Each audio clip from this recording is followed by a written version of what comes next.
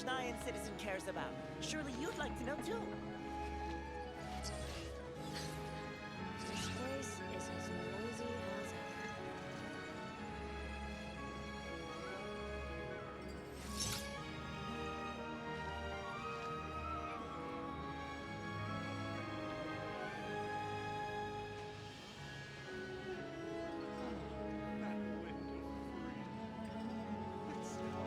News every Snezhnayan citizen cares about. Surely you'd like to know too. This place is as noisy as ever.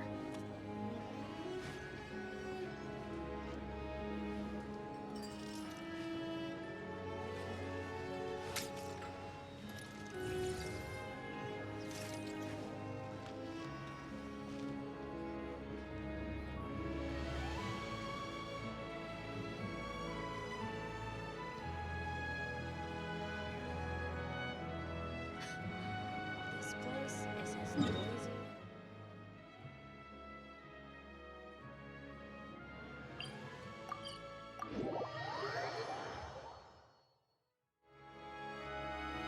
How strange. This sword seems to be vibrating of its own accord. It's a very faint vibration, but it's getting stronger as I get closer to the statue of the Seven. Does this sword have some connection to the statue? But all it does is vibrate, even when I touch it. That place I got this sword from was definitely out of the ordinary. Maybe I should try channeling the power of cryo?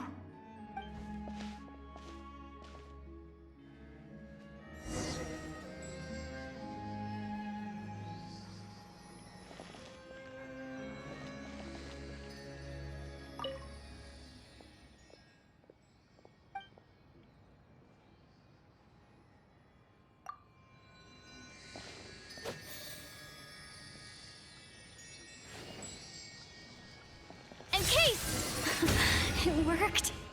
There really is something special about this sword.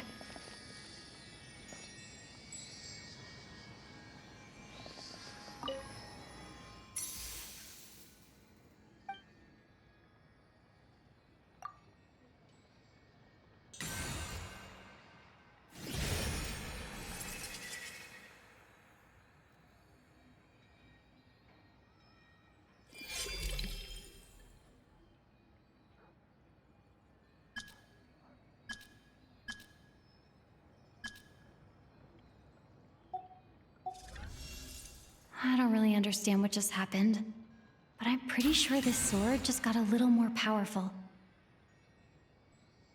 I'll have to try the same thing again when I come across another statue of the Seven.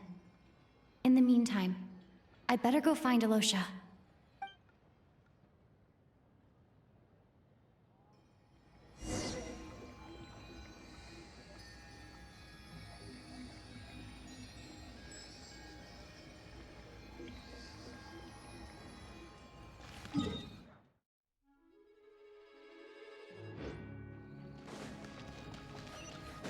Take a break.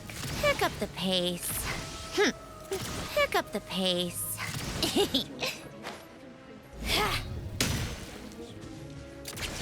Pick up the pace.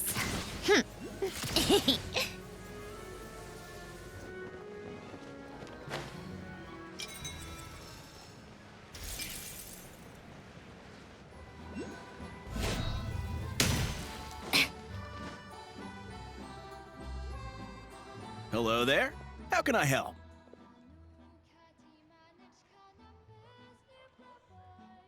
Ah, sure thing. Give me a second. I'll go fetch them for you.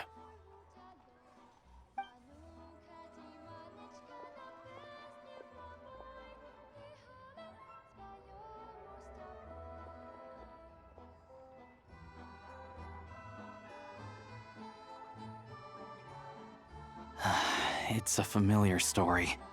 I've had similar experiences. Although Snezhnagrad doesn't deliberately delay or withhold relief, those first few days of waiting for help are always the hardest. It's a fundamental contradiction. If emergency relief can't be delivered in time, what's the point in even calling it emergency relief?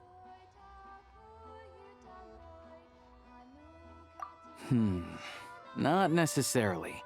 I think there's a good chance that Kresnik Crystal from Stratomeros will start flowing into the market. When we resolve Stratomeros' energy issue, it's like we open the floodgates. A huge backlog of Crystal is now available to the townspeople.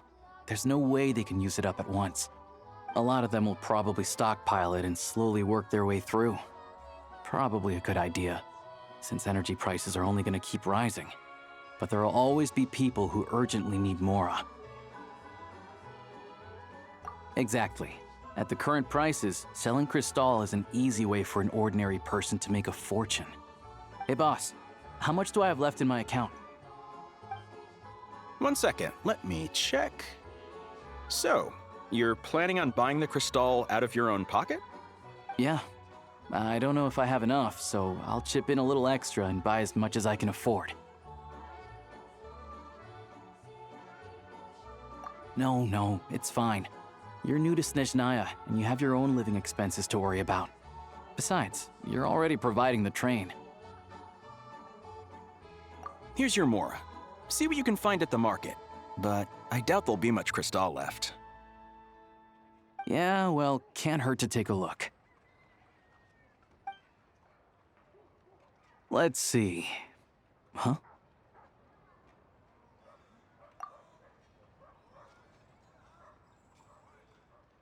Oh, Alosha, and... Hello?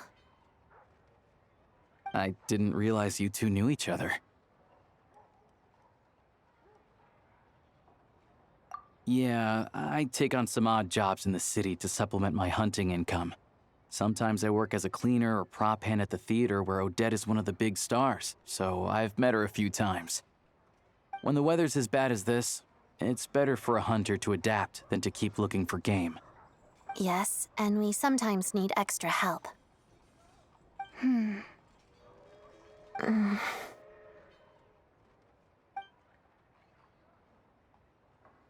Wait, why is the atmosphere so awkward? I thought things went pretty smoothly in Sviatlo-Lidovka. So, what brings you here, Miss Odette? Looking for some new props? No. After I got back to the theater, I couldn't stop thinking about the situation in Sviatlo-Lidovka. It bothered me so much, I couldn't focus on my dancing. So I decided I'd come here and see if there's anything I can do.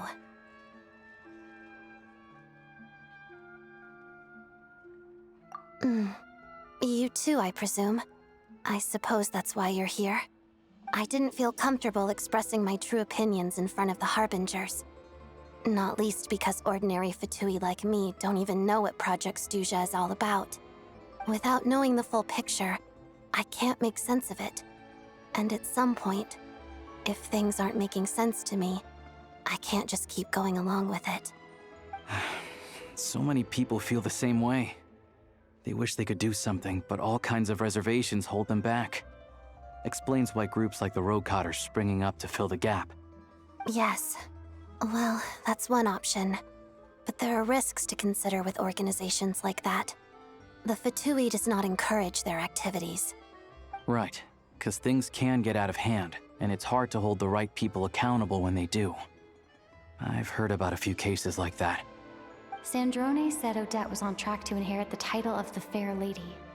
If so, she'll be able to find out what Project Stuja is really about. Still, it's probably a little soon to ask her about that. There may be more to the story. What's on your mind? I think we can both agree that no matter which side you're on, it can't stop you from doing the right thing. Where there's a will, there's a way. I know what Rosaline did while she was abroad. You made the right decision, so no hard feelings. So, what's your plan? Oh, we were gonna buy some Crystal. I heard there's some on the market right now. Funny. I had the same idea. In that case, let me pay. I can claim it back as mission expenses.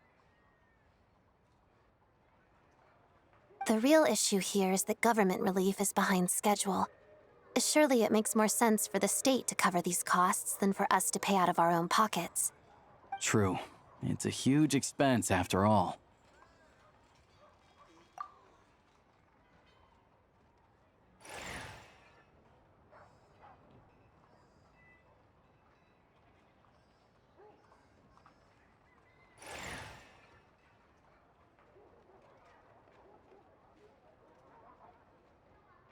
Let me see.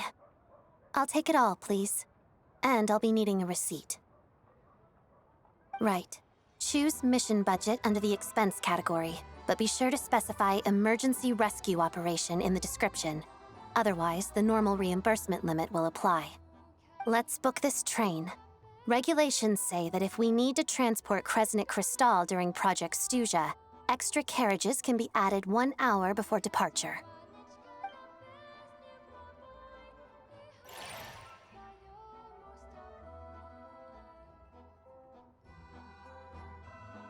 That should do it. The train will be escorted to its destination by Fatui guards. This is my first time seeing you handle Fatui affairs, Miss Odette. It seems you're as skilled an officer as you are a dancer. You flatter me. It's only because I've been doing both my whole life.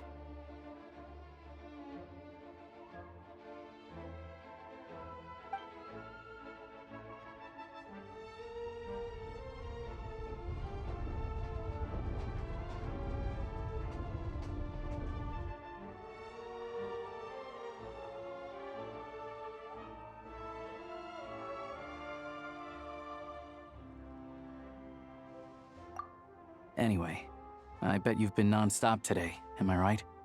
Any idea how Paimon's doing?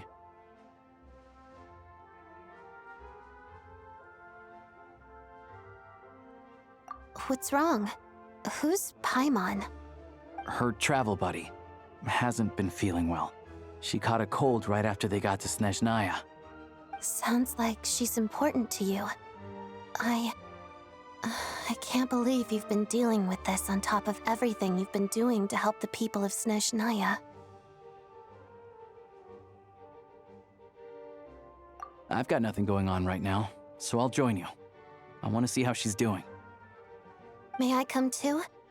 I have some candy that someone gave me back in Svietlolaidovka. Plus, I know a little bit about relieving cold symptoms.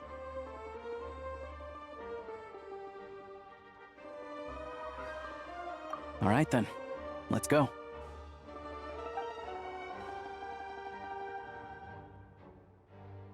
I still don't know what the deal is between these two, but at least the tension seems to have vanished. A good sign, hopefully.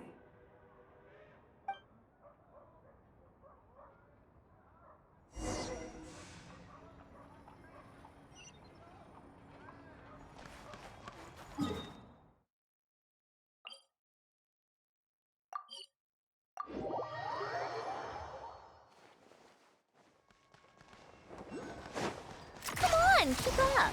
Pick up the pace. Pick up the pace.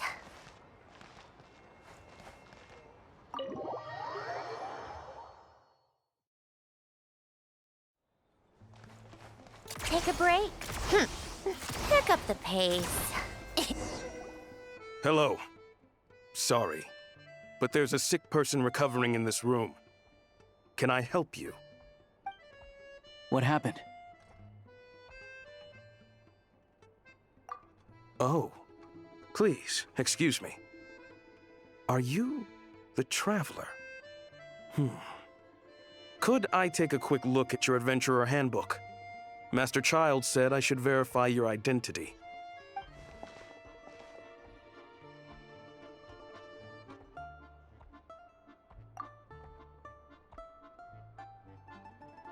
Ah, it's really you.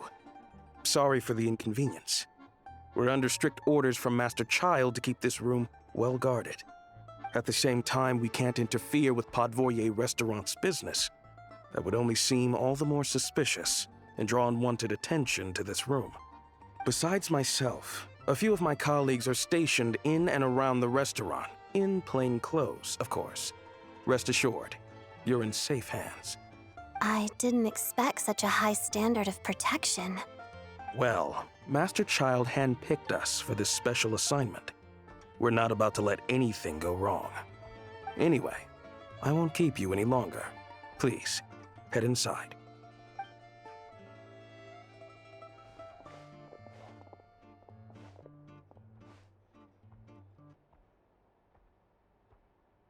Traveler! Alosha, you're back! Oh, hey! Who's our new friend? Hi, I'm Odette. The Traveler and I crossed paths a few times. Another friend from the Fatui, huh? You're practically a member yourself by this point. Paimon's definitely on the mend. We should be back to our usual travels in a few days' time. Seems like that doctor was right. It's just... Paimon's limbs are still feeling a little chilly. I have just the thing. Whoa! What's this? Is that a flame inside an ice cube? Wait, is this real ice? How's it not melting? And how does the fire keep on burning? All keen observations. You're right. This is called core ignis. Whenever I've caught a cold in the past, I found I recover much more quickly if I place this by my bed. You're welcome to borrow it. Awesome! Wow! It's so nice and warm! Oh, it's like magic. Your name was Odette, right? How did you two meet again? Looks like she's in pretty good spirits. That's a relief. Any progress with your investigation yet?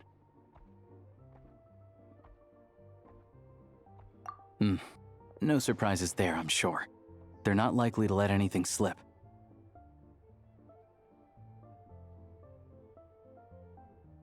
The Rokad, huh?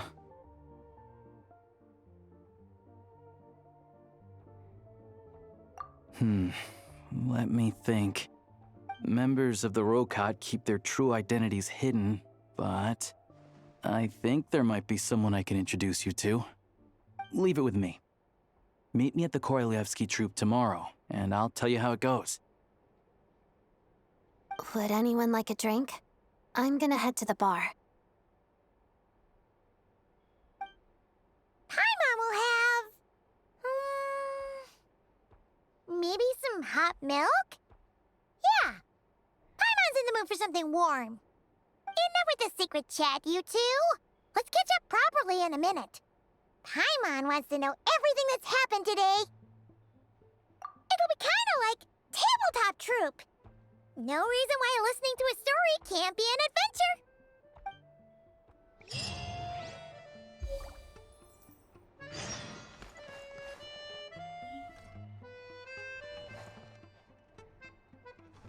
How tiresome.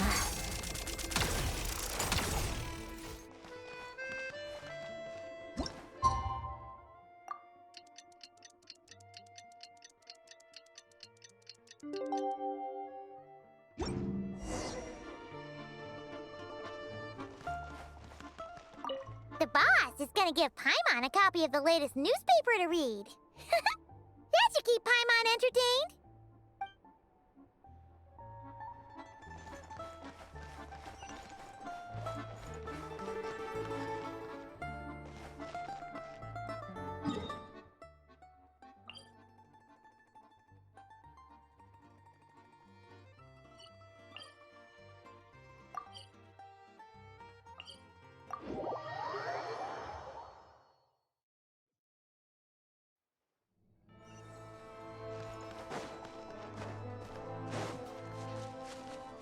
Come on, keep up. Ha!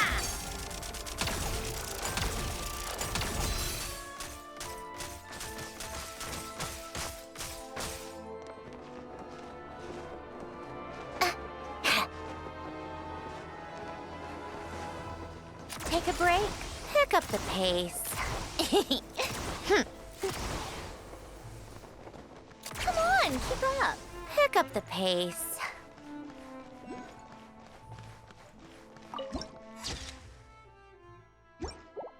How tiresome.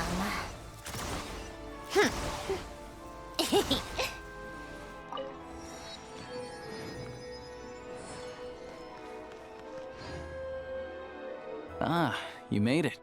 I've got some tickets, and I managed to set something up with the Rokat.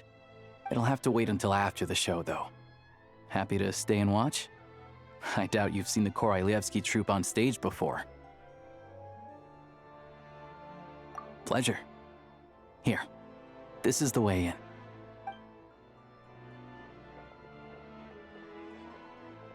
Please present yourself for a routine inspection in accordance with theater regulations. Thank you.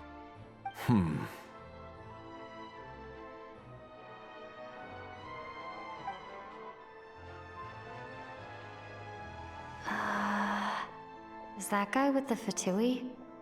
Looks like he's waiting for something. Okay, all done. Thank you for your cooperation. Please proceed through to the theater.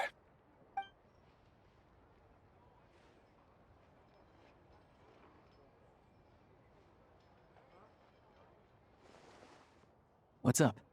Everything okay? Snezhnaya's business and political leaders are always passing through here, so it makes sense that security's tight. Still, it's a little unusual to see the Fatui's Armory Palace guard here. You saw him, right? The guy right at the back.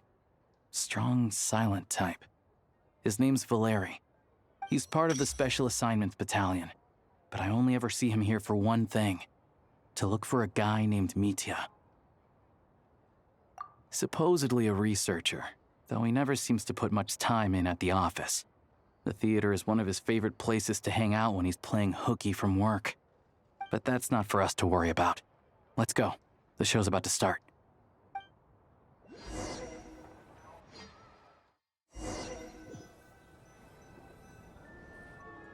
What do you think? Pretty impressive, huh?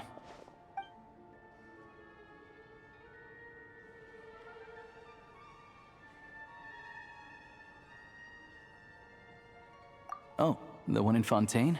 I hear it's iconic. Never seen it for myself, though. Here we are, just in time. Sorry, coming through.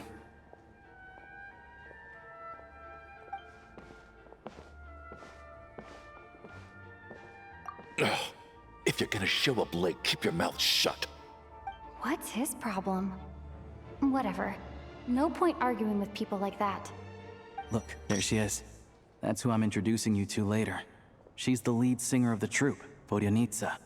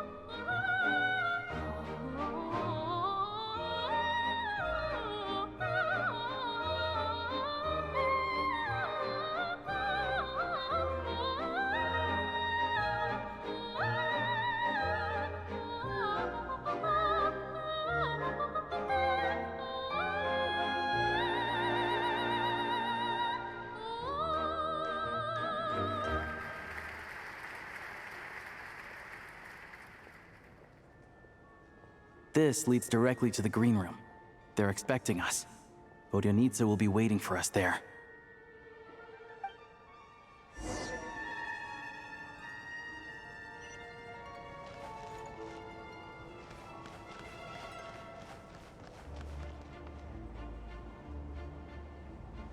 Come on, keep up. Pick up the pace.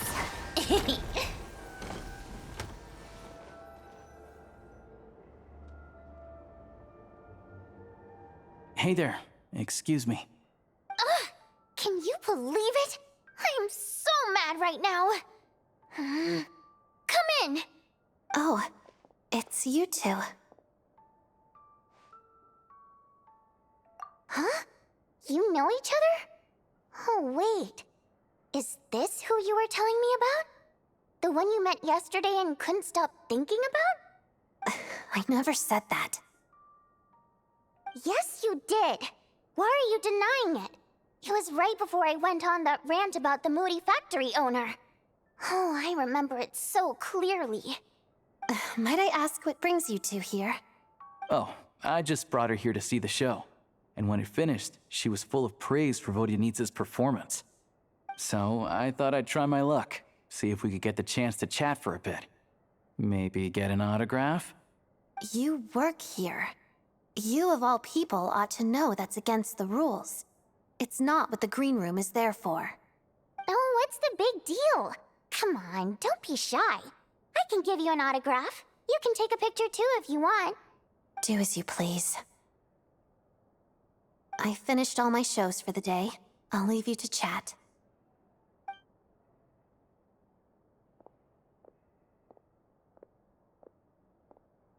I wasn't making that stuff up, you know. Odette's just too proud to admit it. She thinks very highly of you. And so do I. You did the right thing in Svietloladovka. We're good. Odette's out of earshot. I'll lock the door. Confidentiality, of course. The Rokot is very strict on that. Whoa, Alosha! Not out loud! Not with an outsider here! Relax, I've taken care of it. Look at this. The President's reply sent this morning. Wait, so she's been approved to join? You told me last night that you wanted to get intel from the Rokot. Unfortunately, Rokot intel is only available to members. But ever since you set foot in Snezhnaya, we've been working together. I've seen the way you work, your character, and your motives. Everything about you is perfectly in alignment with what we're trying to achieve in the Rokot. So I figured I might as well cut to the chase. I wrote a letter to the President explaining your situation, including just the right amount of detail. His approval came very quickly. Of course, it's still your decision whether you want to join or not. We'll respect your choice.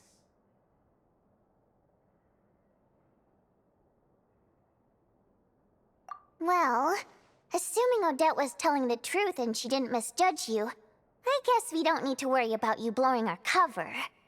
Still, you gave me a real fright. I didn't know that's why you came looking for me. So, that stuff you said about admiring my performance, was that just because Odette was here? Did you actually mean it? Now you're talking. That's what I like to hear. Anyway, let me give you a quick rundown of how things work. Like I said, the Rokot is a covert organization, and we hide our identities. Members typically don't meet in person or even know each other's identities. This helps us maintain a high level of independence and secrecy. Because of this, members are basically free to decide their methods without constraints, so long as the outcome of any activity doesn't violate the organization's principles. After all, we don't have any ostensible contact with each other. This way, if anything goes wrong, no one else will be implicated. Beyond the freedom to choose how you operate, it's also your choice whether to act at all. We have plenty of members who have yet to take any action.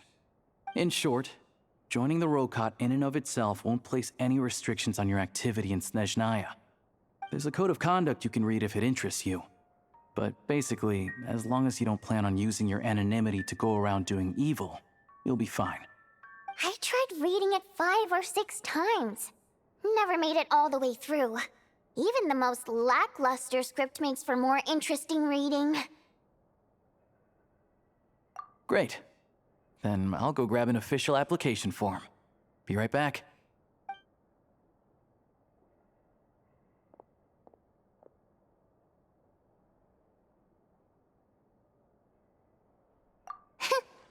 Well, Alosha has this pet dog, you see.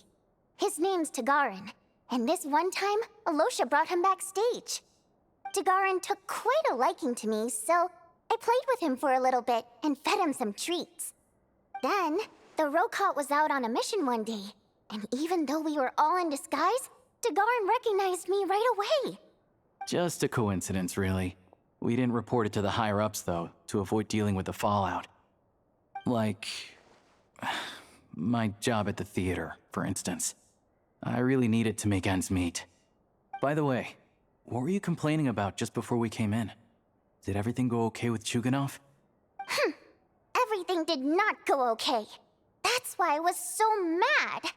I tried to make some small talk with him before I went on stage to fish for intel about the Iskra manufacturing plant. But he wouldn't take the bait. No matter what I said, he kept dodging the question. And then he started complaining. He said he didn't appreciate his second-rate seat in the stalls because he usually gets a private box. I mean, what did he expect? Everyone knows that if you want a box seat, you buy a ticket well in advance. But instead, he sends me a letter the day before the show when we're practically sold out.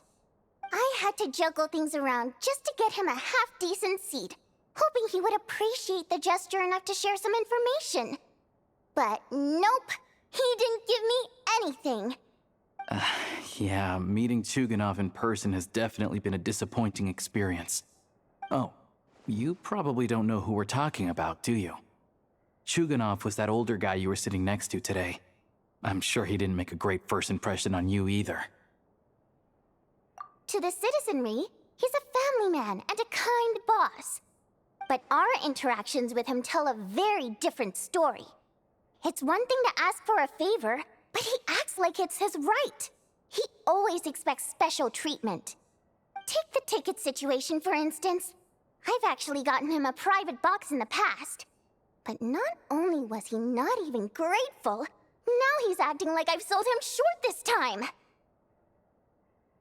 Not to mention that he's never paid for a single one of his tickets. And another thing, if he's such a big family man, why doesn't he bring his wife and daughter to see the show once in a while? I've never seen them here, not even once.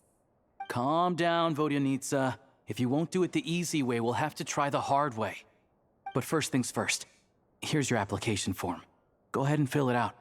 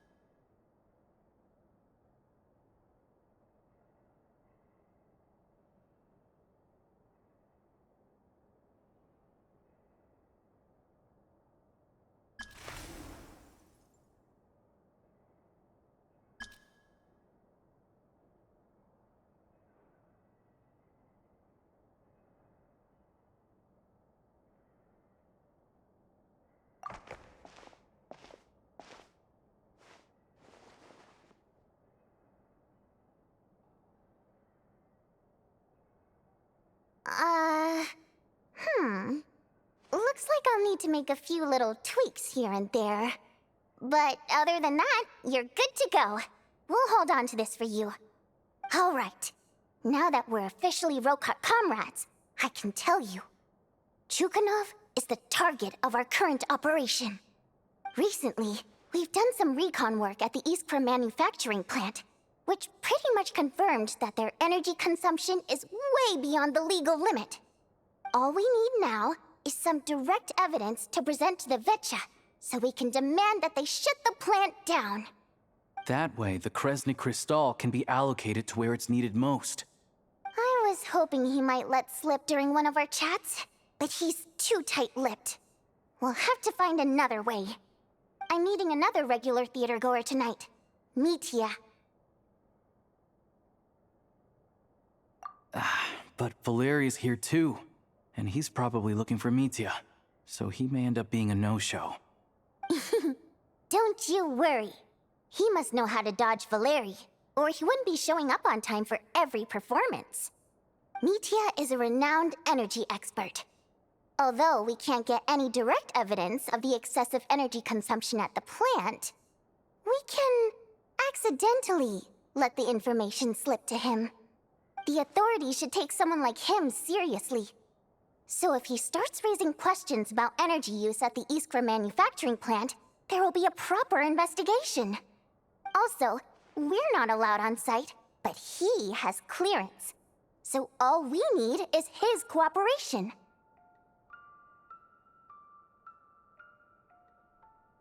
Yeah, so that's the other thing we're trying to figure out. Though I think we're far less likely to make any progress on that front. Still, I hear that Mitya is a bit of a chatterbox. So, who knows? Maybe if we catch him in the right mood, he'll let something slip. What do you think? Sound like something worth your time? Okay, in that case, you guys find a seat somewhere nearby. Pretend you're a couple of buddies there to eat, and keep your ears peeled for useful information. He's a huge fan, so I doubt he'll have his guard up around me. But you two need to be convincing. If he suspects anything at all, he might stop talking. Sure. Don't worry. We'll make a believable pair of buddies.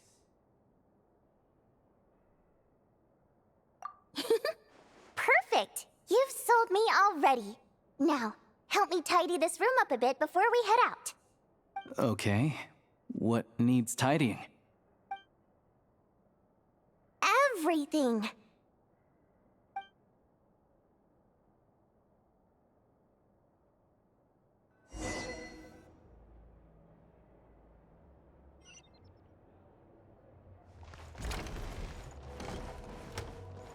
Take a break, pick up the pace. How tiresome.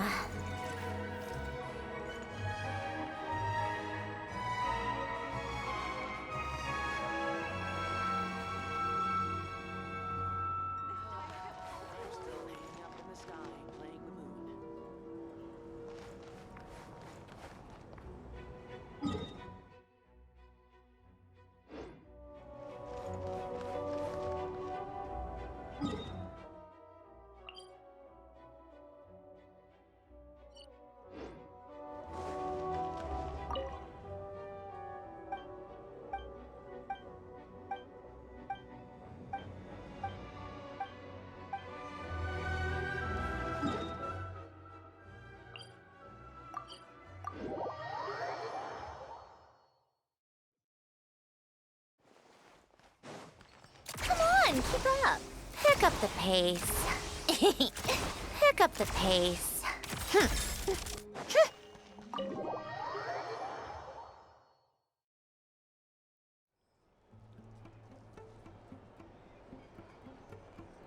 We come here often, so we shouldn't stand out. Let's sit here. Now, it's up to Vodyanitsa. Let's see how the conversation goes.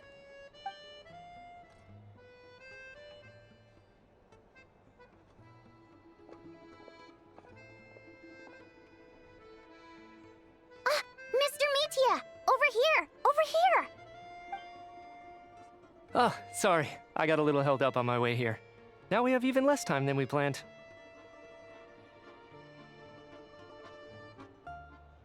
Go ahead and order some snacks and drinks. Whatever you like. Let me see. According to my schedule, we still have 25 minutes left. You're really pressed for time today, huh? I was imagining this would be a leisurely chat. If you'd prefer, we can always reschedule for another afternoon when you have more time. No need. Getting to meet the lead singer is a very precious opportunity for me. I'm not about to pass it up. I've already had to decline your invitation several times because our schedules rarely align.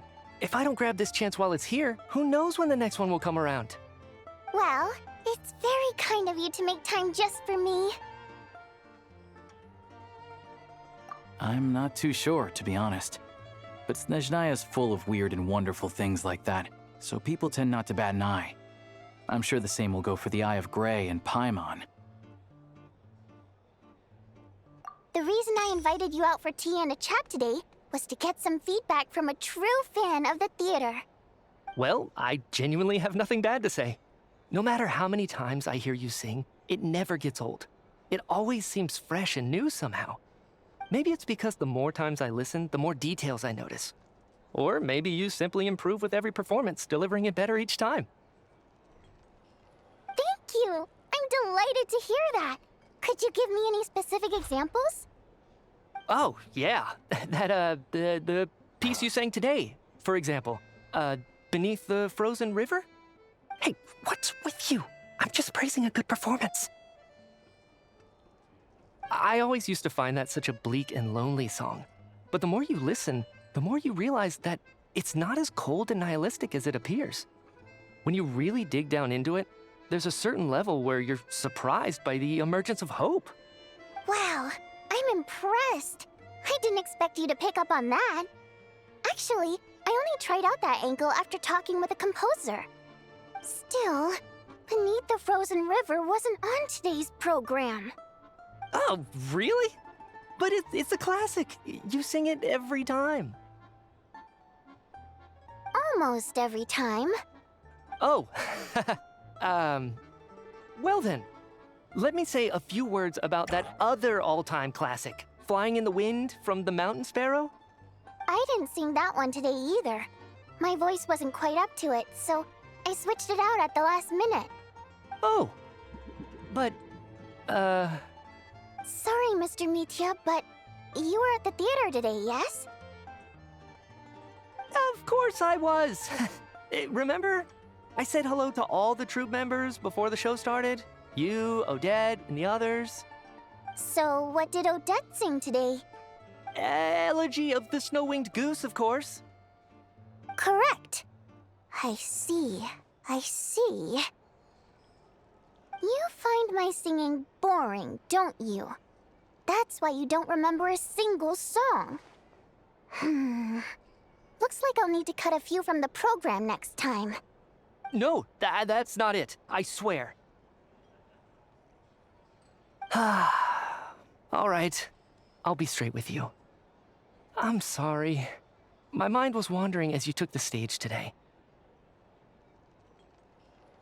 I enjoy watching your shows because the exquisite performances stimulate the mind. It always sparks some inspiration for my research.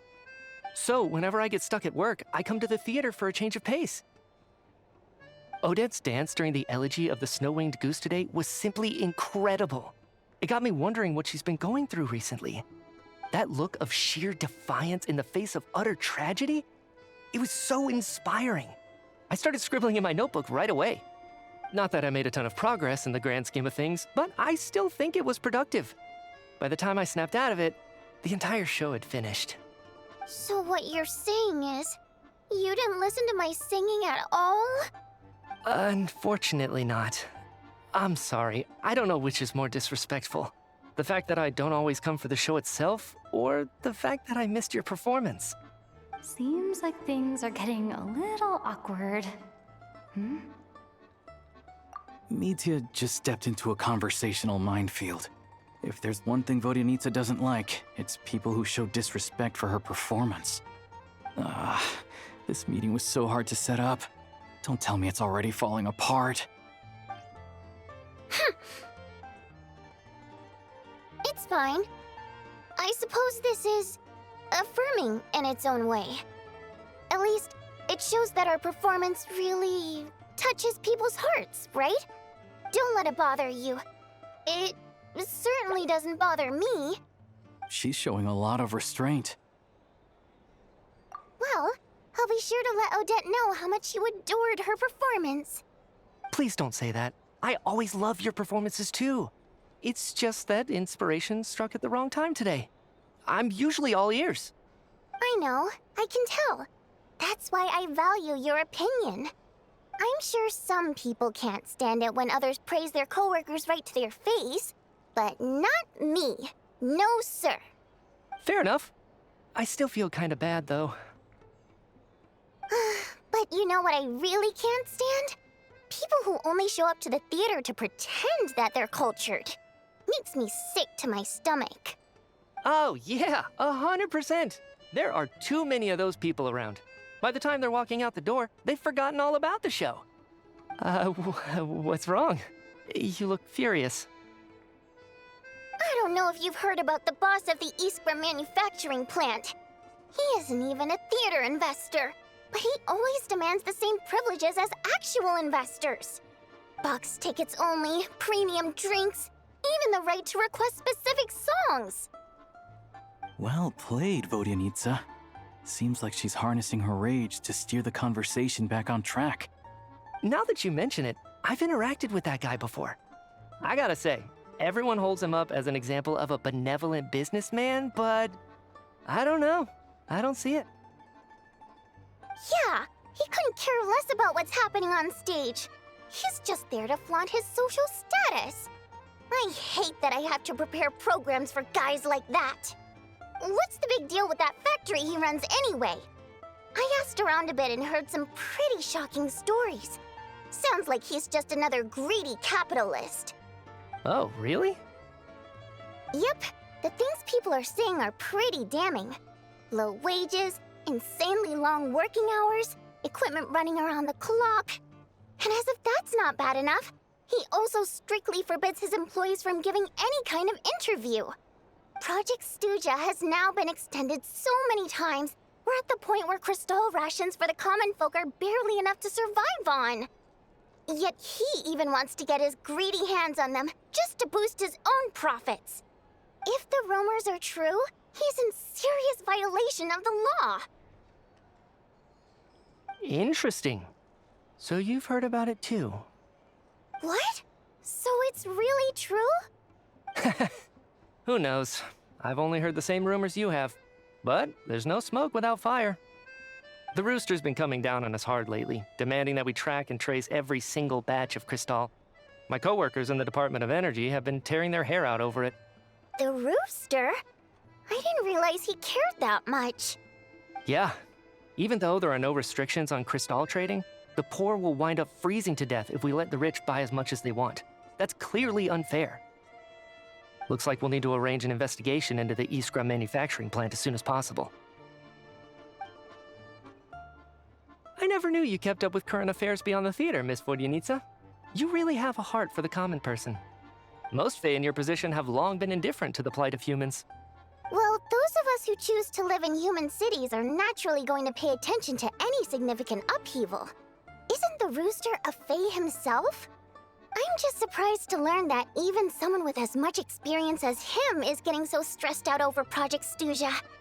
What is the end goal of this project anyway? This is it. We're finally going there. I'm sure Mitya can sense on some level that she's fishing for information.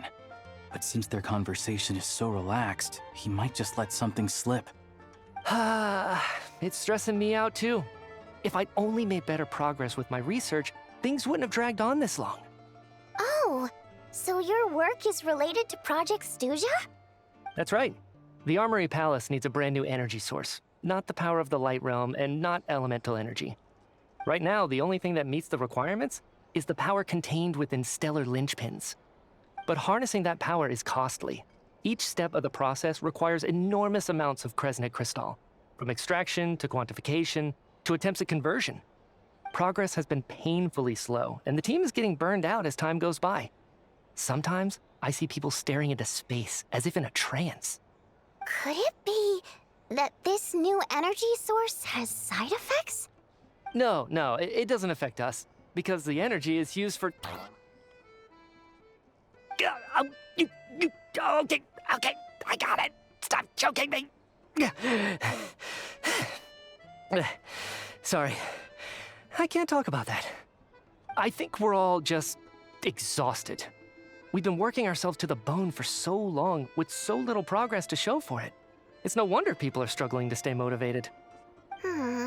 Seems like I owe you an apology. I shouldn't have gotten so mad at you for not paying attention during the show. Don't worry about it. I count myself lucky, to be honest. I don't envy the people who work closely with the Tsaritsa herself. I'd much rather be in my current position. At least I don't have to shoulder any major responsibilities. So they're trying to develop a completely new kind of energy.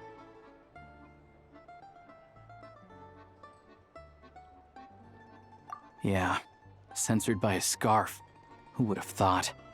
Oh, dear. It looks like my time is up. I'm afraid I have to leave. I'm so sorry. We ended up barely talking about the theater. That's okay. It was a pleasure chatting with you, really. Let's make up for it next time. Yeah, hopefully once the work pressure eases up a little, I'll be able to focus more on the performance, and then we'll have more to discuss. We touched on some confidential issues today. I'd be grateful if you could keep it between us. That could have gone worse. Nice job. Why was Mitya in such a hurry to leave, though? Sorry, routine inspection.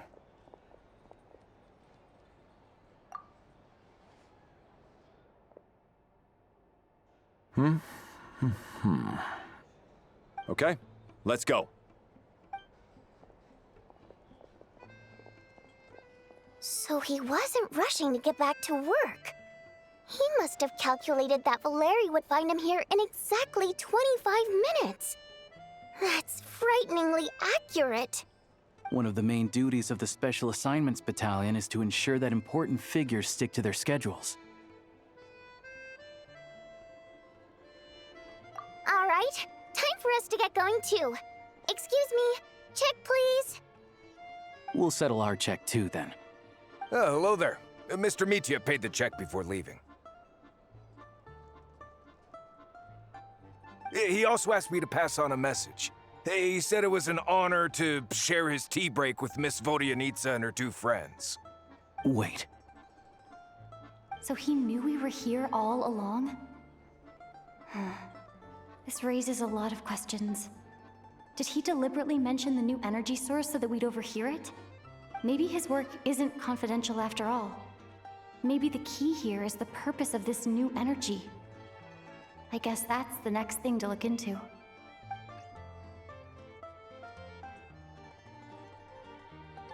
Vodyanitsa and Alosha have both left.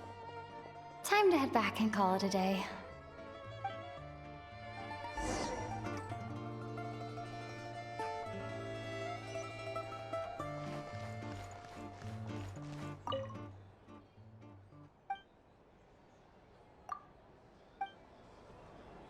How tiresome. Pick up the pace. You're back! Here pretty early today. Paimon was just gonna mention that. After she woke up today, Paimon felt like her temperature was completely back to normal. But her strength still hasn't returned. Still, there's some good news. Paimon thinks she might have figured out the source of the problem. It's like there's some kind of mysterious power affecting Paimon. Paimon's never felt this way before during any of her travels. She only started feeling this way since we arrived in Snezhnaya. That's right. The Armory Palace needs a brand new energy source. Could that have something to do with this? What is it? You're making that face again. You know, the one you get whenever you have a light bulb moment?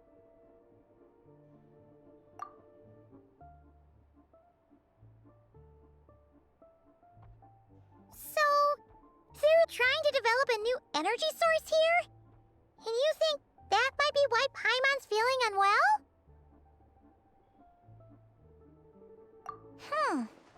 Well, Mitya denied that the energy they're researching has any side effects. Although, he did say that people working on the project have been having issues with their concentration and short-term memory.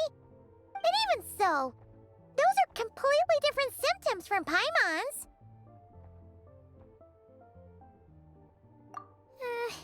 It's pretty faint, so it's kind of hard to tell. But, if anything, it seems like it's coming from roughly the same direction as the Armory Palace. Sure, Paimon's with you there. But how, though? The robot only has a limited amount of intel.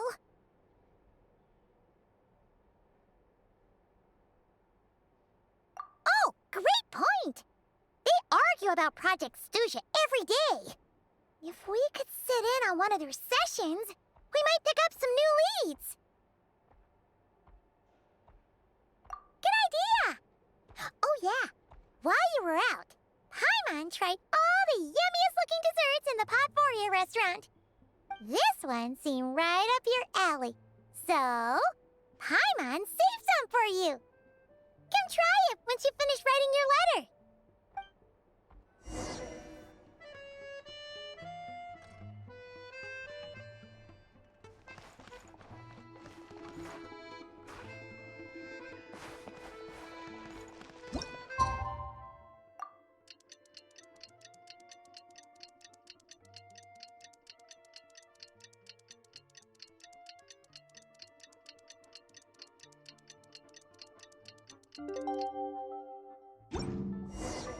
Alosha replied. He says that we won't be able to speak at the Vetcha, but he can arrange for us to attend as visitors. Time to get ready. Then head to the Snezhnograd Vetcha.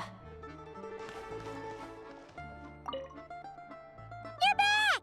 Paimon's been working on the crossword puzzle in the newspaper. It's actually pretty fun. Oh, shoot! Paimon forgot the next word. Oh, she had it a moment ago. Think, Paimon, think.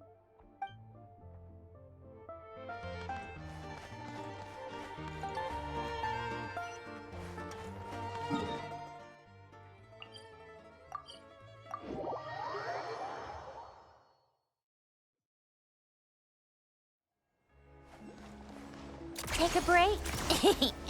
Pick up the pace.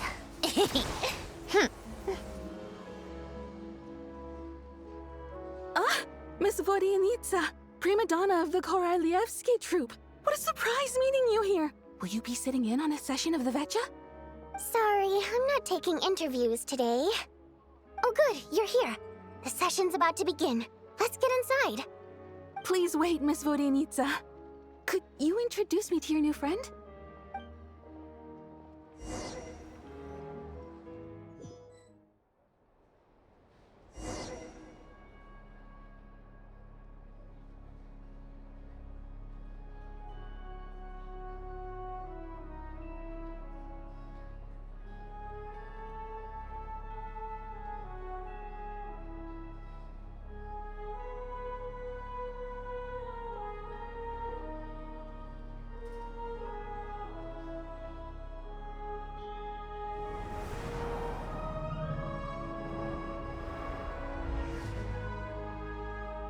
In summary, the energy management commitments made for the outgoing period have been delivered upon. Furthermore, both the production and consumption of Kresnik Crystal show clear signs of stabilizing.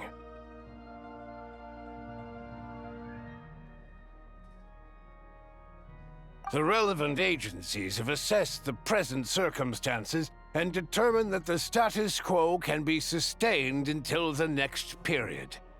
For detailed statistics, I would refer you to the industry reports that have been distributed to all persons present.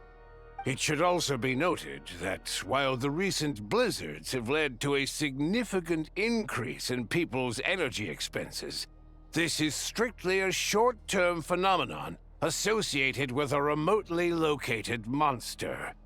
Her Majesty the Tsaritsa is giving her full attention to this matter. We should have every confidence that it will be dealt with swiftly and conclusively. A financial report on disaster relief is also present in this report, courtesy of Pantalone. They cover the same old ground every single time. The rooster never seems to mind, but everyone else is getting tired of it. There's a general lack of trust. People aren't seeing any tangible benefits that affect them directly.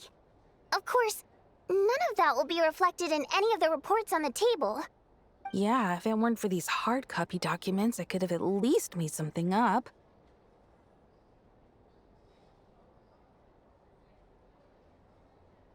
Oh, don't mind me. I'm just out here trying to hit my interview quotas. Bring out the kvass. Ever read it? best-selling newspaper in town. If I remember correctly, you guys don't even have a sales permit. You have to sell from stalls on the street. Okay then, best-selling street stall newspaper in town. Still counts.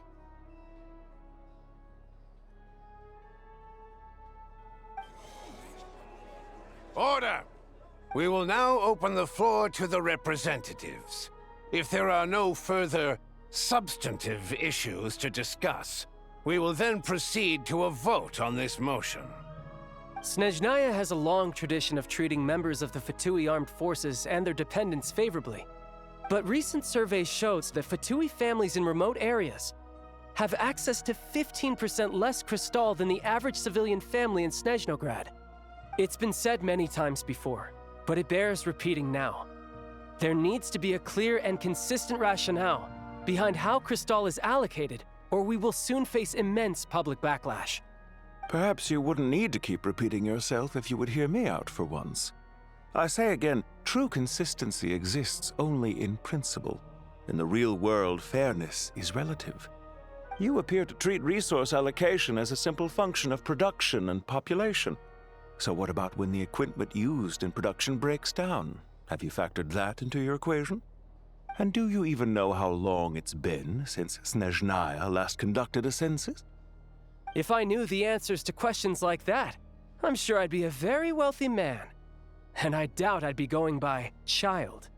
I'd like to bring the focus back to the specific issue I raised. Or do you wish to deny that favorable treatment for Fatui dependents is our long-standing policy? It's easy to be a critic when there's no accountability. That seems to be a running theme in the anti-Project Stuja cohort. Defeat the ringleader and all other problems will magically resolve themselves. That's what they seem to think. But in case you aren't aware, not one jot in my report would change whether Project Stuja continues or not. So you have no intention whatsoever of finding a solution to this problem? On the contrary, I'm the only one here who ever brings solutions. Child opened by speaking up for the armed forces. Regrator struck back with style and a war of words ensued.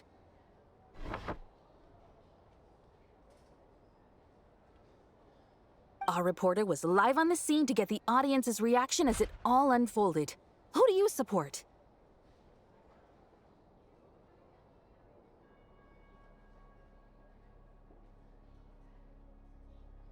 The people have spoken!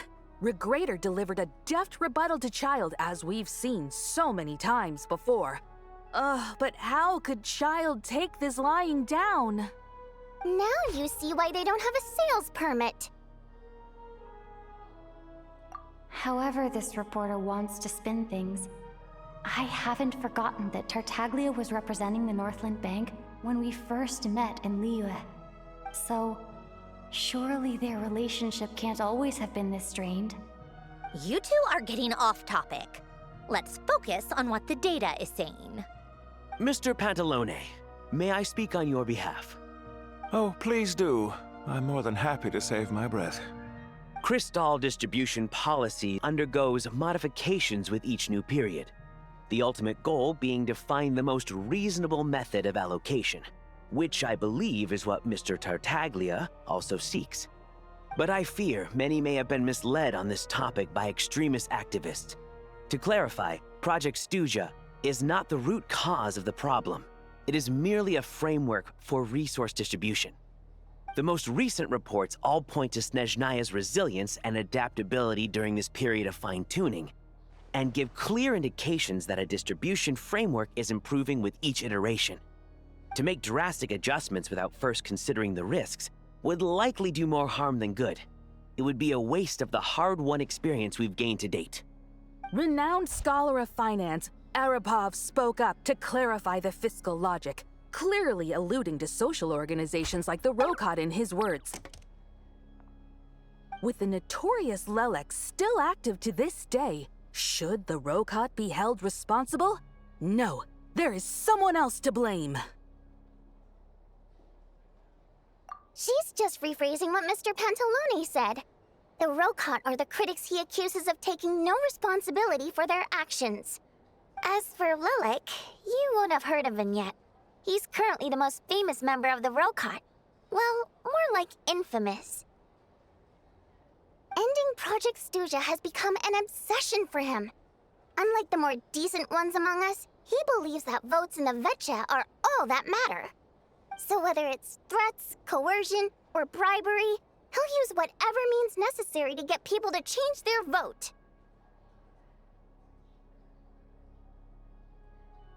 And since we're already on the subject, what do you think of Lelek's methods? Are you for or against?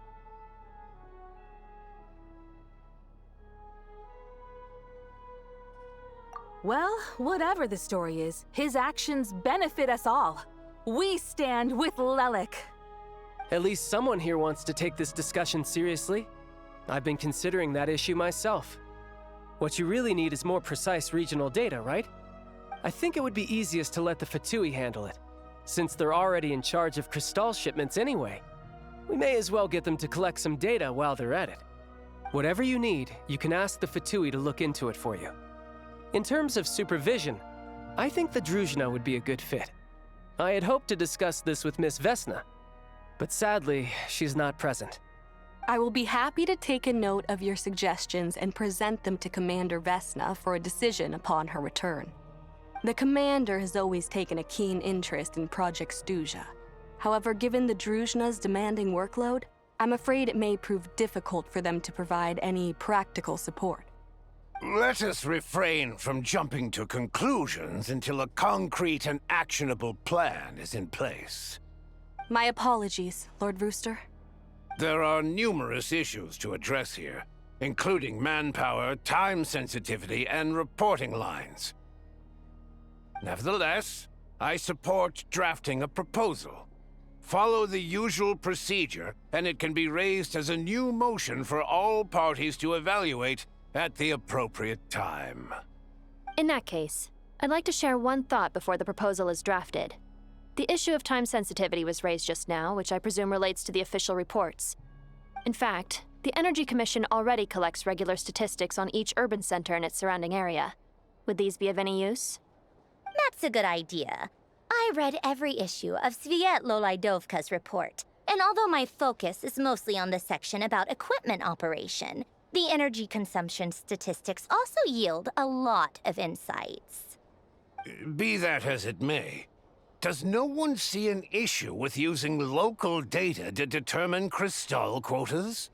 In the long term, it seems like a very risky solution. Not if they are used purely for reference. So long as we have the report from the Northland Bank's headquarters to corroborate it, no one will be able to fool me. Very well, then. It appears that this arrangement is acceptable to all parties. Yeah, sounds good to me. The members reached a provisional consensus on the issue of improving treatment for Fatui soldiers.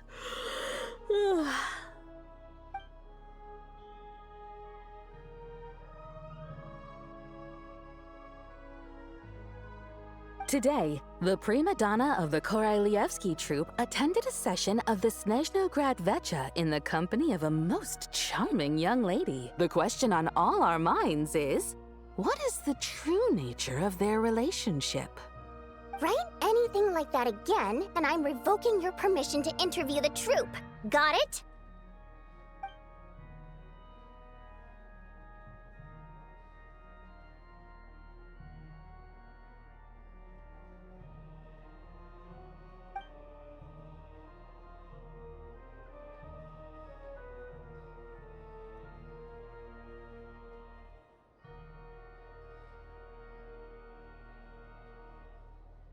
Now then, if there are no further contributions from those present, we shall proceed to the final vote. Hey, check it out!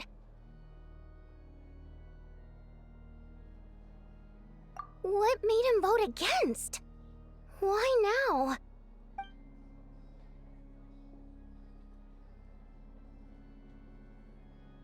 The votes have been tallied. Those in favor of continuing Project Stuja total 61%, securing a clear majority. That was too close. The margin has shrunk yet again. Chuganov was a huge loss. I'll bet Lelek is behind this. I wonder how Pulcinella will respond this time. Chuganov. I see. Lelek strikes again. Yes. Go, Lelek. Once Project Stuja is defeated, our unwavering support at Bring Out the Kvass will finally pay off when we make our comeback. I can taste our victory already! In accordance with the result of this vote, Project Stuja will remain in effect until the next Vecha period. Finally, may I remind us all, we debate only for the greater glory and solidarity of our nation. May the aurora shine ever on, and the tundra always stand firm. The session is concluded.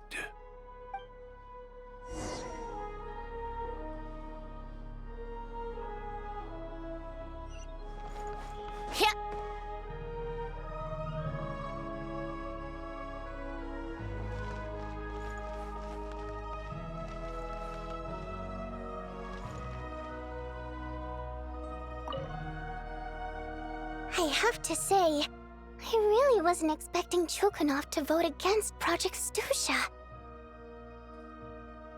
Well, in principle, Snezhnaya's business and political elites ought to be the ones least likely to oppose it. As we heard, Project Stuja is basically just a resource distribution framework that requires everyone to cut back during the winter. But even if the policy got cancelled, the Tsaritsa's energy needs wouldn't suddenly go down. The extra demand from the public would have to be filled from somewhere. So logically, the factories would have to take the hit. I got a letter from Mr. Mitya just before today's session. He said he's confirmed that there are issues around overtime and excessive energy consumption at the Iskra manufacturing plant. In a situation like this, once the Rooster receives the report, he'll order the factory to halt production and submit to an investigation before issuing a penalty. But that's a week-long process, and thus didn't make it onto the Vecha agenda this time. I don't think he suspects anything so far.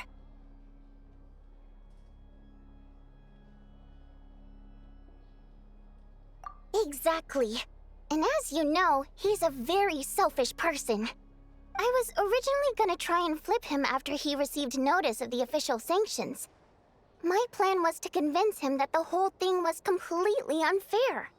Rather than just sit back and take the hit while his factory stopped production, he'd be better off voting to end Project Stuja. At least that way, no one else would be able to make any money either, because all the factories would suddenly have more limited energy to work with. But now, he's already voted against it, which means someone must have used more forceful means to change his vote. Just like with everyone else who flipped. Yeah, no one knows why Lelek is so obsessed with ending Project Stuja, but by the looks of it, he's inching closer and closer to success. Lelek must have strong motivations, given how he'll stop at nothing to achieve his goal. Maybe he knows the full truth of Project Stuja. Maybe my next step should be to focus on him. All right. What are your plans for the rest of the day? Shall we head out? Hey, comrade. I noticed you were here during the debate. I didn't take you for a political enthusiast. Greetings, Harbingers. I just happened to have some free time today, and my new friend here thought it might be fun to check out the Vecha. Ah, Odette must have introduced you. Looks like you two are getting along pretty well. I'll leave you to catch up. I should head back to the troop. Sure. Break a leg and all that.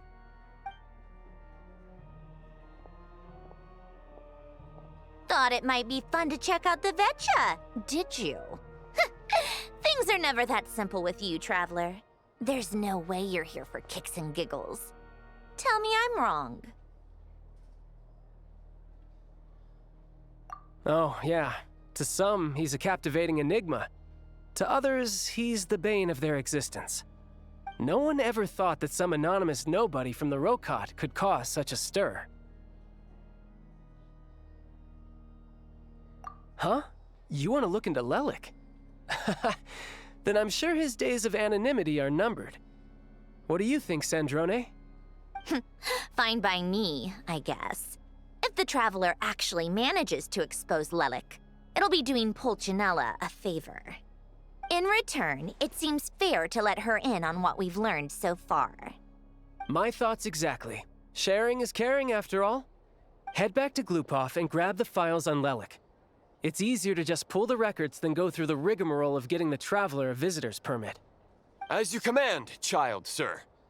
In that case, since we're going to be waiting anyway, I'll have someone brew a pot of black tea.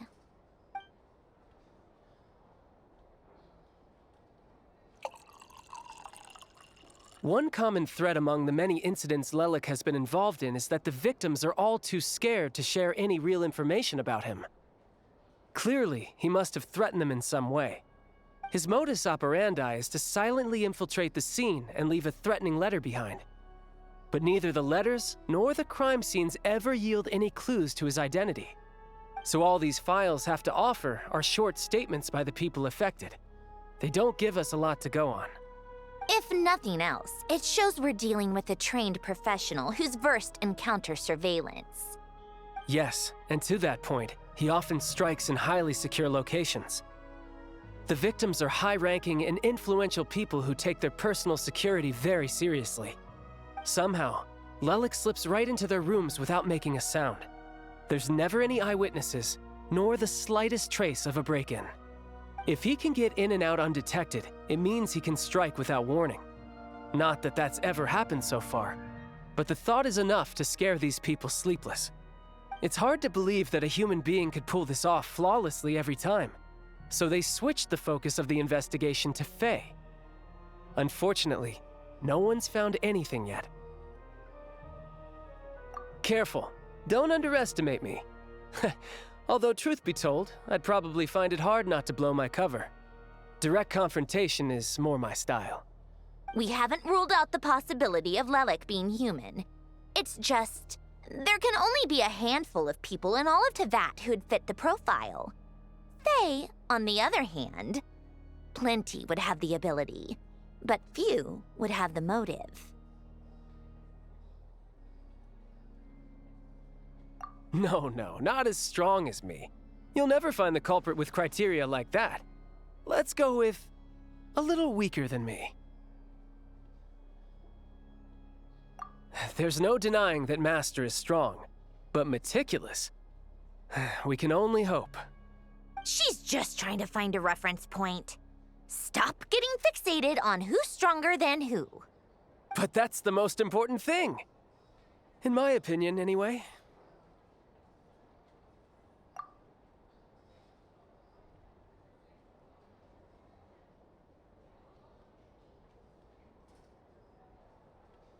Odette?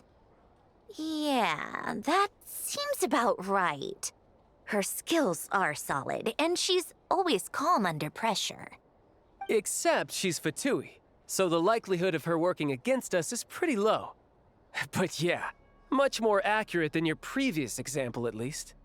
No, wait a moment. Maybe we should interrogate that assumption. What do you mean? Which assumption? Her Fatui identity doesn't necessarily exonerate her. And when you think about it, the Rokot would be precisely what she needs to conceal her identity. Plus, she wouldn't need to be such a pro at covering her tracks. She'd already know where the Fatui will be and when, so she could choose the perfect time to act. Oh, yikes. I was just thinking out loud. Why is this starting to sound like such a convincing theory? Still, what reason could Odette possibly have for trying to call off Project Stuja? Arlecchino would be the best person to ask. She knows Odette best. Unfortunately, she isn't back yet. Rosaline used to open up to her in private about her struggles with Odette. As I'm sure you can imagine, Arlecchino is quite a lot better with children than Rosaline was. She gave her some tips on how to handle the situation, and Rosaline managed to reach a settlement with Odette before leaving. So I suppose there were at least no lifelong regrets left behind.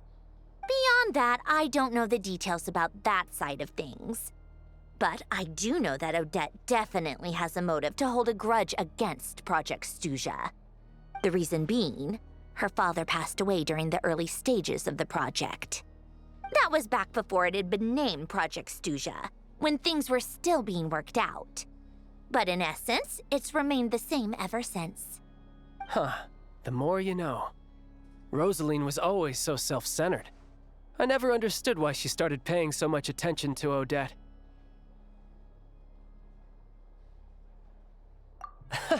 Is that such a surprise? If you cast your mind back, you may remember that Rosaline and I weren't exactly close. We had tea together a few times, but that was about it. Odette's past is no secret. Her father was a fatus and her mother was a very famous ballerina. On the surface, it looks like she followed right in her parents' footsteps. But the truth is quite a different story. After her father passed away on a mission, her mother was overcome with grief. She broke her leg during a performance and could never dance again. Odette was only interested in ballet at the time, but this tragedy left the family with both breadwinners gone. They could barely make ends meet. Per Capitano's policy, family members of Fatui who died in the line of duty had to be appropriately accommodated and provided with adequate assistance. So, regardless of how Rosaline may have felt about it, it fell to her to resolve the issue of Odette's family's livelihood.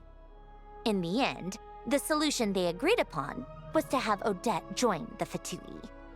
Right, because the alternative would have been a one-off compensation payment, I guess. In that sense, joining up was definitely the better option. Still, she must have had mixed feelings about it, right? If she doesn't even like the Fatui. It's just a theory, a possibility. But as a motive for Odette to become Lelik, it holds up. That said, I have no idea where Odette's head is at right now, or what her conflict with Rosaline was about. Plenty of people were on bad terms with Rosaline. I have no intention of trying to figure it all out. Yes, but there's not much point in discussing that now. Yeah, back to Lelik. Since our investigations so far have turned up next to nothing, we've got nothing to lose by trying a new angle. Funnily enough, Tonya and I had actually made plans to go to the theater tomorrow to watch Odette's rehearsal. Unfortunately, thanks to this Lelik situation, I'll be stuck working overtime again. Which means you can go in my place. No point wasting the ticket, plus you'll get to meet Tonya. Spirit Seeker. Quite the classic ballet. It was passed down through Odette's mother's family for generations, though it hasn't been performed in years. But Odette's been practicing it diligently, and it's finally ready for a return to the stage. Excitement is through the roof. Tickets for the official performance sold out long ago. Tonya's excited for it too. She's desperate to see it no matter what. Personally, it's not really my kind of thing, but since she's my little sister, I had to figure something out. I've actually seen it several times before. The story's pretty straightforward. The lead character follows a trail of clues left behind by a spirit, gradually recovering her memories along the way. It's a tale of love and regret. So not exactly reinventing the wheel, at least by today's standards. But when that classic melody kicks in and the lead character begins to dance, it always gets me. It really is beautiful. Not an easy dance to do justice to, though. I know it's always been Odette's dream to perform this piece, but I'm not sure she's really ready. In that case, I think that even if she is Lelik, we should wait until her performance is over before we respond. I'll let you take it from here, comrade.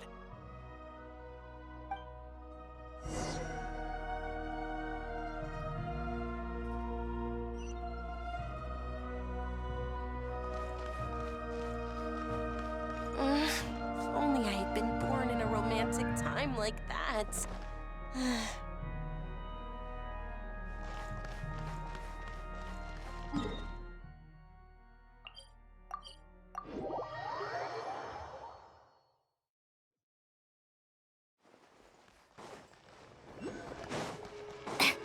Come on, keep up.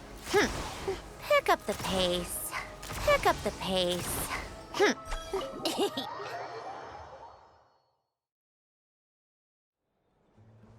How tiresome.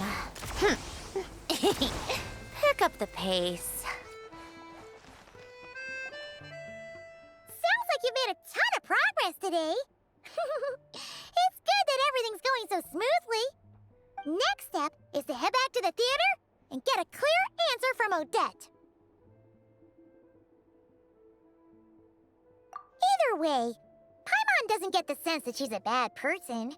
Sure, she might have done some pretty extreme things, but Paimon bet she has her reasons. Maybe this is going too far, but like, with everything she's managed to do so far, wouldn't it make more sense in theory to be even more, you know, heavy-handed? Why leave a letter when she could, well, we know there are plenty of other ways to keep people in line, right? The point is, she could have gone further, but she didn't. So, if it is her, she's got some principles at least. Yeah! Well, all you can do is follow the facts wherever they lead. No change, really. But that thing Paimon told you about yesterday? Paimon feels like she can sense it more clearly now. Hearing you talk about your day makes Paimon itch for an adventure. If only she could be there with you so we could experience it all together. Yeah, I wish you could be there too. I'm not used to adventuring alone. But don't worry, we'll get to the bottom of this. Guess it's just one of those things. Never mind. Paimon will behave herself and keep resting.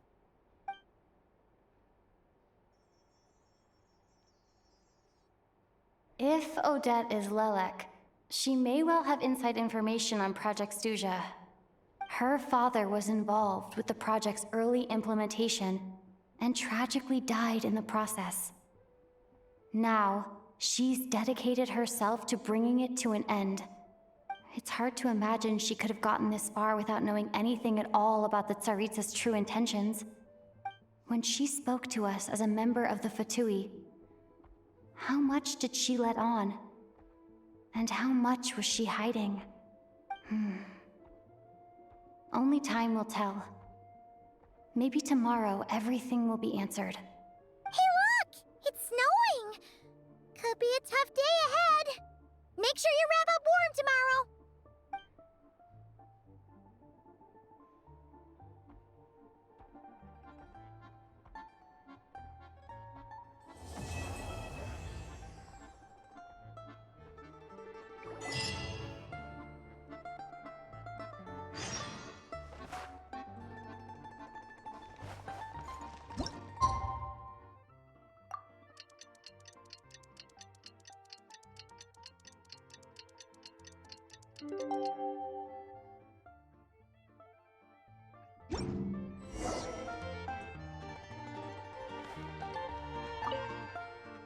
You're back! Paimon's been working on the crossword puzzle in the newspaper. It's actually pretty fun. Oh, shoot! Paimon forgot the next word. Oh, she...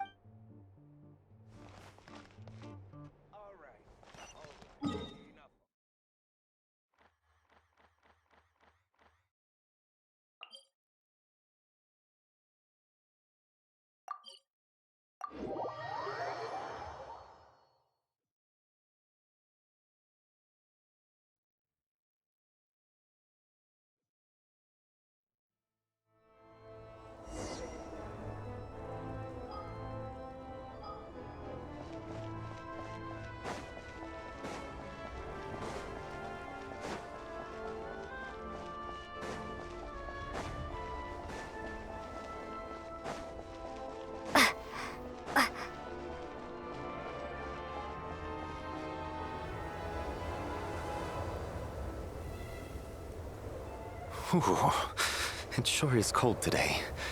I wonder how much heavier the snow's gonna get. Here to see Odette? I just need to see your tickets for the preview. Perfect. Thank you. I'll hold on to your tickets. Come on in. It's freezing outside.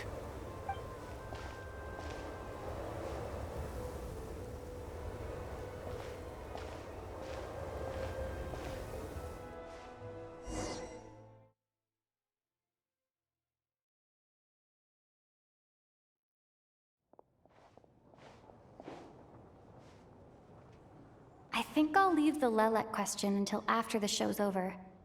Then I'll go find Odette.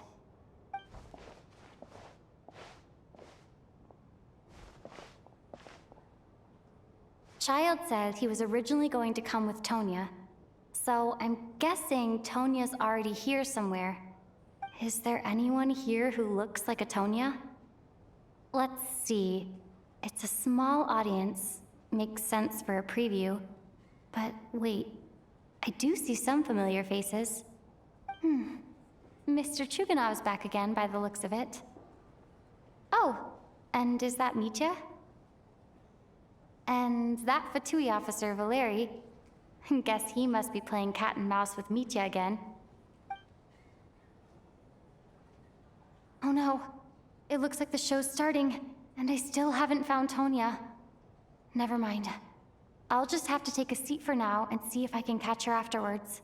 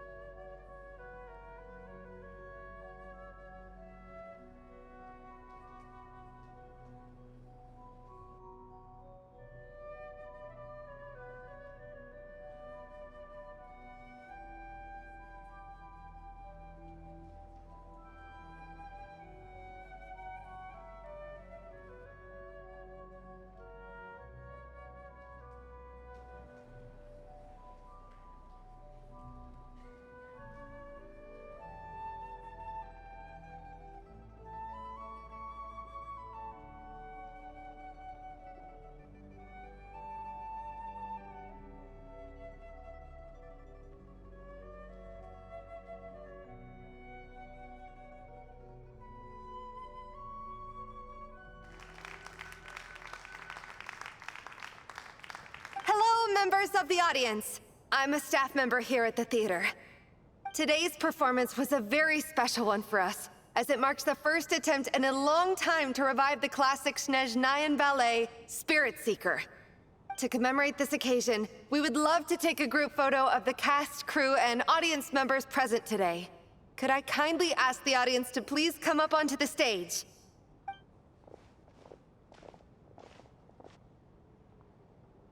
All right, everyone, huddle in a little more. Now, look at the camera. 1, 2, 3.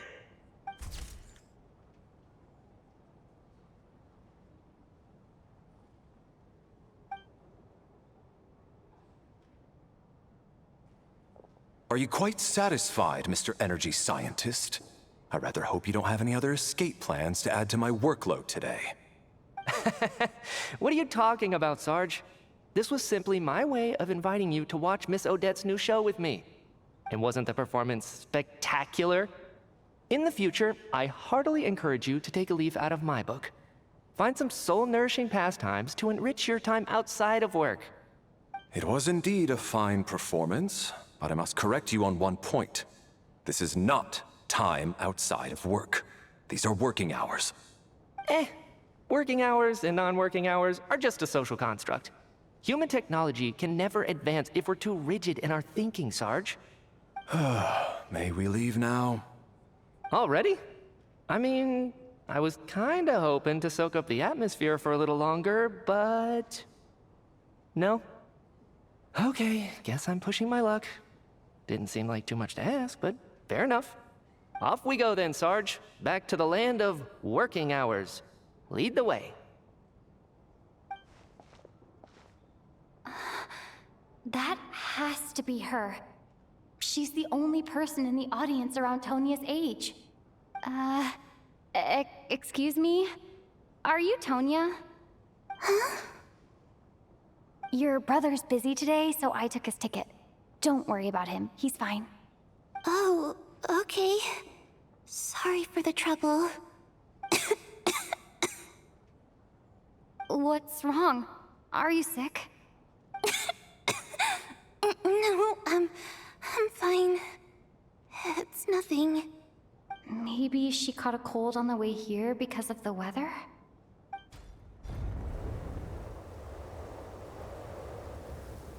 I haven't seen snow like this in a long, long time. It's most unusual.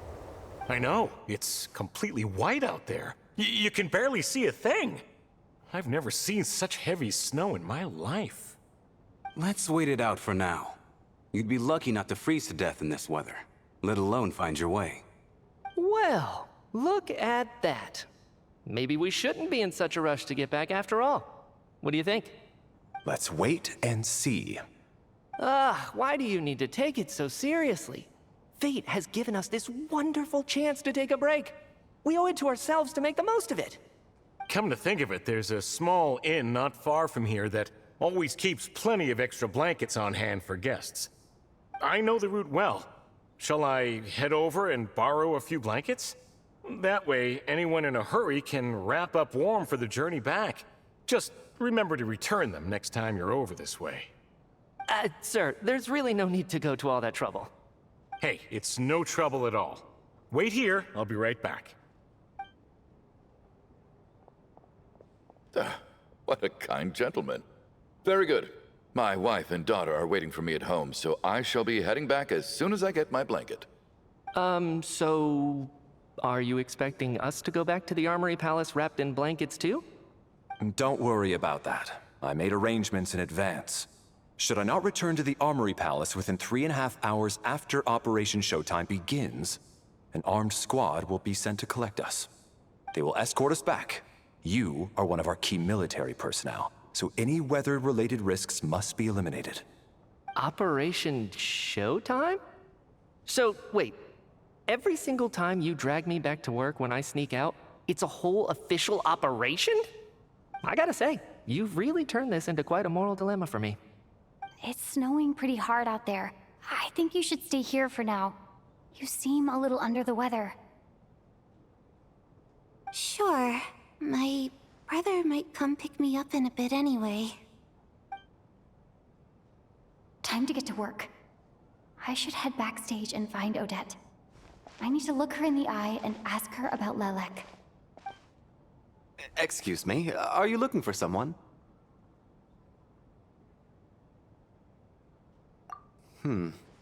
How do you know that Miss Vodyanitsa is backstage? Unless... are you here at Mr. Chuganov's behest? Sorry, but that area is currently off limits to everyone except the cast and crew. Huh. Bad timing, I guess. Well, I might as well stick around. I doubt Odette will be leaving before the snow lets up in any case.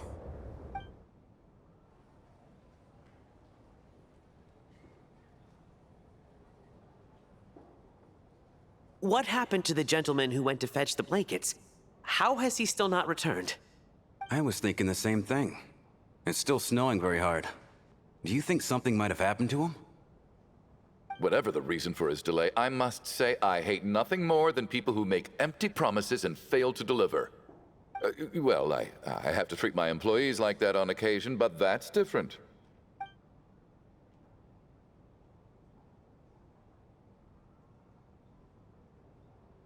You seem anxious, Mr. Valeri. It's been nearly 4 hours since I left the armory. The army should have arrived to extract us by now. They know how much I despise tardiness and disrupted plans. There's simply no reason that they shouldn't have shown up by now, barring exceptional circumstances. Surely a snowstorm like this one counts as such. Few things in this world can stop the Snezhnayan army, Mr. Mitya. And a snowstorm is certainly not one of them. Why don't you go out and take a look? They might be right outside, waiting for your orders before they dare come in. An absurd hypothesis. I have no intention of leaving your side for even a moment until I have escorted you back to the Armory Palace. This doesn't look like an ordinary snowstorm to me. That guy who left earlier. It looked like he just vanished into thin air. Either that, or my eyes were playing tricks on me. A man-eating snowstorm? Come on. Night hasn't even fallen yet. Spare us the ghost stories.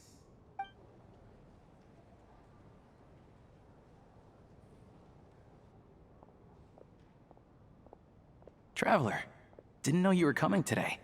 How come you didn't say anything?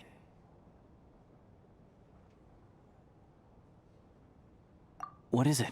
Something the matter? Tell me, I can help. Whoa, that's quite a snowstorm out there. I've been working backstage this whole time, so I didn't even notice. No wonder the audience hasn't left yet. Huh. Is weather like this rare even in Snezhnaya? Yeah, snow like this. I'm sure I've seen it out in the wild before, but never in the city. Actually, I take that back. I don't think I've seen snow this bad even in the wild. This is something else. It's not normal.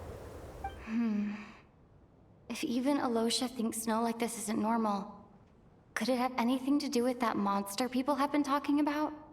We can't stay cooped up here forever. Someone needs to go out and take a look. No need. I have plenty of experience with snowstorms. Besides, I work here while you're an audience member. I should be the one to do it.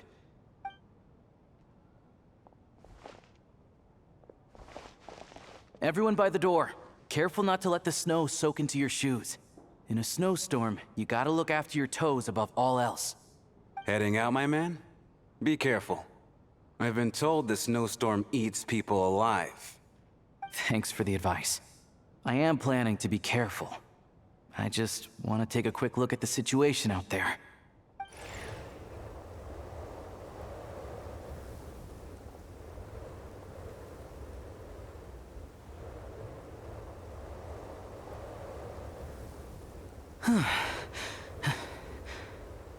He's back! He's back! How was it? What's going on out there? Did you see any soldiers patrolling the area? Something about this storm isn't right.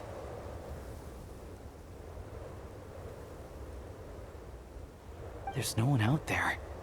I didn't see a single soul. And something in the air gives me the creeps. This isn't your average snowstorm.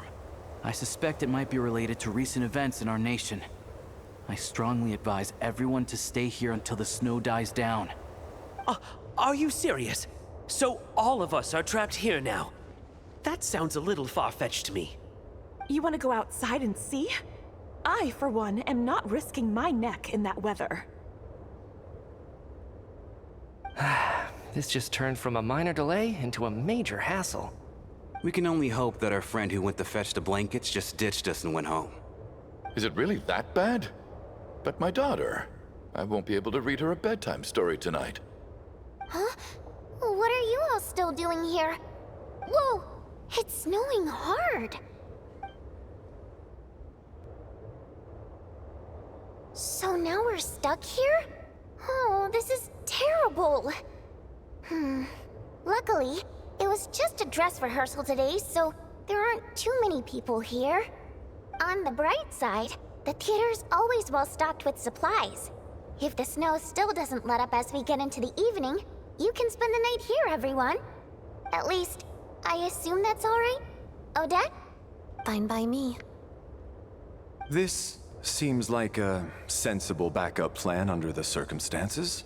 My thanks to the theater for being so accommodating. What are you staring outside and praying for, my man? You anxious to get home too? Oh, Your Majesty the Tsaritsa, I beg you, please do not let tonight's snowstorm stop. This is a golden opportunity to spend the night under the same roof as the two top stars in all of Snezhnaya. It's a once-in-a-lifetime experience. I think I've changed my mind. Sir, if you so much as look at us funny, you'll be seeing stars in a whole other way. Behave yourself, or you'll be begging for that blizzard. It's getting colder. We need to keep the indoor temperature up. Close the door and lock it tight. Let's head somewhere warmer.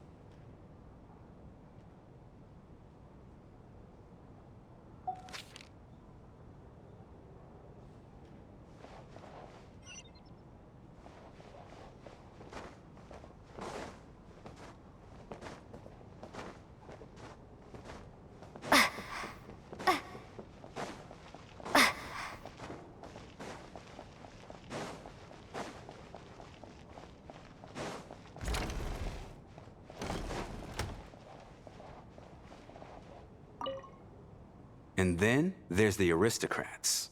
Easiest of all to deal with. You don't need to use any force whatsoever. All you have to do is show them the rope you plan to tie them up with. Do you know why? I don't. Do tell. Because nothing horrifies them more than the thought of a cheap, coarse rope leaving creases on their precious million more coat. They'll do whatever you ask to avoid that fate. Unexpected, but funny nonetheless. Tell me another one. Well, look at that. I got myself a new listener. Hey there. Let me introduce myself. The name's Shram, and I'm a mercenary. The kind that gets paid to do odd jobs for rich folks. And I am Chuganov, an entrepreneur. If my name is unfamiliar to you, you will no doubt have heard of my factory, the renowned Iskra manufacturing plant. Are you really that famous, Mr. Chuganov? How come I've never heard your name before? Excuse me? Is that a joke? Or are you being serious? Oh, I'll have to ask my rope later. It's probably tied up more entrepreneurs than I've ever heard of.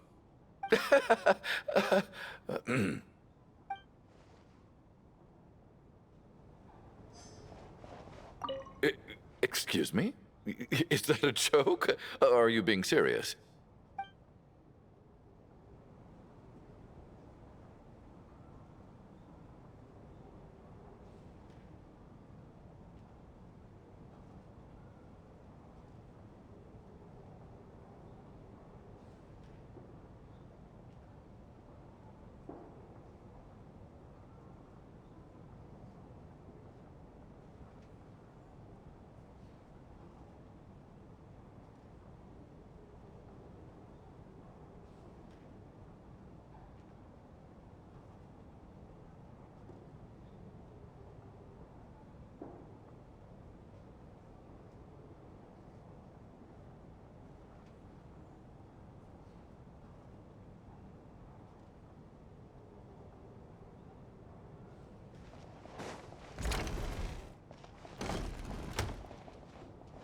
How are you feeling, Tonya?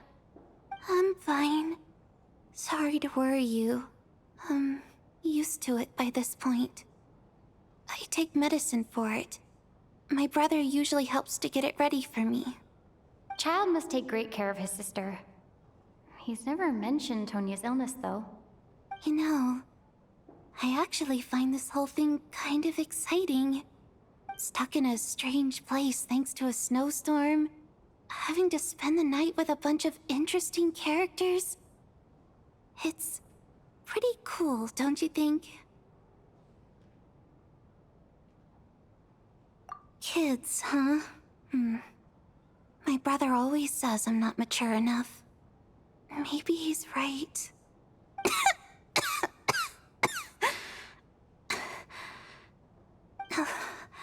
I'm fine, really. Just got a little overexcited. Look after yourself. Otherwise, your brother will come after me.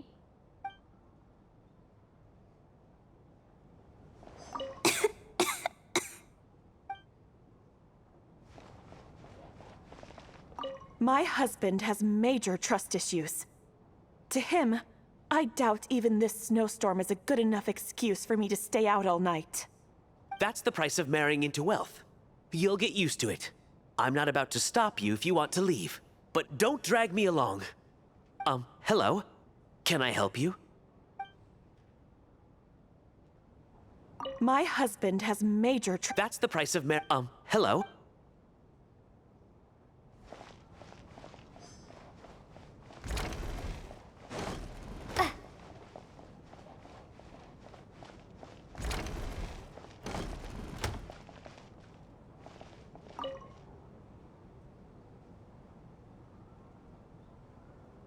I don't think it's ever been this lively backstage before. I didn't know you were coming today. Hey, have you seen Chuganov? I heard he was coming today. Have you spoken to him at all? I'm with you. This could be just the chance we need. Yeah, I gotta figure out a way to coax some more intel out of him. I want to know why he suddenly changed his stance on Project Stuja. What exactly happened before the most recent Vetcha vote? For the Rokad, or just out of personal interest? Shh! There are other people around. Don't say the R word.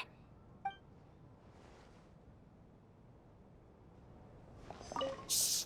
There are other people. This is highly irregular. A delay of over an hour during an operation like this theoretically warrants a Harbinger-level response. I wonder what the issue is. The storm, or something else. Sarge, the day you learn to let go and just enjoy moments like this is the day you'll finally understand the meaning of life. Why, hello, ma'am. I believe you were the one sitting at a nearby table back at Podvorye Restaurant. Any friend of the theater's star performers is a friend of mine. It's a pleasure to meet you. I'm Mitya from the Energy Commission. Greetings. Major Valeri, head of the Special Assignments Battalion. Armory Palace Royal Grenadier Guards, 1st Regiment. I am here to ensure Mr. Mitya's personal safety. Please let me know if I can be of any assistance. Miss Traveler, I cannot help but notice that Miss Odette is stealing glances at me. Any idea what that could be about?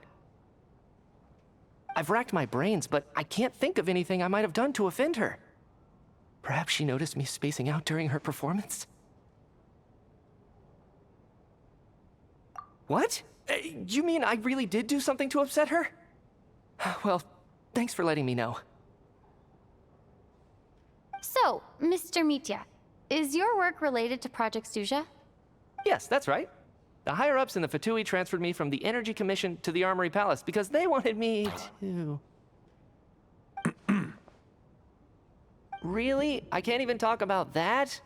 Pretty sure it counts as part of my private life. All right, I won't say anything. Sorry, Traveler. As you can see, I'm afraid this pleasant chat will have to end here.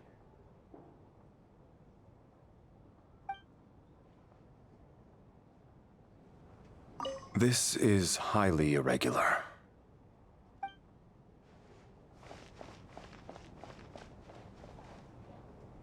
I have to say, even though today was a rehearsal and there were some hiccups along the way, Miss Odette's performance was one of the best I've ever seen, even compared to an actual show.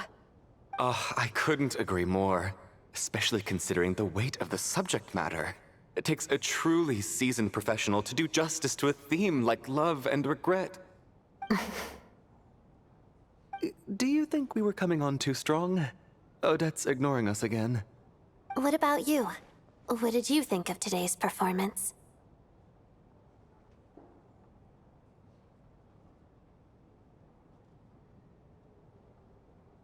Oh my, that's very flattering of you. Thank you. I'll make sure to save a ticket for you when the show's performance ready. This doesn't seem like the time or place to bring up the subject of Lelek. I need a chance to speak with her in private. So unfair. Talk about double standards. And now it looks like I've been spotted.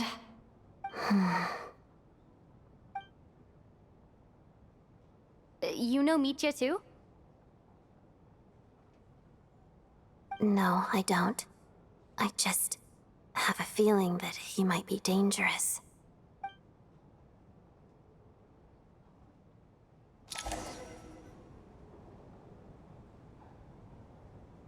How's it looking, Alosha? No change from this afternoon. Heavy snow with no sign of slowing down. May I have your attention, please? The storm is unlikely to stop tonight, and it'll be even more dangerous outside at night than it was during the day.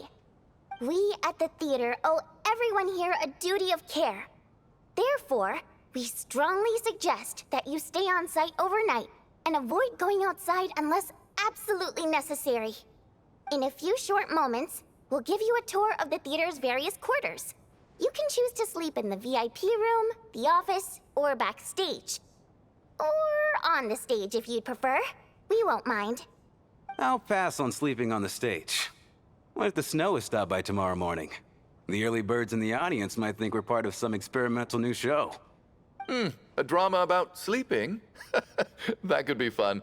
Maybe we could come up with a title for the production.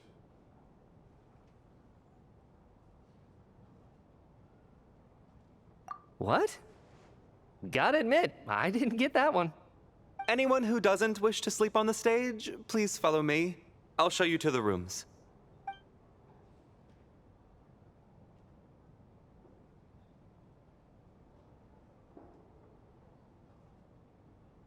I guess I'll call it a night. Though I feel like I won't sleep very well without Paimon here. I'm sure she'll be worried that I haven't made it back yet. But as long as she looks out the window, she'll probably realize what's holding me up.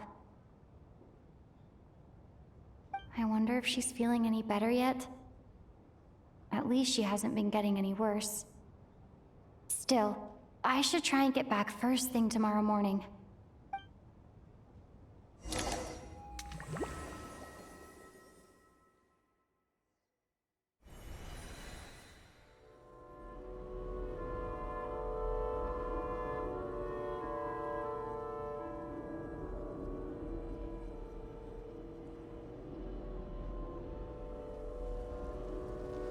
Ah, finally. Welcome back to the world of the living, lazy bones. I was about to wake you. The black mist is almost on us. Still waking up, huh? You know, the black mist. It's been chasing us from below ever since we were born. You're just dozy. There's no way you've forgotten. Come on, let's keep heading up. Onwards and upwards is the only way to survive. Don't listen to a word those black mist cultists say. Here we go again. The endless march toward survival. What's going on?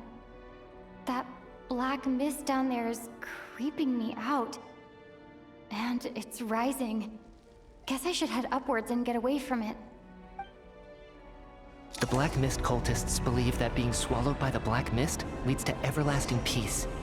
But if you ask me, they're just lying to themselves. We're the only heretics left. The only ones who refuse to give in. We have to keep going.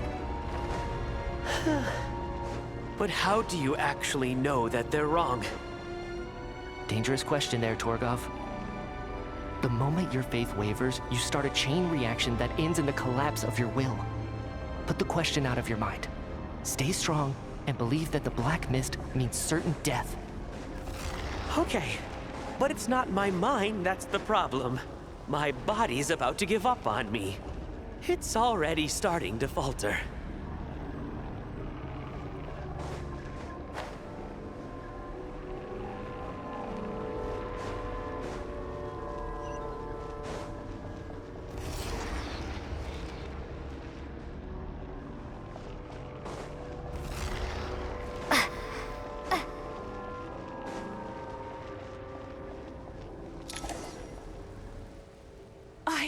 I can't do this anymore. I've had enough of being forever on the run. What's the point of it all? All this will pass eventually, I promise. Keep fighting. It will be worth it. You accuse the Black Mist cultists of being liars. But you're lying too. There is no end to this path. It keeps going up forever. There was never any hope to begin with. The cult of the Black Mist has poisoned your mind, Sobolova. Are you thinking of giving up as well? I am. I think I'll take my chances with the Black Mist over this perpetual torture. As much as I detest the Black Mist cultists, I'm just too weary. Then I bid you both farewell. Let me put my personal opinions aside for a moment and say, I hope that you both find peace within the Black Mist. Fate always appears so impossibly complicated. But at moments like this, its raw simplicity is laid bare. Their fate was sealed from the instant they entertained doubt. From then on, the outcome was both inevitable and irreversible. Let's go.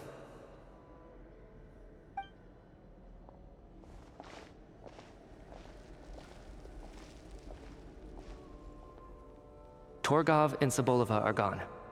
I never thought the day would come when even they would be swallowed by the Black Mist. It's just you and me now. Yes, It looks like it's satisfied. For now. This happens from time to time. But it won't be long before the Black Mist starts chasing survivors once again. No one knows how to stop its advance for good. Well, we should make the most of the precious moments of rest that those two bought for us.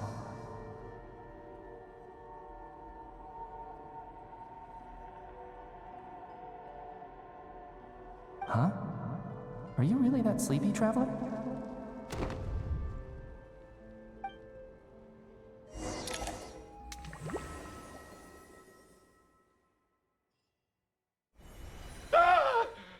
Help! Somebody, come quick! What is it, Chuganov? What's wrong? Huh? Is it morning already? What's all the commotion? Sounds like it's coming from next door. I should check and see what's going on.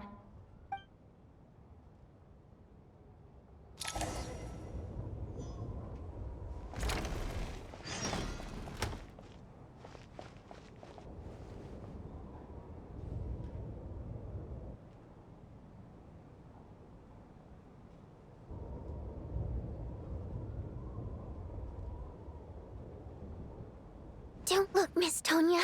Stay here. Okay. What happened to them?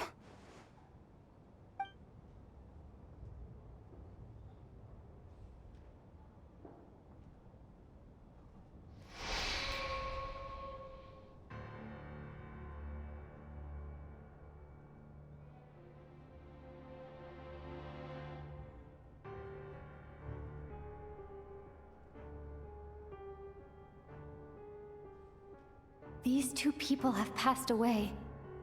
And the strange thing is that somehow I knew this was going to happen. I knew that they would be the ones to die. Have I seen this moment before? Or did I have some kind of premonition? I can't remember what it was. Let me take a look.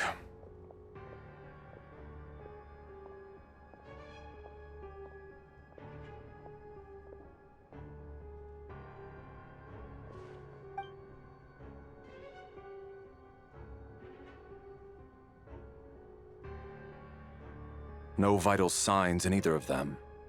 They're dead. The cause of death, however, remains unclear.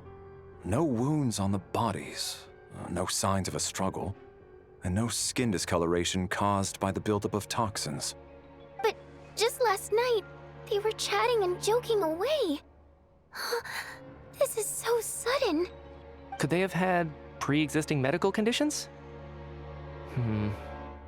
Even then, the odds of them both dying of sudden complications on the same night are extremely low. It's hard to believe that they died of natural causes, nor does this appear to be a suicide.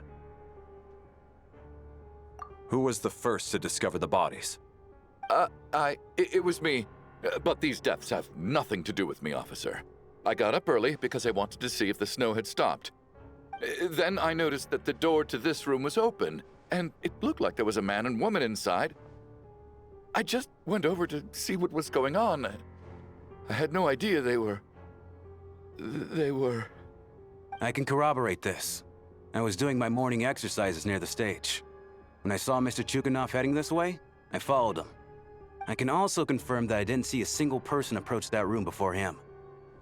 The snowstorm was raging all night, and it's still going now.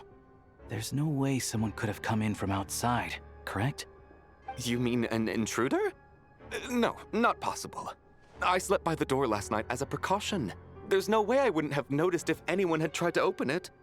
Everyone, split into pairs and search the theater for anyone in hiding or any signs of suspicious activity. I'll follow up with a full search of my own shortly. Go. There is no time to waste.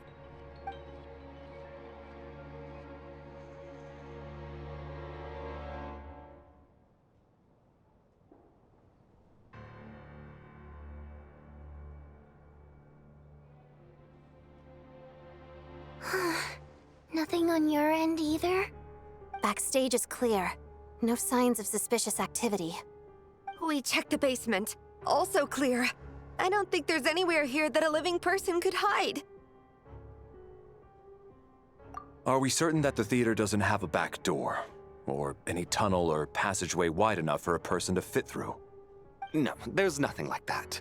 If people were sneaking in through some secret tunnel to avoid buying a ticket, we'd have sealed it off ages ago. I also checked the windows. All of them are locked from the inside, and there's no sign of anyone entering or leaving. It sounds like we can safely rule out the intruder theory. If anyone came in during the night in this weather, there'd be no way for them to avoid leaving footprints or water stains. This can only mean one thing. It's like one of those murder mysteries you see in novels and plays, isn't it? The ones where the killer is one of us. We can't quite jump to that conclusion just yet. Could he be right? It's hard to imagine something like that happening in real life. Set in a theater during a snowstorm, a murder takes place and the killer is among us. It's such a classic trope that it seems unbelievable. Looking at who the killer targeted and the clean entry and exit, it all adds up. I know what this is. It's obvious now that I think about it. What is? What have you figured out? Both victims were wealthy, well-known local merchants. And the door was deliberately left open so I would discover the bodies and witness the crime scene first thing in the morning. Such ruthless methods. This was your doing, wasn't it, Lelik? Lelik? You mean Lelik is among us? And he's the killer? Lelik. I know this code name. Member of the Rokot, anti-Project Stuja. Always works alone. I've read the case files at the Armory Palace. Walk me through your reasoning, Mr. Chuganov. What do you know about Lelik?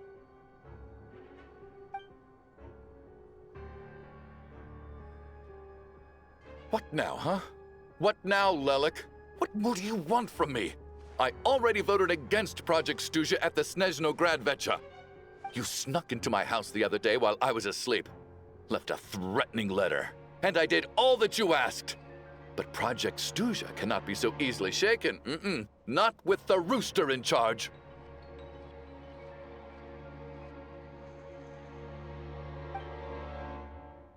So he really was threatened by Lelik. That makes sense. And now you're resorting to murder to threaten me. Isn't that right? I knew it. The Rokot despises the rich. The lives of the wealthy are but refuse in your eyes.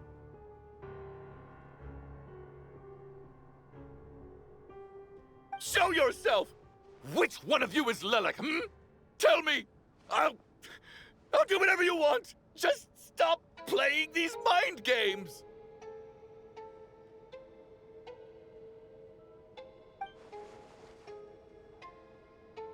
Was this really Lelik's doing? Would Odette really do something like this?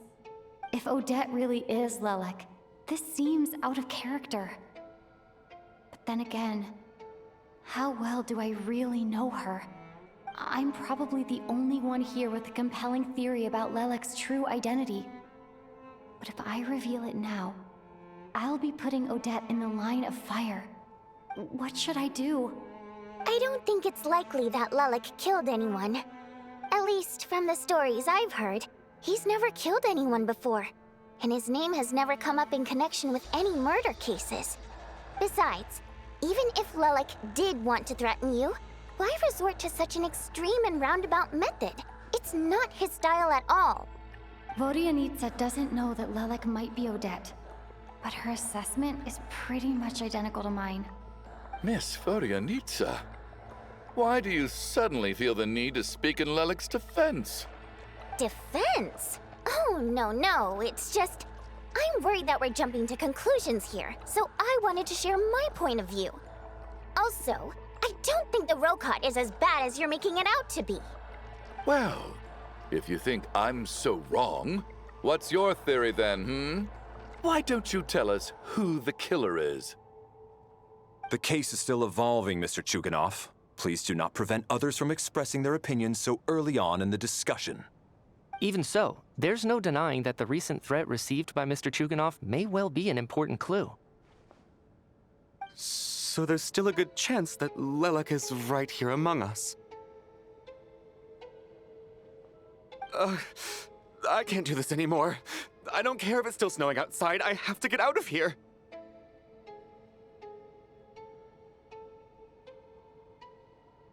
Whoa, take a beat. We all know it's far too dangerous out there. Even the soldiers couldn't get to us. Go out that door, and you might not live to tell the tale.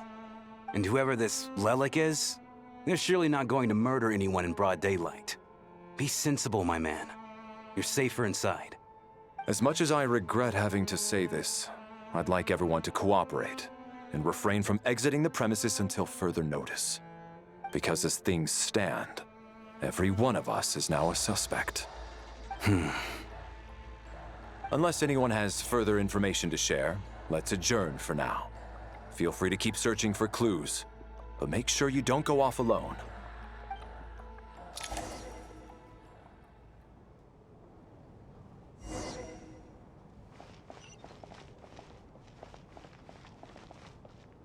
You seem to be very comfortable taking charge, Major. You took the reins as soon as things went south. I simply made an executive decision that someone needed to take control of the situation on the military's behalf. Does this offend you? No, quite the opposite. We feel much safer for it. By the way, what does Major mean exactly? Is it a pretty high rank?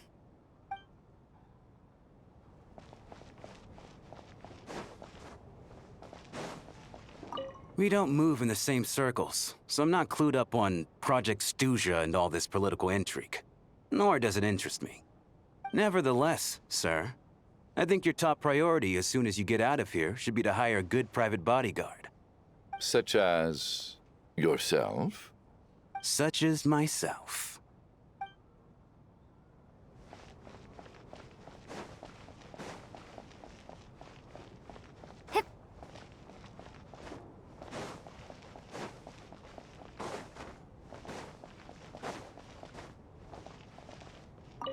I still find it hard to believe there's a murderer among us. Just last night, I imagined we were like classmates out on a hiking trip. There's no guarantee that you can trust your classmates, especially not when you're locked up together. Why did they do this? Was it for money? Even then, they could have just kidnapped the people. They didn't have to die.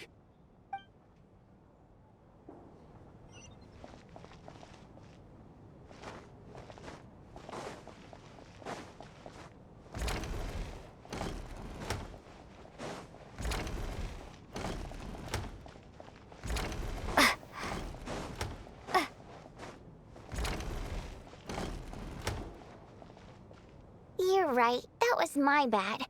It was a knee-jerk reaction. I didn't think it through. Luckily, no one suspected my identity. Oh, phew. It's just you. I thought someone was eavesdropping.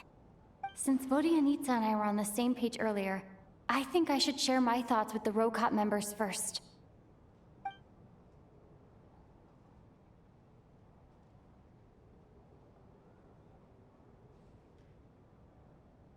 Whoa. Are you serious? I don't know if this counts as gossip, but it's definitely on track to be the juiciest this whole year. Odette? Really? Odette? Oh god, how dumb does this make me look? Lelik has been right under my nose this whole time, and I didn't notice a thing. Actually, it's exactly what you'd expect. Sometimes, hiding in plain sight is the best strategy. And now that you mention it, the more I think about it, the more sense it seems to make. It all adds up. What are we up to now? 1, 2, 3, 4... Odette's identities. She's my coworker, specifically a ballerina, and also a Fatous, a member of the Rokot. Now, Lelik.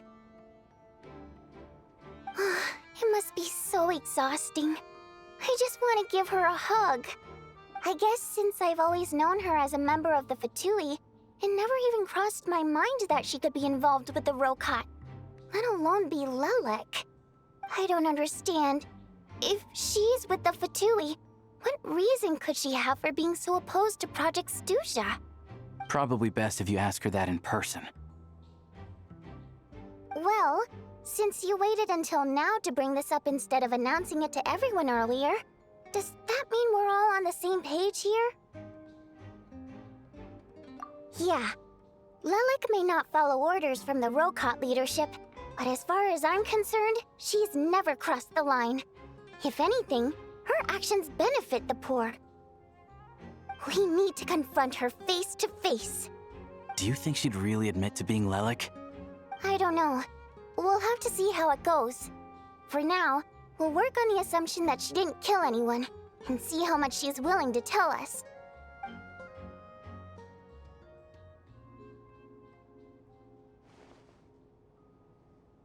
Now's our chance. Odette's alone. Let's go. Hey, Odette.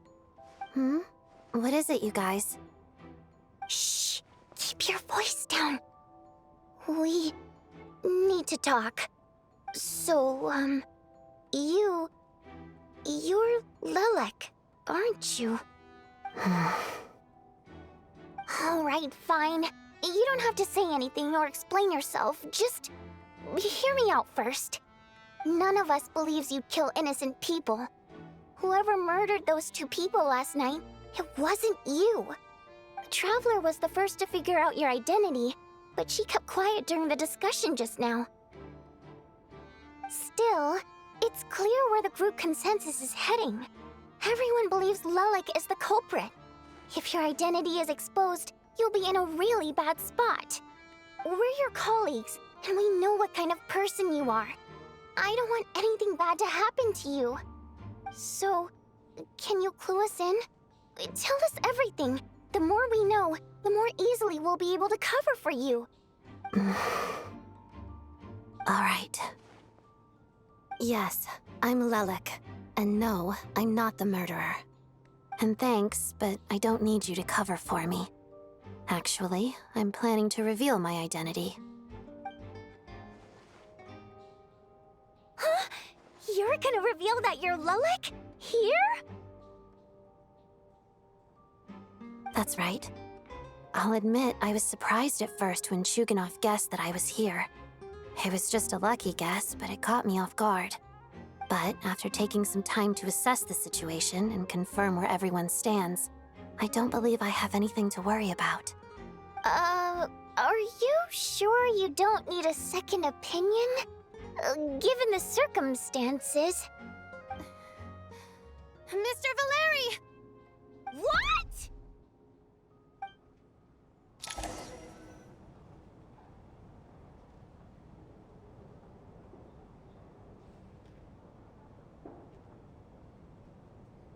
So... Odette is Lilac? I don't know what game you're playing, but you've got a lot of nerve. It's just one identity. So what if it's exposed? I can disappear and adopt a new identity anytime I please. I made my peace with this when I chose to become Lilac. But more importantly, I promise I am not the murderer, which means that someone else is. So, if anyone still insists that I did this, you'd best produce the evidence now. Otherwise, I suggest that you bite your tongue.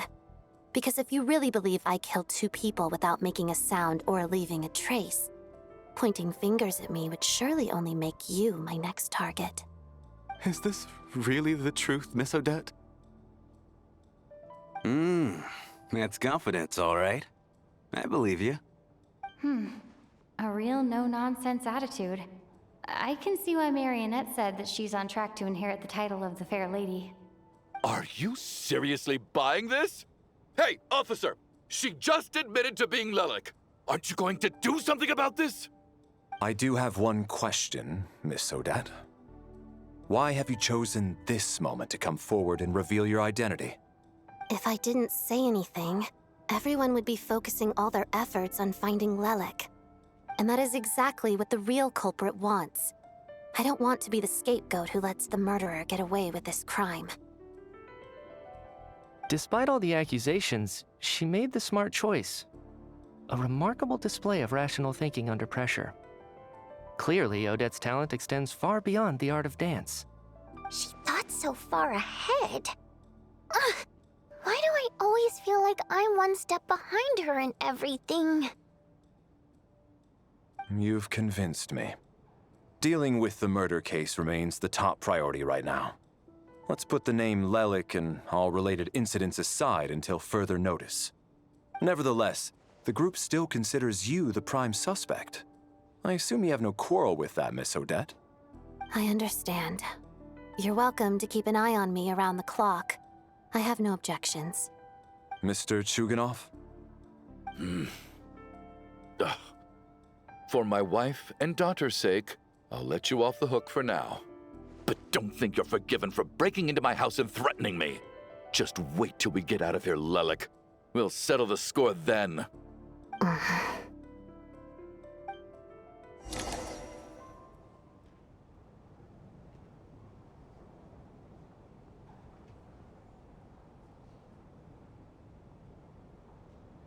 Good work, Lelik guard team.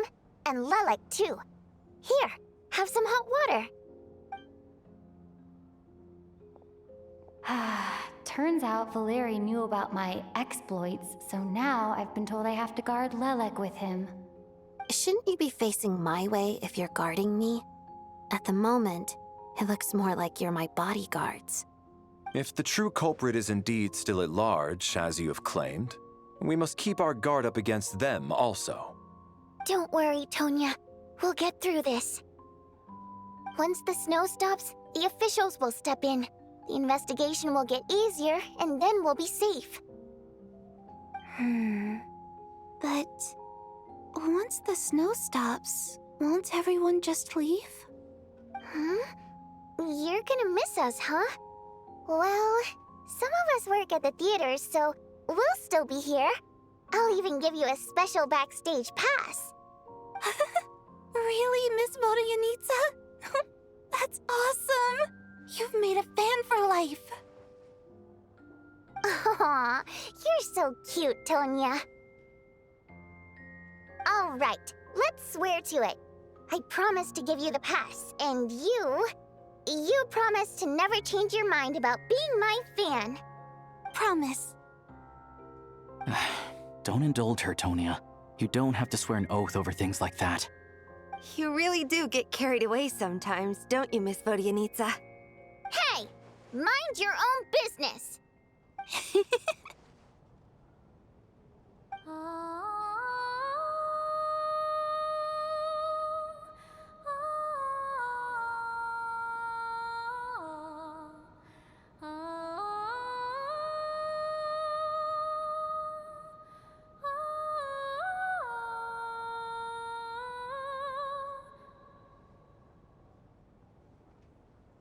Don't be nervous, Miss Water Imp. Everyone's here. There's nothing to be afraid of. Excuse me? Do I look nervous? Don't be ridiculous. No. You sound nervous, lass. Oh. Wait, but how...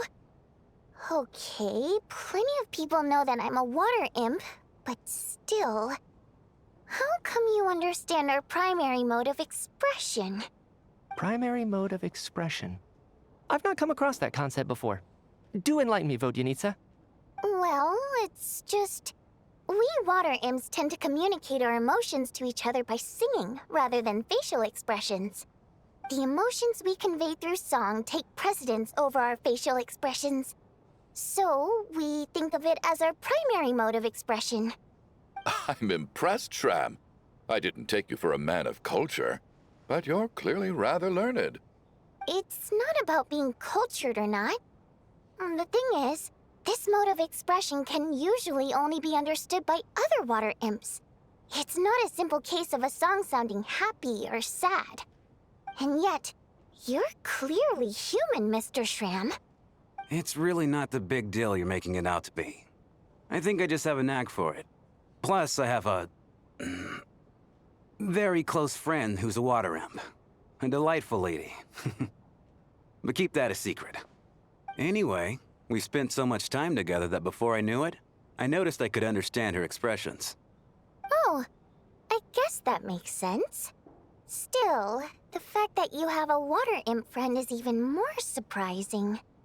I'd better watch what I'm singing when I'm around you from now on. Hey, what are you implying? You're not secretly insulting the audience in your songs, are you? Heavens, why would I do a thing like that? It's getting late. We should discuss our sleeping arrangements for tonight.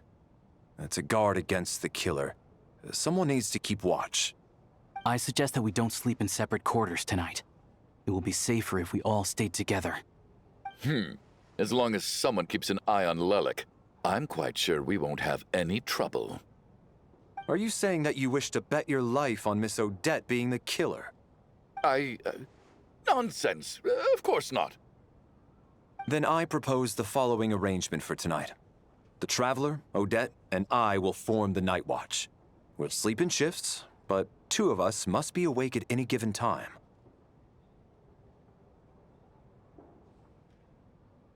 An excellent idea.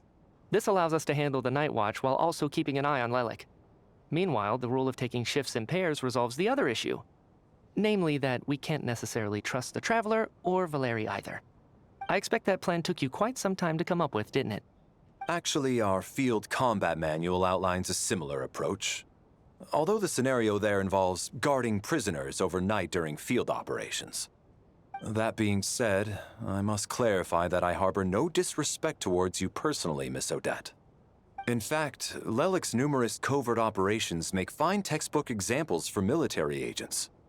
I care less about respect and more about the fact that you just robbed me of 2/3 of my sleep tonight. I'm calling dibs on being the first to rest. Good night.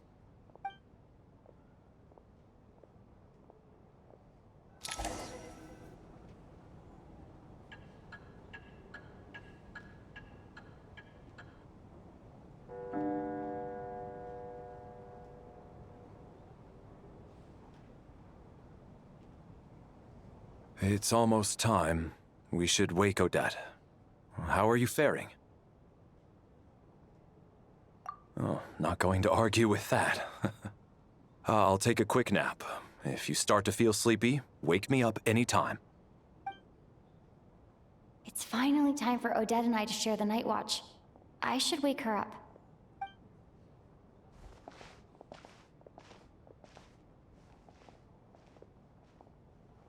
I came here to get information from her in the first place. Maybe I should think about what questions I want to ask before she wakes up. How long are you gonna keep staring at me? Couldn't sleep. My mind's been running haywire. Plus, there's something I've been meaning to talk to you about. I had a hunch that you wanted a conversation, too. Let's take this chance to clear the air, shall we?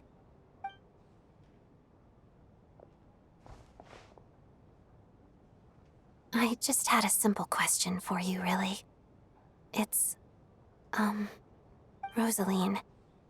In her final moments, did she have any last words or anything? I see. Well, that was all. I have no other questions.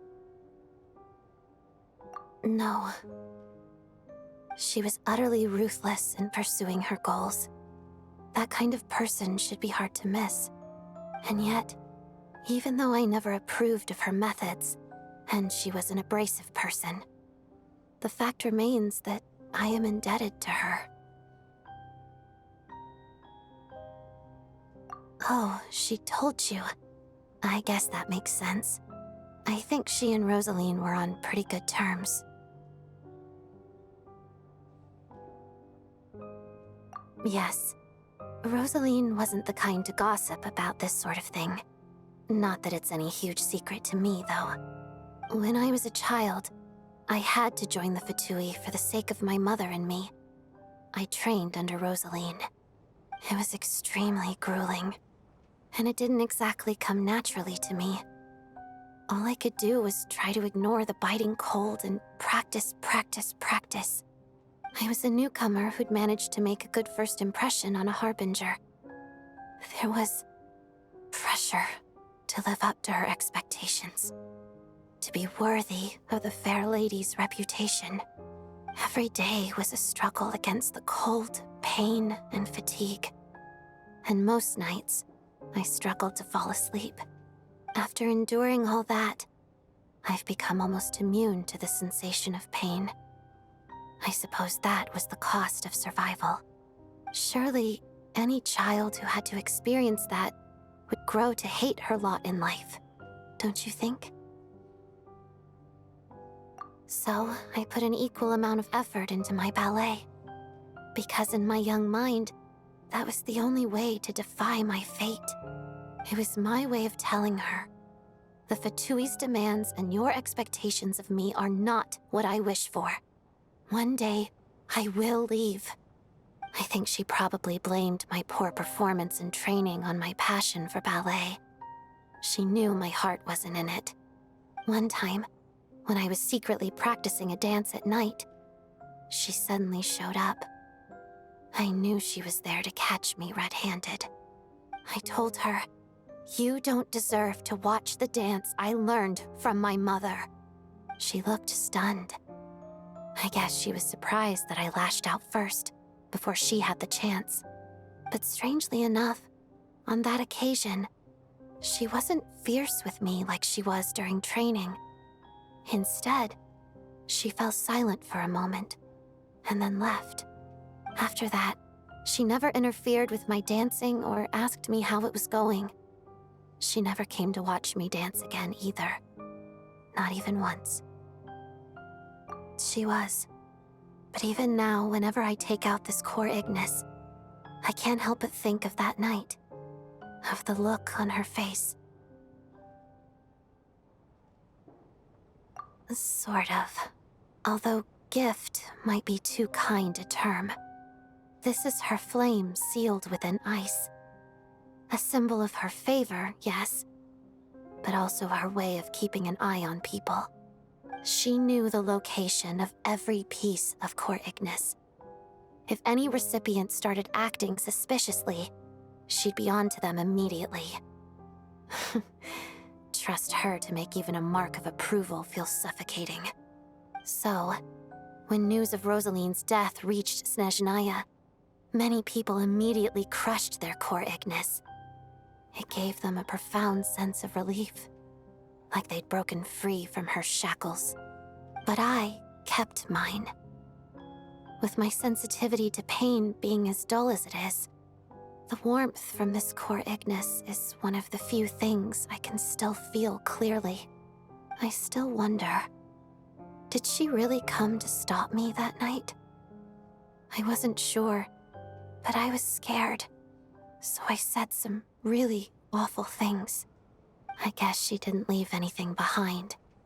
Not that I expected her to. It's fine.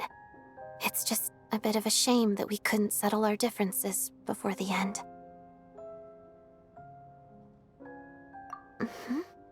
She did. Are you sure she was talking about this event?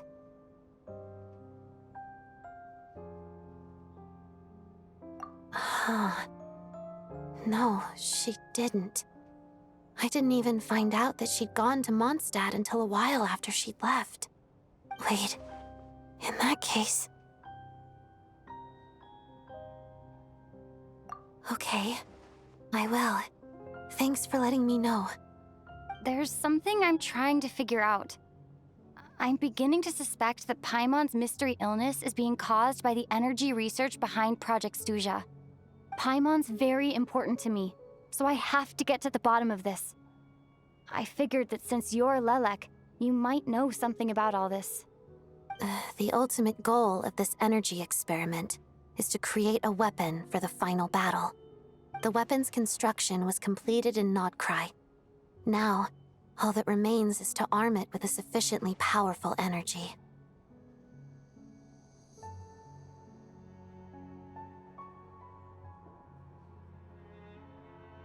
Yes.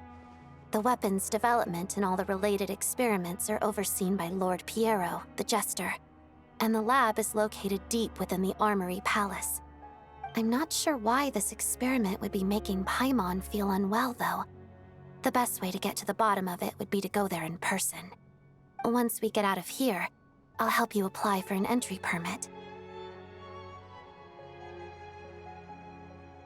And I'm hardly the organization's proudest member, as you know. You answered my question about Rosaline. I want to do you a favor in return. It's that simple.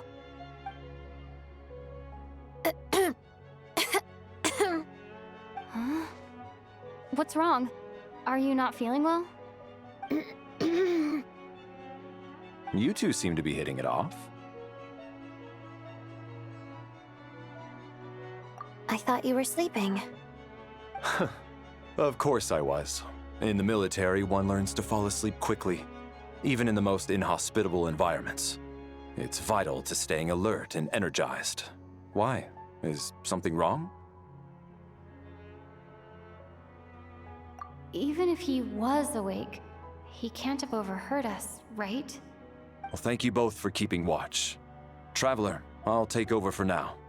It's your turn to get some sleep. Sure.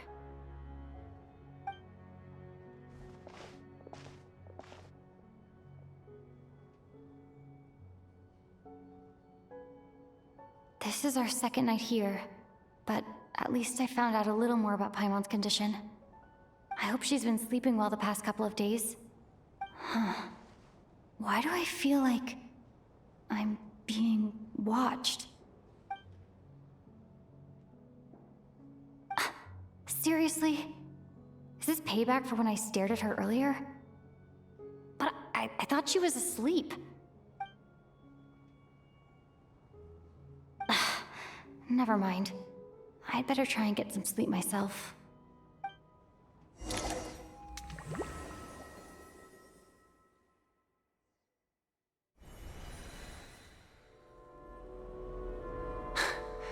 Hey, what are you spacing out for?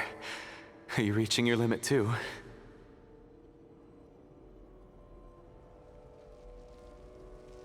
How long have we been walking for? Do you remember? Time's lost all meaning. Ever since we noticed that thing above our heads. What was it called again? A star key? Or key star? Anyway, the person who named it was swallowed by the black mist. Whatever it's called, ever since we noticed it, we've been walking up and up, hoping that as long as we reach it, we can find a way out of this place. But it seems like no matter how far we walk, we never get any closer. Well, we've come this far. You never know. Maybe we're almost there? Come on, enough moping. Let's go.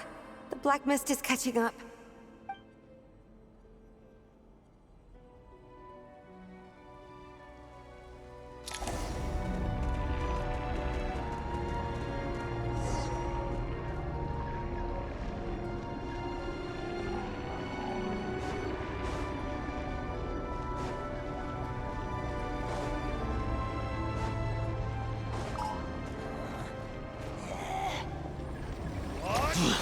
Fine. Monsters! Watch out! Not again! I've lost count of how many times we run into them. Be careful.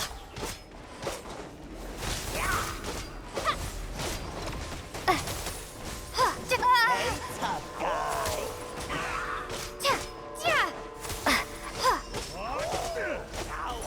Encase!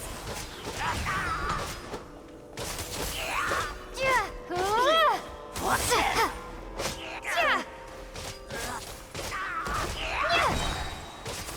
Condense!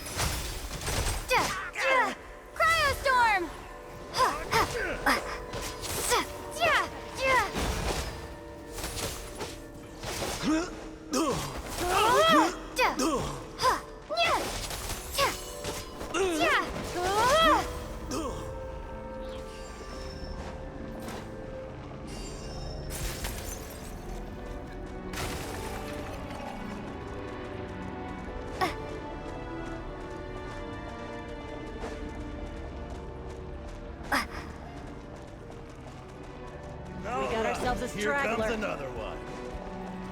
Here they come again! Get ready!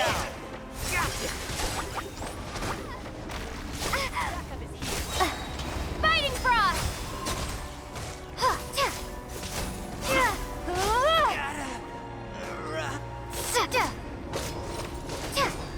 Cryostorm!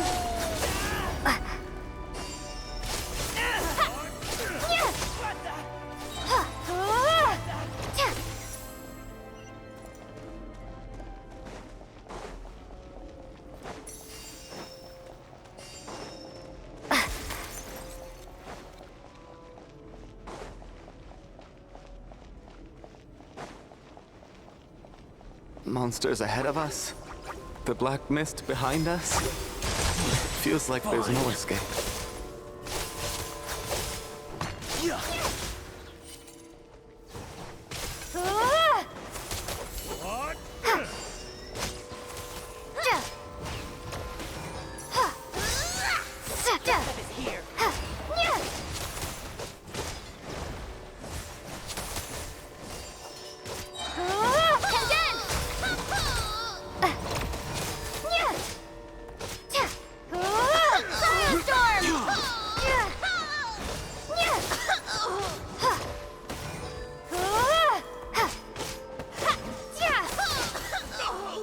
Shut up.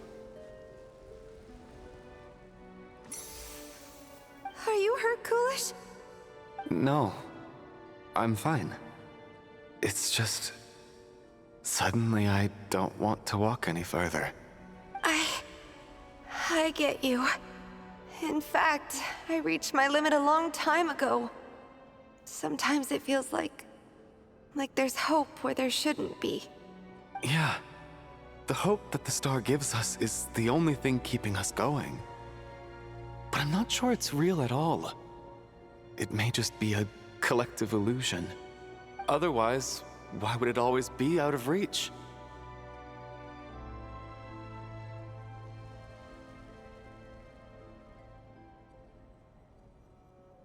We know you mean well, but you're only saying that to try and encourage us to keep going, aren't you?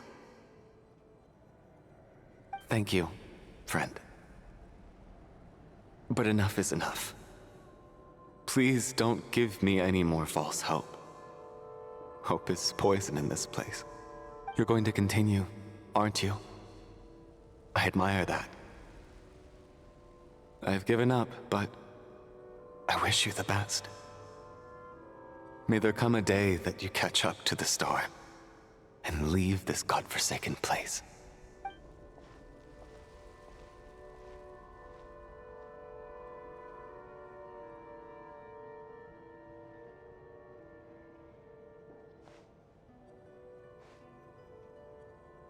It's not an illusion. We really are getting closer to the star.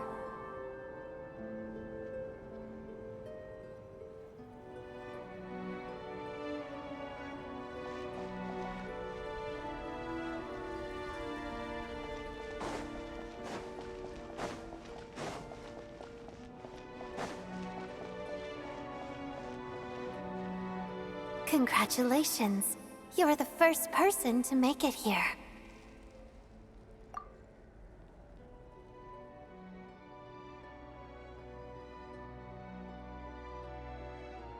I'm the star's envoy. The black mist has stopped rising. Its hunger is satisfied for now, having devoured your two companions. This is a good opportunity. I'll let you get some rest before we continue. What do you mean, leave? The star represents the starting point. It's the waypoint for the beginning. Congratulations on reaching the starting point. Once you are ready, we will head out and walk upwards. I will be right by your side the whole way.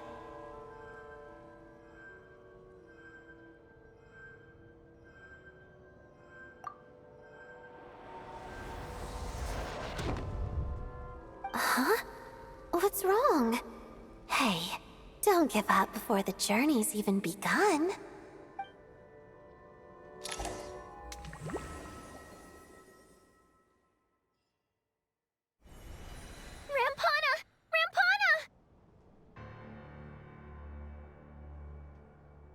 Is that Vodyanitsa's voice? What happened? Coolish, wake up! Please wake up!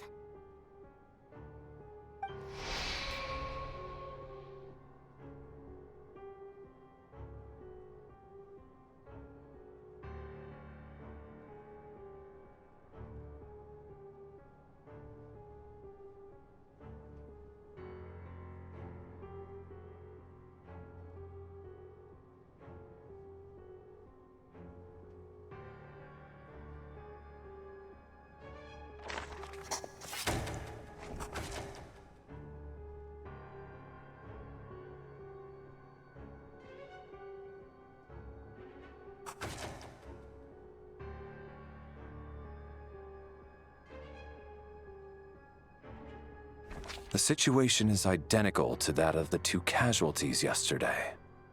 We cannot ascertain the cause of death. At least there are some elements that we can rule out this time.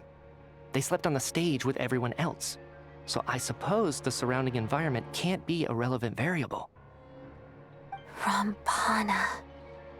Coolish. Weren't some of us keeping watch last night? 3 of us, in fact. How could you not notice something was wrong? I'm as confused as you are. Certainly nothing unusual happened on my watch. Likewise, and from what I've observed so far, both Miss Odette and the Traveler can be trusted.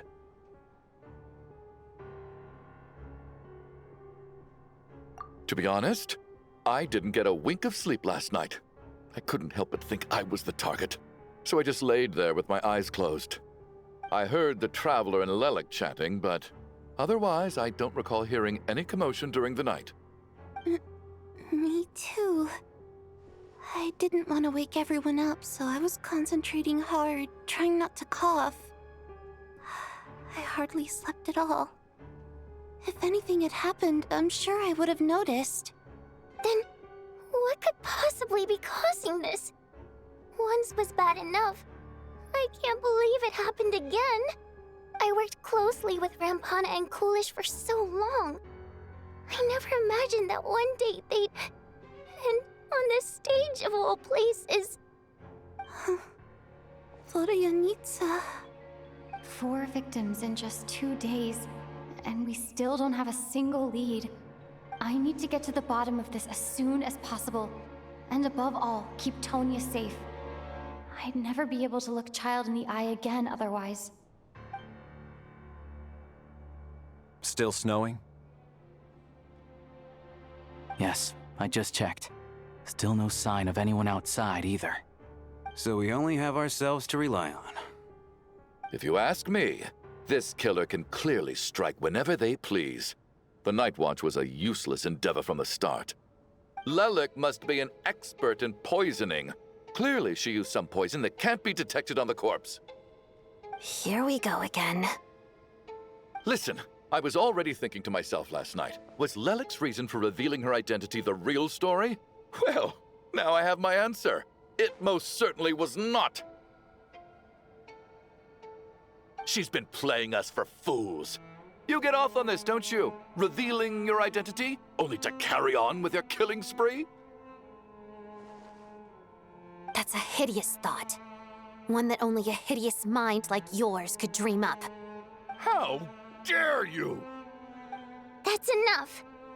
Yesterday, you named Lelik as a suspect because the victims were both wealthy merchants.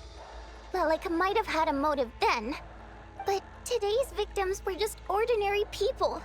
Not to mention that they were colleagues of Odette and mine. What reason would she have to murder them? Let me guess. Just to scare you? Who knows? Maybe you don't know her as well as you think. I implore you all to ask yourselves, how many people are there really in this world that have what it takes to kill another person? Not many, I'd wager. Lelik is well known to be a ruthless operator, and now she has revealed her identity. How could it be any more obvious? Everything you've said so far is still just conjecture, which doesn't constitute a concrete lead.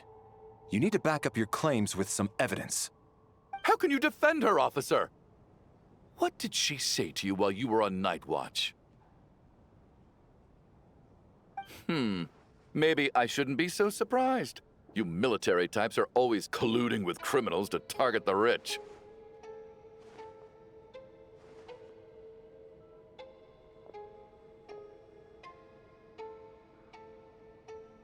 All so you can get your grubby paws on our hard-earned fortunes, then tell us to fall in line. The Fatui, the Druzhna, and the Rokot. Thugs, the lot of you!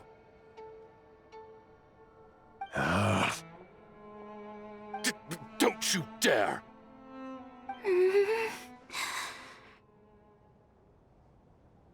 Sir, but you were the one who told us not to stop other people from expressing their opinions yesterday. 4 people have already died. Only yesterday I was chatting with Mr. Coolish. Then we woke up in the morning and he's... Turning against one another is the last thing we should be doing right now. Little girl. Even if Mr. Chuganov is a puffed-up, pig-headed windbag who doesn't have a clue what he's talking about, he's still one of the victims here, isn't he?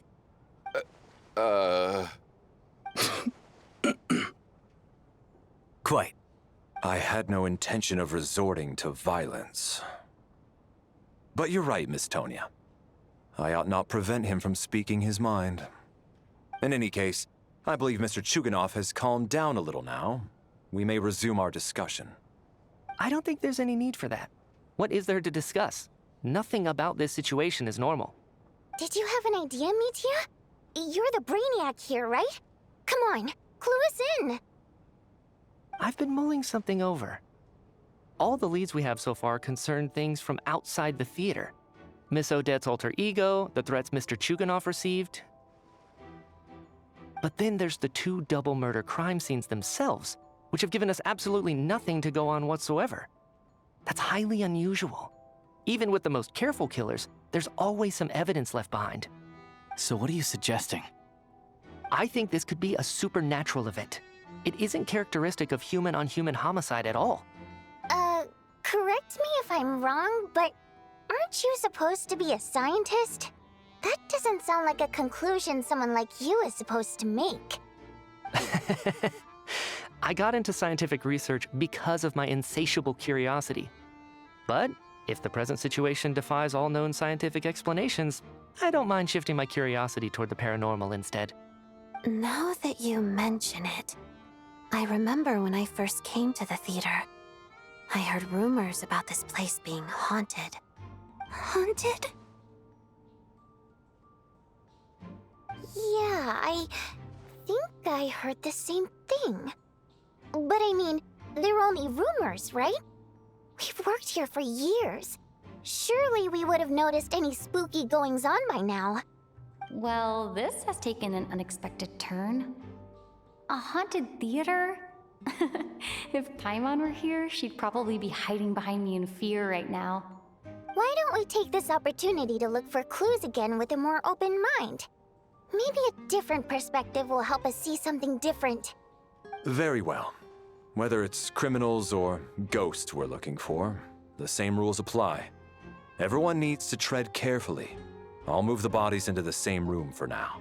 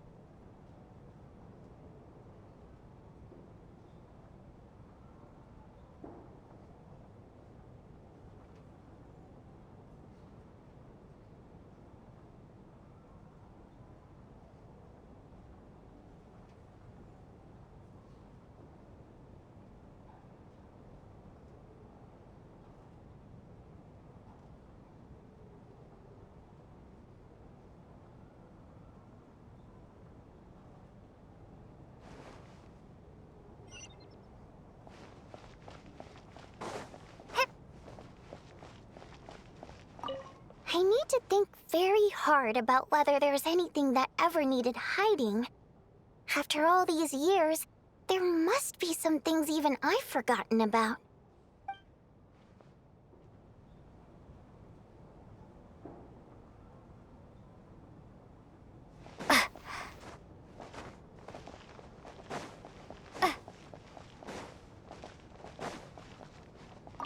Chin up, my man. That soldier guy just gave you a bit of a fright, that's all. Think about your wife and kids back home.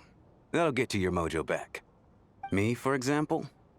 Whenever I get hungry, tired, sleepy, or thirsty, I just think about that water imp friend of mine. And everything's suddenly all right again. So daydreaming about women somehow removes your need for food and water, does it? Don't be absurd.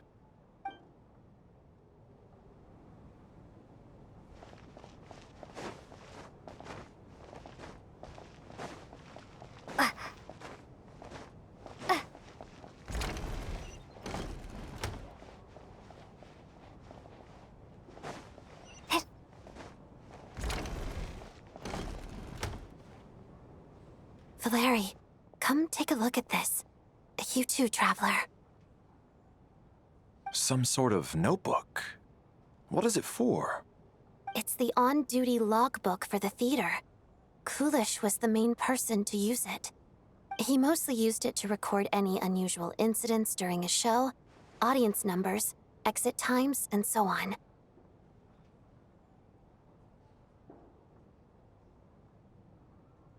Yes, he'd always have this logbook with him when he checked tickets at the entrance. This should confirm a lot of key details about the recent show. So, you find anything unusual? Yes. The number of people. I've checked and double-checked, but the numbers just don't match what's recorded in the logbook. Apparently, we have an extra person among us. Are we certain that logbook is accurate? Could someone have sneaked in without buying a ticket or something? Unlikely. Coolish took his duties very seriously. I've rarely seen any errors in his work. Not to mention that this was a dress rehearsal, meaning smaller audience numbers and tighter ticket restrictions than usual. Everything would have been well within his control. We no longer have our tickets with us, do we? They got collected on entry.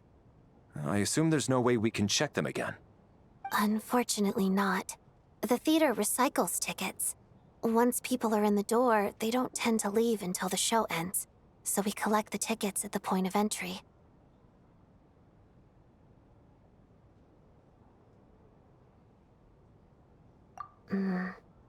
Still, I'm inclined to believe that this discrepancy in the head count is significant somehow. Did an extra person just materialize out of thin air?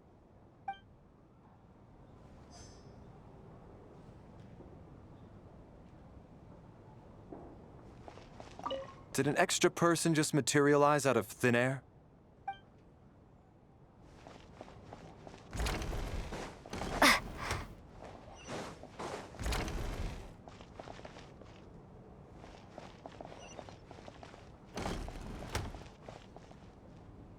Tonya? Did you find anything? Not yet. Still looking. So... Are we supposed to be looking for something paranormal? I think I'd prefer teaming up with you than looking around on my own. This looks like somebody's notebook. Shall we read it together?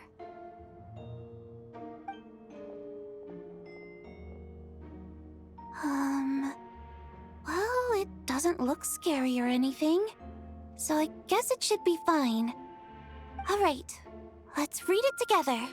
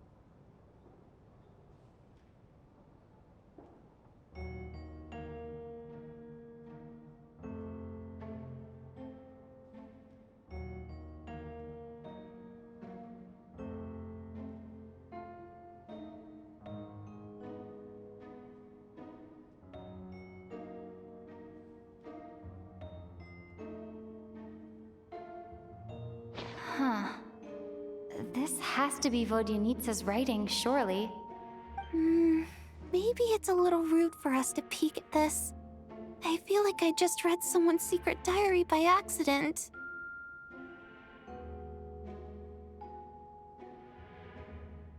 It sounds like she's writing this for her parents, right? I don't understand. Why put this stuff in a notebook instead of mailing it in a letter? Because her water imp parents belonged to the aristocracy, who were driven out of Snezhnaya by the Tsaritsa long ago. And now they live somewhere new, where the postman can't get to. We're sorry. It's fine.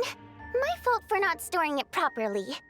I can't leave things lying around and expect them to get ignored when everyone's scouring the place for clues. All right, give me my notebook back. I'll take over the investigation in this room.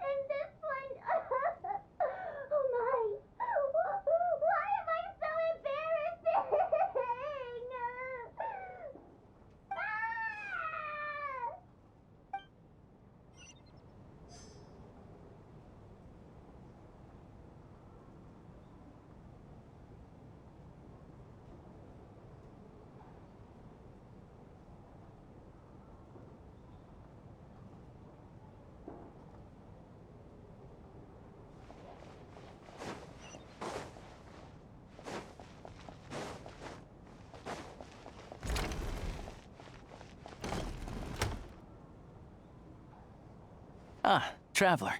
Since you're here, come take a look at this. Alosha found it. We're both curious to hear your perspective. It appears to be an investigation report. And the focus of the investigation was the rumors of haunting we heard about earlier.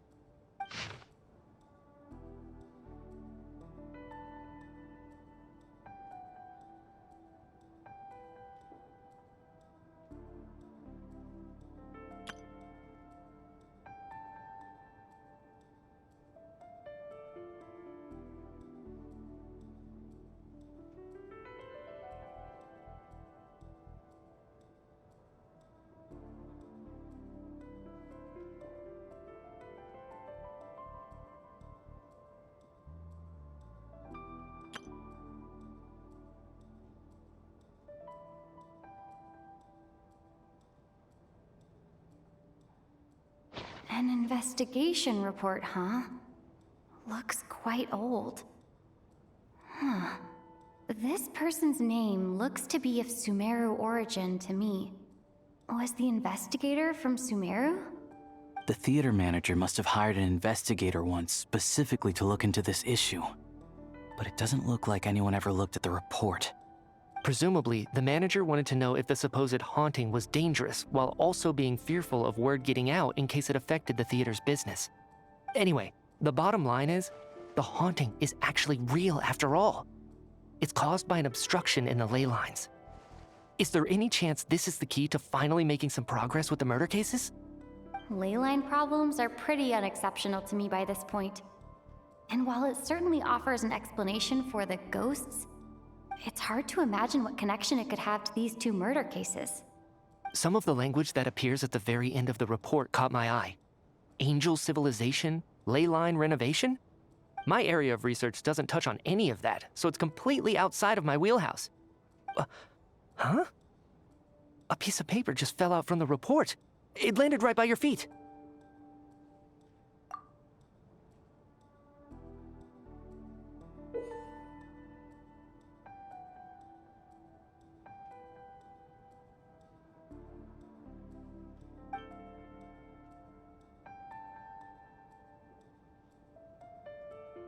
How unnerving. It was tucked inside the report, so it must be a note left by the author. Death is near. Is that supposed to be what's going on here? With us, in the theater? But if so, how did the author foresee it? Could he predict the future somehow? Maybe things are more complicated than we thought. No, wait a second. If we take the report and the note at face value, They completely contradict one another. The report definitively concludes that the hauntings in the theater are harmless and cannot affect the real world. But the note seems to be warning of potential danger. The question is, what exactly does the note mean by death?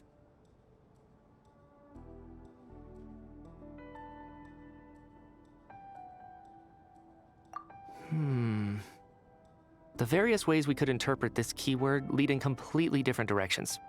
Let's pause our analysis here for now. I think we need more information.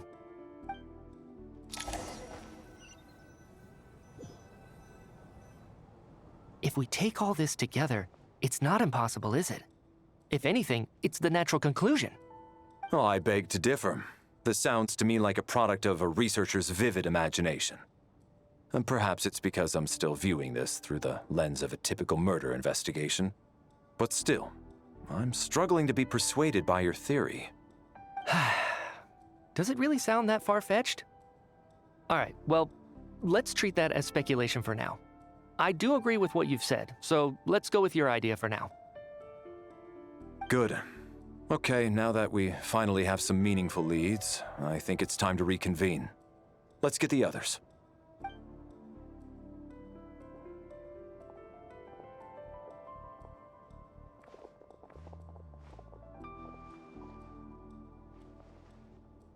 So, that's about everything we've discovered so far. I'll share my theory first. Based on what we've learned from the logbook, I believe the extra person among us is most likely the killer. If the killer had simply bought a ticket, it would have greatly increased the risk of their identity being exposed. I expect he or she either hid in the theater ahead of time, or found a way to slip past the ticket inspection. They then blended in with the group and waited for an opportunity to strike. What about the note found in the investigation report? Any thoughts on how that fits in? The killer may have simply planted it there as some sort of sick joke. I've seen my fair share of psychopathic killers. They love playing cryptic mind games. So, it has nothing to do with the haunting of the theater after all. This theory makes sense to me. If we have an audience member unaccounted for, chances are they didn't come here to watch the show. Could it really be that simple? So, in other words, all we have to do is find out who got in here without a ticket, and all our problems will be solved? Then let me make one thing clear. All the theater staff should be well aware that I came here for the rehearsal legitimately, yes? There's no way I'm the one who didn't have a ticket. It's true. I hear you used every trick in the book to get a hold of that ticket, too. Everything short of throwing a temper tantrum and rolling around on the floor at the entrance. I most certainly did not degrade myself in such a way. Probably a stupid question, but I might as well ask. Did anyone here get in without having their ticket checked? Hmm? Guess it was naive of me to expect them to just admit to it. Especially after the unprompted Lelic reveal. Once was already a miracle. Twice would be unfathomable.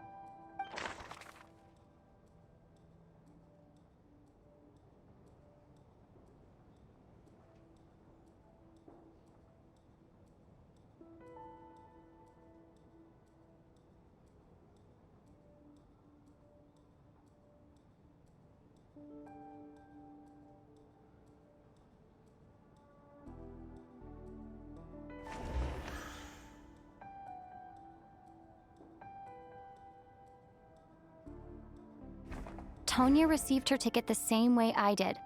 I assume Child got both of them together. In any case, I knew in advance that Tonya was coming.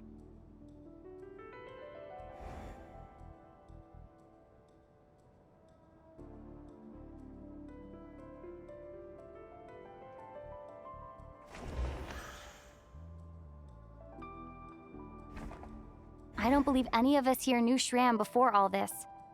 If no one can verify Shram's identity...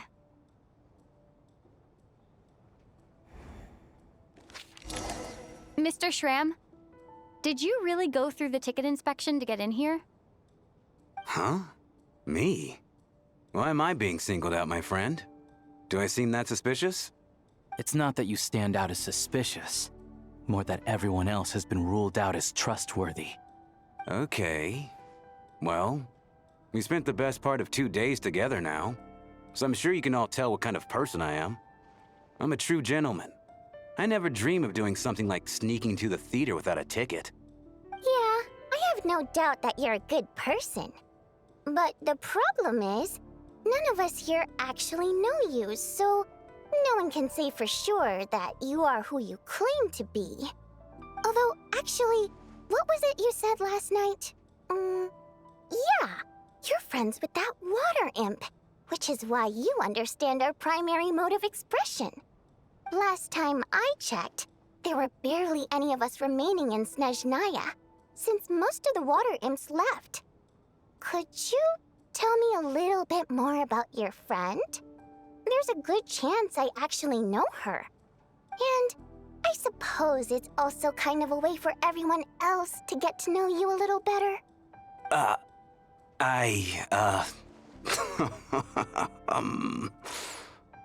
Good grief. Are you blushing? Pull yourself together, man. Stop giggling like a teenage boy. It's revolting.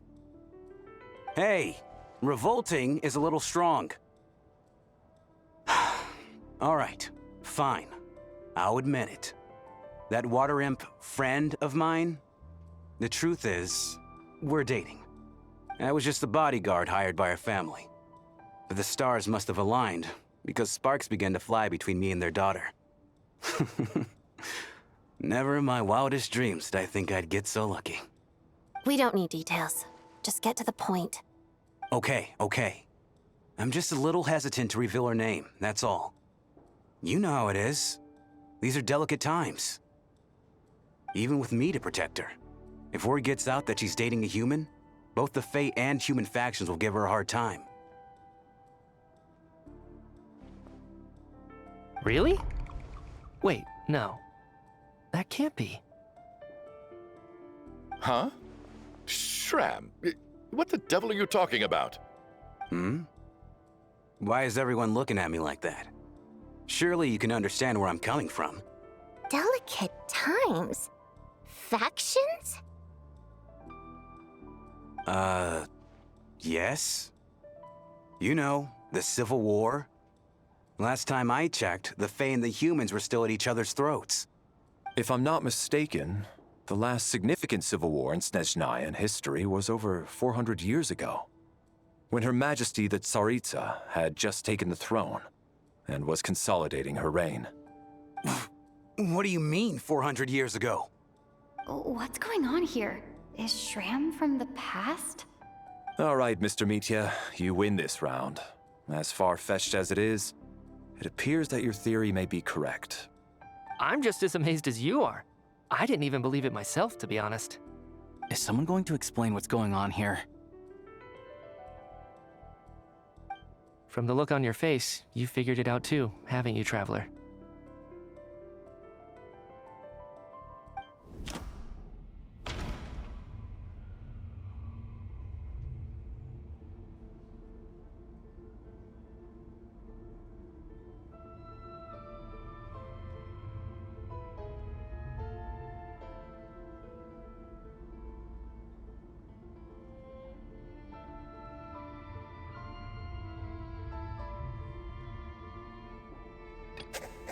That seems to be the case. Shram's the extra person, but there's no way of learning his identity from this clue. Vodyanitsa's private letter touches upon the history of the Water Imp aristocracy's exile, but reveals nothing about Shram's identity.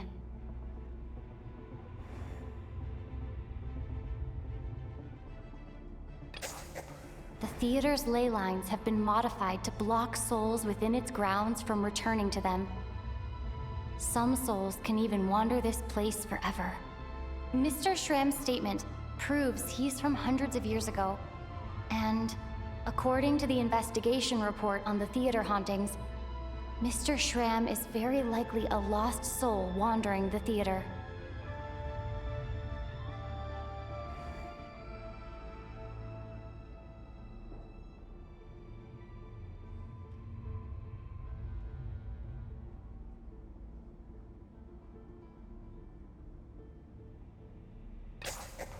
For some unknown reason, the soul that has been wandering the theater due to the leyline issues has joined our group and blended in.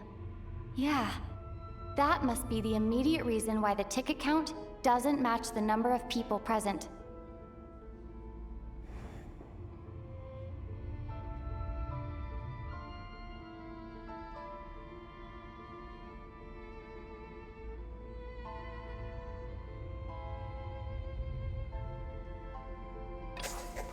The contents of the investigation report have been verified.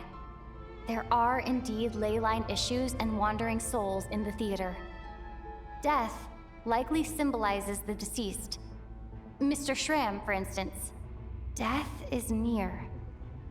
Huh. That must mean that there's a dead person in our midst. That's the truth, isn't it?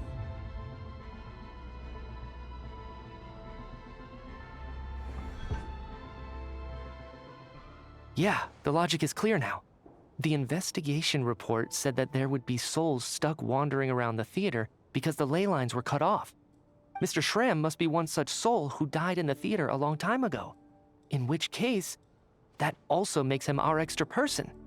So when the note said death is near, it must have been referring to death as in the deceased, people who died a long time ago. Someone who died a long time ago. In short, there's a dead person among us. The extra person we've been searching for is a ghost from the past. You mean I'm a ghost? No. Don't make jokes like that, my man. There must be some mistake. But even if I was dead, I know for a fact I didn't kill anyone these past 2 nights. Yeah, even if all that's true, the report also said the souls inside the theater can't affect reality, right? They're harmless.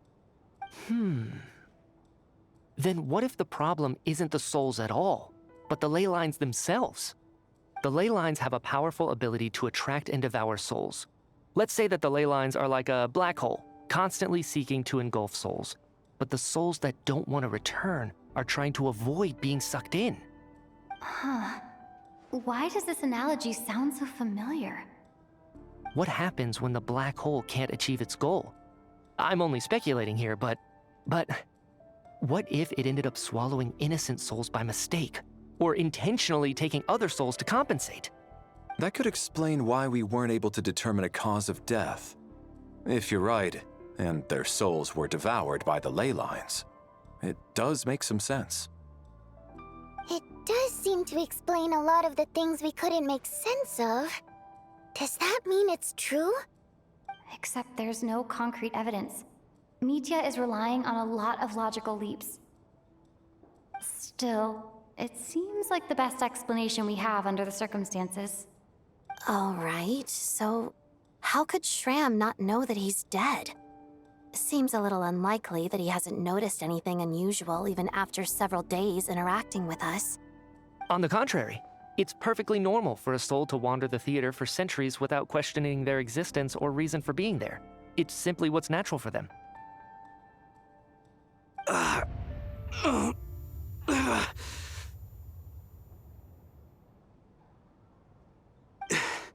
You know what, Mr. Brainiac?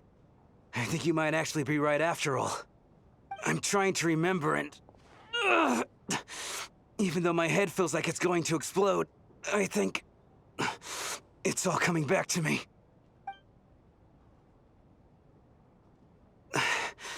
I was the one who didn't want to remember my own death, so I forced myself to forget. Well, I'm sure those are painful memories. My lady and I snuck out to go on a date one day. We bought tickets for the theater. It wasn't really my thing, but I was just happy to be together. All of a sudden, a group of people burst into the theater, shouting for all the water imps to get out, performers and audience members included. It was clear the conflict between humans and Fae had reached a boiling point. This time, the extremists were even coming after the water imps who had nothing to do with the war. I thought I could pull one over on them, so I took off my jacket, draped it over my lady, and tried to sneak out amid the chaos. But I got caught. They started shouting, calling me a traitor to humanity. But I was going to do whatever it took to buy her a chance to escape, no matter how many people stood in my way. I had to, both as her bodyguard and out of love. It's all right, friend. You can stop there if you want. You don't need to dig all that up again. It's just... even now, I'm still struggling to accept the truth. How could I be dead? I'm sorry, everyone. If I'd known I was a dead man walking, I wouldn't have dragged you down with me. If I'm the cause of all this death, then punish me however you see fit. But, Mr. Shrim... No. I refuse to be a burden. I know what I have to do. You said I've been wandering the theater for centuries, right?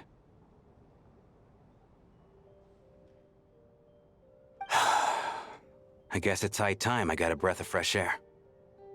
Out there, I mean.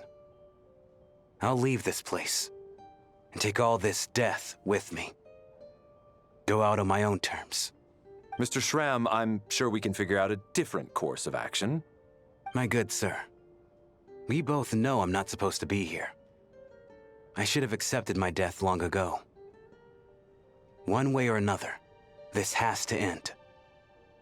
Unless you're saying this goes against another one of your military principles somehow. No, I'm speaking on a personal level this time. Let it go, man. Oh, wait. One last thing. Miss Wateramp. My lover. Her name was Litia. Litia Ozarova. Do you know what happened to her? Ozarova. Oh, Auntie Ozarova. That's what we all called her. I remember her as a very kind elder. She had a bunch of kids, too. I'm so glad she survived. And she had lots of kids? Good. That's... good. I could hardly expect her to stay single just because of what happened to me, right? As long as she went on to be happy, that's all that matters. Besides, I'm dead. My soul's been wandering around here for so long because I was worried about her. But now, I can go without regret. There's no need to see me off, my friends. I've enjoyed our time together over these past few days. Perhaps we'll meet again in the next life.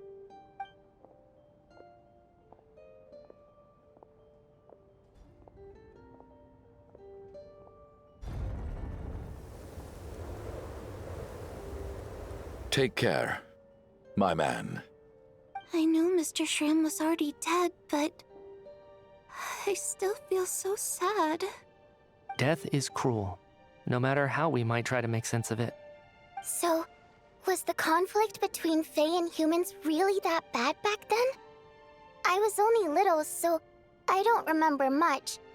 It's terrible to think that so many innocent people had their lives turned upside down. Even the historical records about that time period don't say much about it. All people know is that the Tsaritsa founded the Fatui, drove out most of the Fae aristocracy without explanation, then used her terrifying power to suppress the humans. It seems to me like the Tsaritsa chose to make herself the enemy.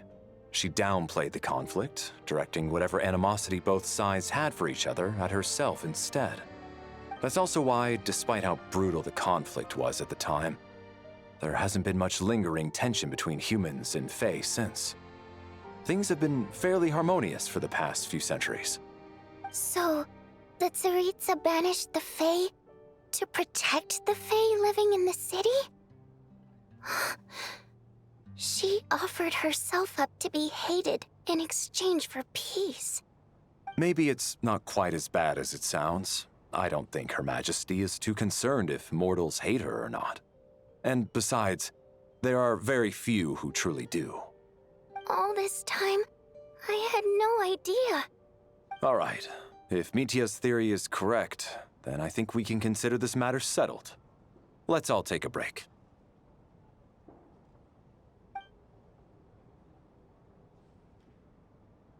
Ugh, if only this blasted storm wasn't still raging on.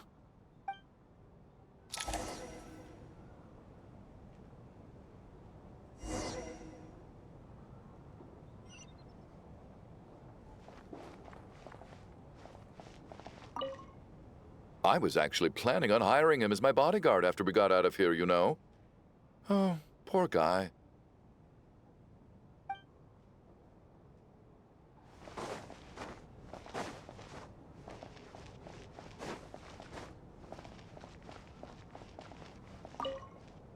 Even though Shram was already deceased, his decision to walk into the snowstorm was still a sacrifice, and a very brave one.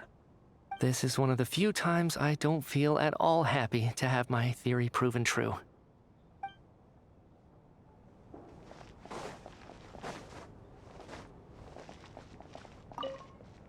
Well, at least it seems like Mr. Shram stayed optimistic until the end. The information he revealed, it's given me a lot to think about.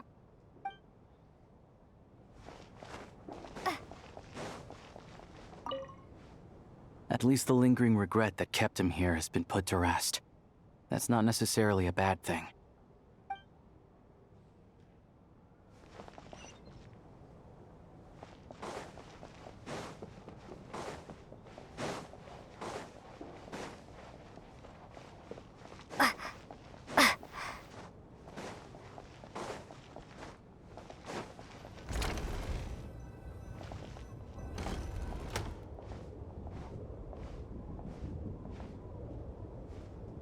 Looks like now we can just rest until the snowstorm stops.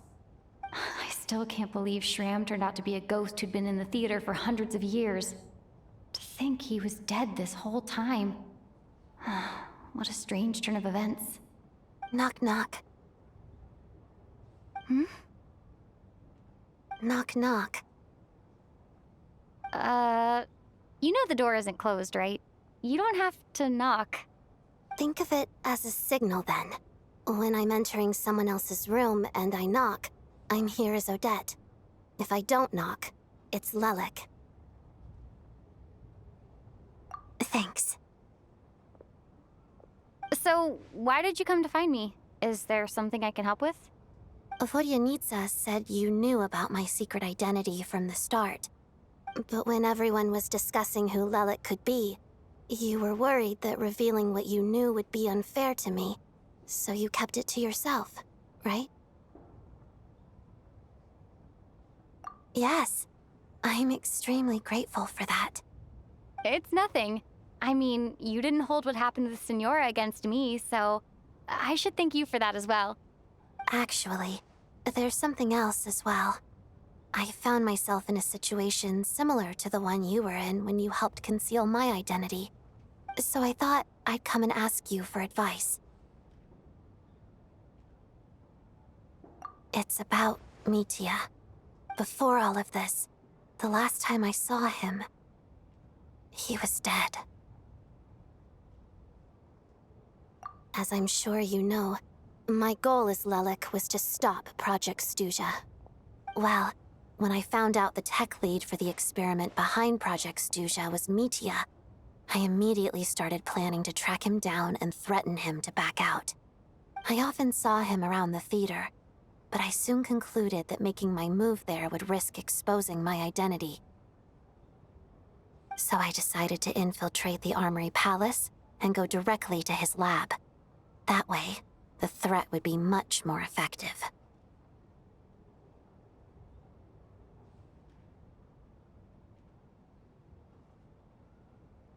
Well, I suppose there was a bit of luck involved.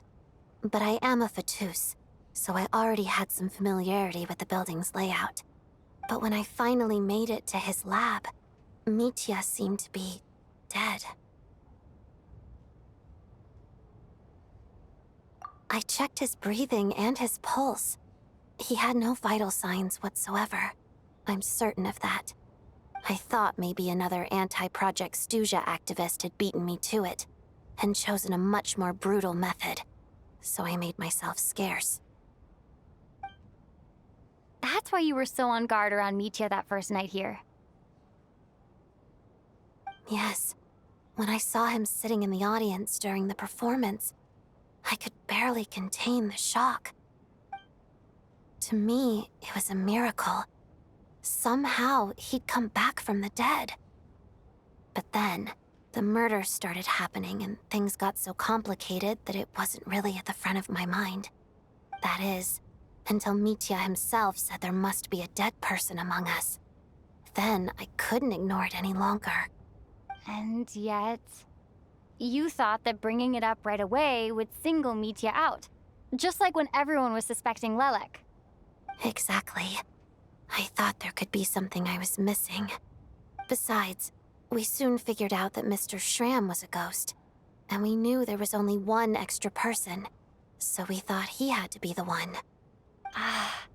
But now it seems like there's another candidate. I understand why you kept it to yourself.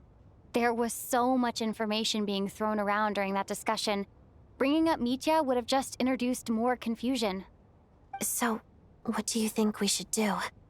Let me confirm one thing first. When was it that you found Mitya dead? Around a week ago, sometime in the afternoon.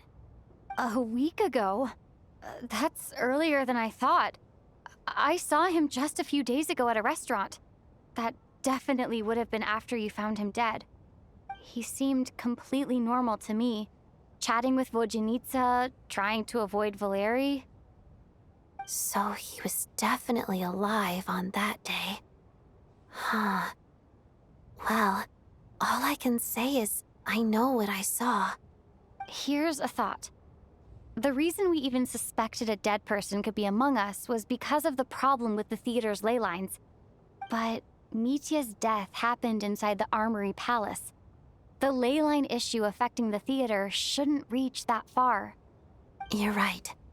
I guess he doesn't fit the profile of the person we were searching for. I think the chances of it being him are very low. Surely he can't have died for real in the Armory Palace. Unless what? Unless he really did come back from the dead. You're right. Do you think we need to disclose this to the others? Huh, what's this? A private meet and greet? Where do I line up? That's not what's going on here. Well, I was just making the rounds. Thought I'd try to lighten the mood a bit. Vodyanitsa's handing out food if you're hungry.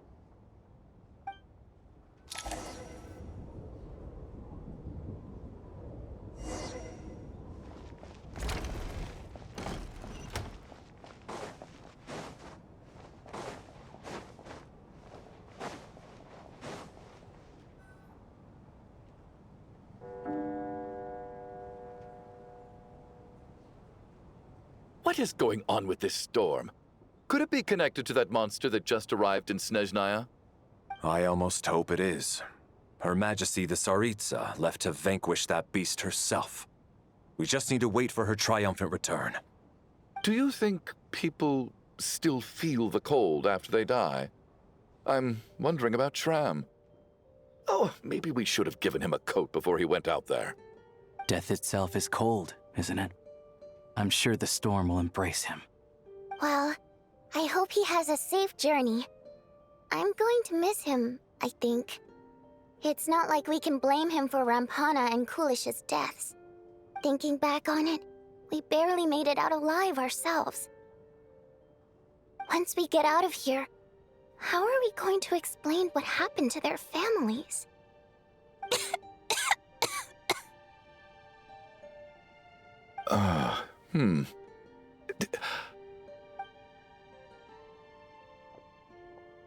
Are you okay? Here, take this. I've never used it.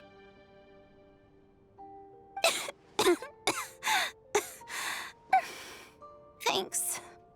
Look who's Mr. Nice Guy all of a sudden. Is it because Tonya stood up for you this morning? At least you know how to return a favor.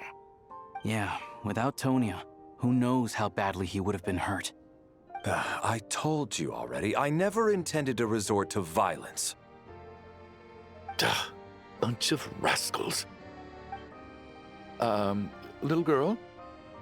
I was rather surprised when you spoke up for me this morning. I didn't think I had many admirers here, so,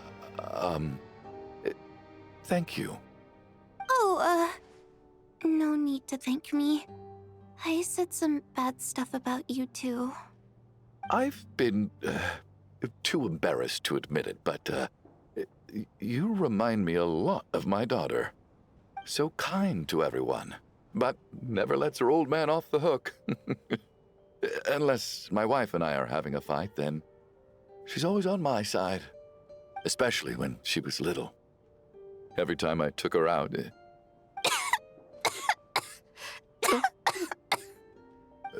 All right, easy now. How long have you had that cough, Tonya? I don't know.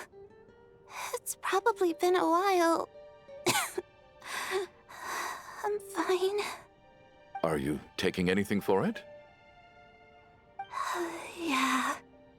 I'll be fine once I see my brother. He's gonna pick some frost fairy flower leaves and brew a tonic for me. I'll feel much better once I drink that. I see. That's good to hear, then. We should probably discuss arrangements for tonight. Now that the deceased has left our midst, there shouldn't be any more incidents. However, out of an abundance of caution, I'll keep watch. Shouldn't we take shifts? I can take one if needed. No need. I managed to get a nap in earlier, so I have plenty of energy right now. After all the tension of the past few days, everyone else should just focus on getting a good night's sleep.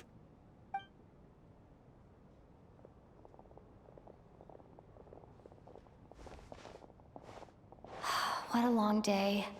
This whole situation turned out to be way more complicated than I expected. But Valeri's right. I should just try to calm down and get some rest. The last thing I want is to give myself nightmares.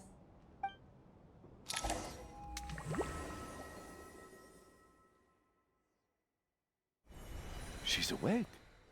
She's awake! Get over here, you big lug, and take a look! If you must call me something, call me Mr. Door. The Black Mist is coming. You need to go. Are you all right? Can you walk? We just got attacked by monsters on our way up. That Mr. Door fellow protected us.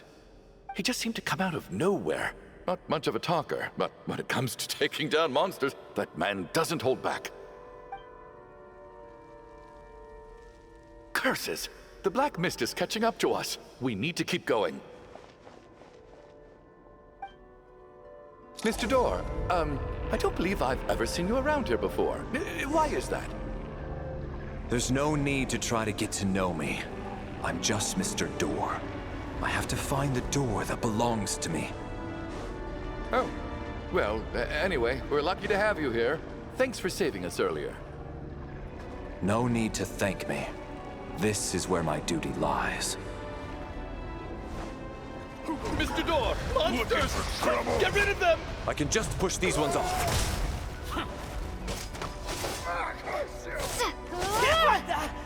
What the? Encase! Fighting Frost! Get a lot of this! What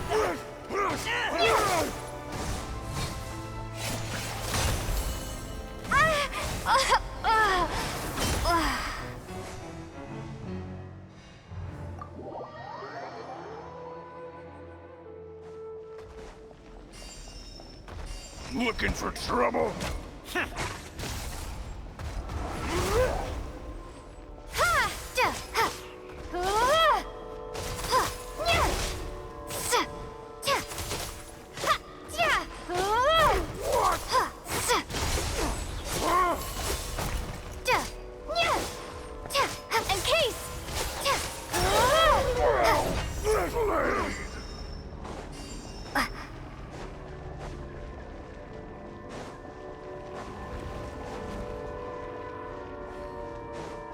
So we're doing this the hard way. Ready to taste my fists? I hurt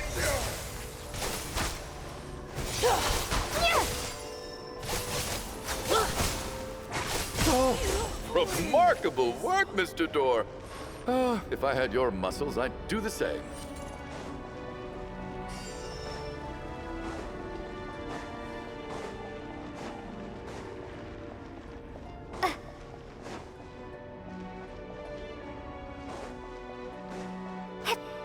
Are none of these doors the one you're looking for? No.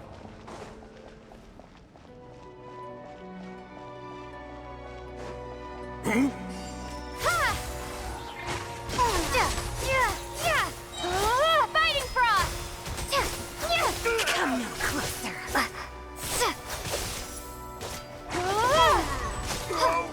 goodness! I'm so exhausted. And the black mist is still rising.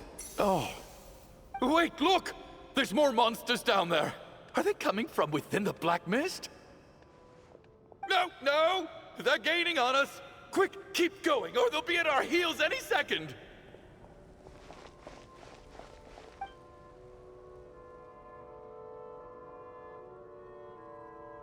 Mr. Door, what are you doing? We need to get out of here. They're coming! Found it. This is my door. What? You mean you're going to stay here? I am a door. This is where my duty lies. No! You saved us. We can't leave you behind. You must keep going. A door can only keep things out for so long. You must make haste. But... Oh, you're right. Let's go. We can't let Mr. Door's sacrifice be in vain.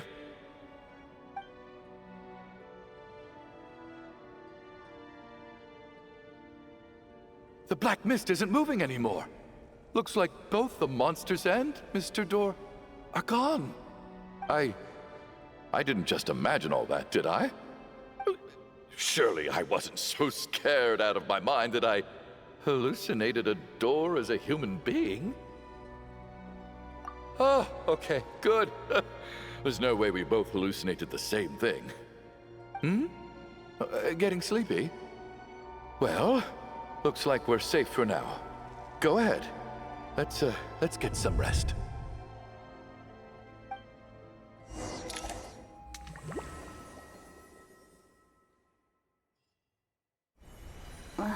What time is it? Is it morning? I think I had a nightmare. Oh, I guess everyone's still asleep. These past 2 days have been exhausting. Valeri's keeping watch though, so he's probably the only one awake. Valeri?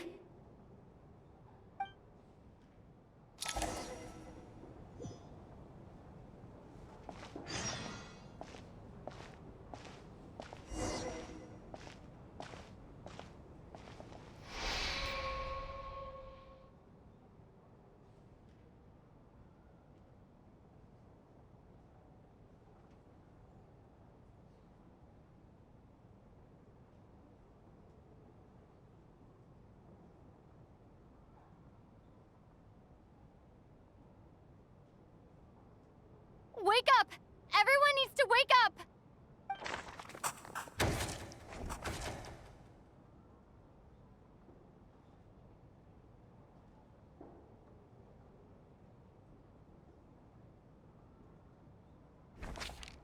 Just like the last 2 nights. No clear cause of death. I've been a real thorn in your side, haven't I, Mr. Valeri? Now you can rest in peace. But for me, life will be all the duller for not having to run away from you, my friend. How's Tonya? Is she okay? I just checked on her, and it doesn't seem like anything serious. She's just exhausted from the past couple of days, and she's still recovering from her illness. We should let her sleep a bit longer. That means Valeri was the only one who died last night. If Valeri was awake and keeping watch, it would have been impossible to kill him without waking everyone else up. That much is certain. This is so frustrating. Why has nothing changed since yesterday? I thought we already dealt with the dead person causing all this.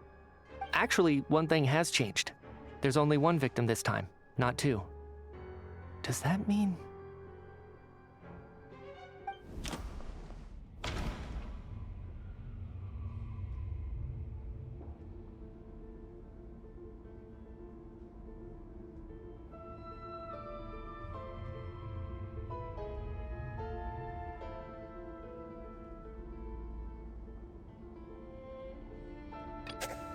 No similar cases have ever been confirmed.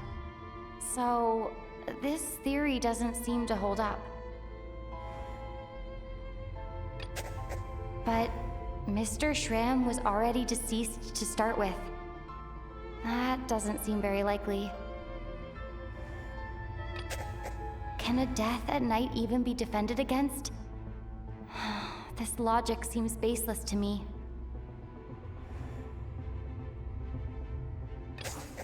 After the deceased Shram left, there was one less victim last night.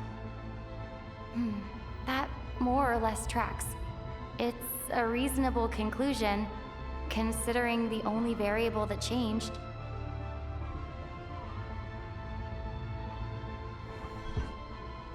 Oh, the number of people who die each night is equivalent to the number of dead among us. That's your theory, right?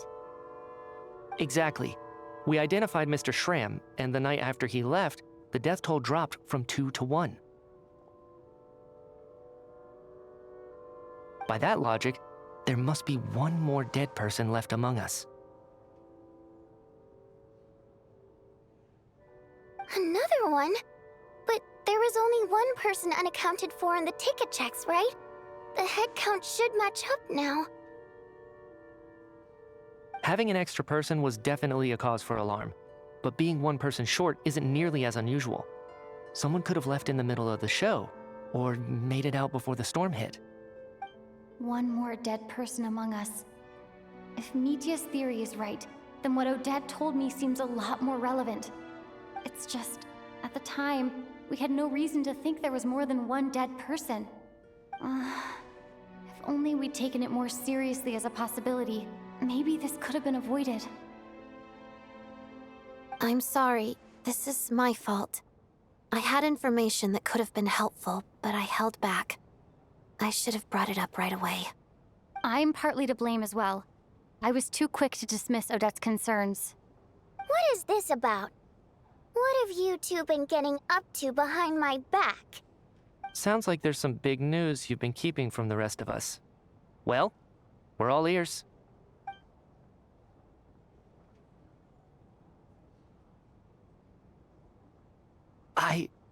I'm the dead person? Wow, that's certainly news to me. Odette and I talked about it yesterday, but we thought it just wasn't possible, so we left it at that. Yeah, I don't blame you.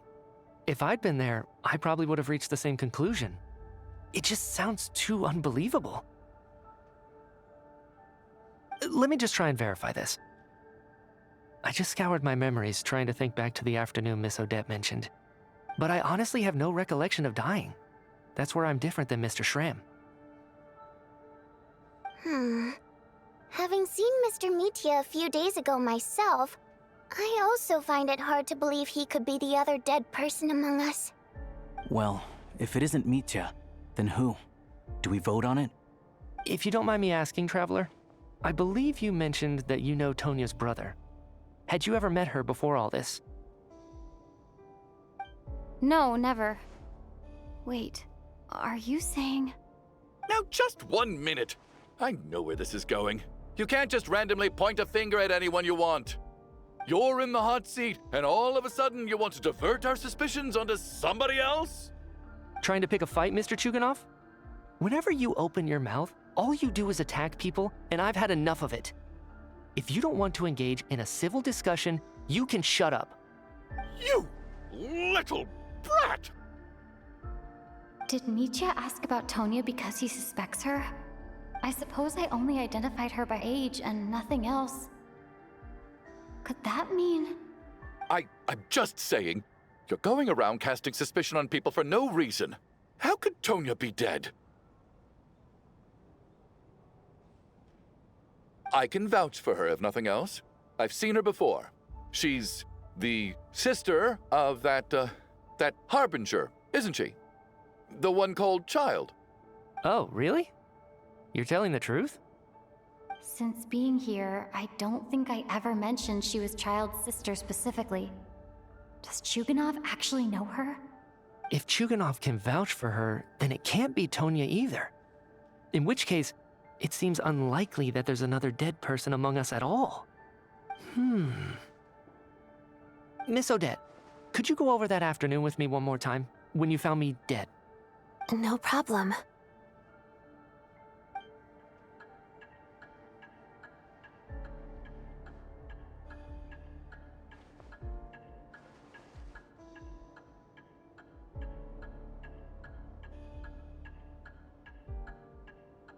Huh.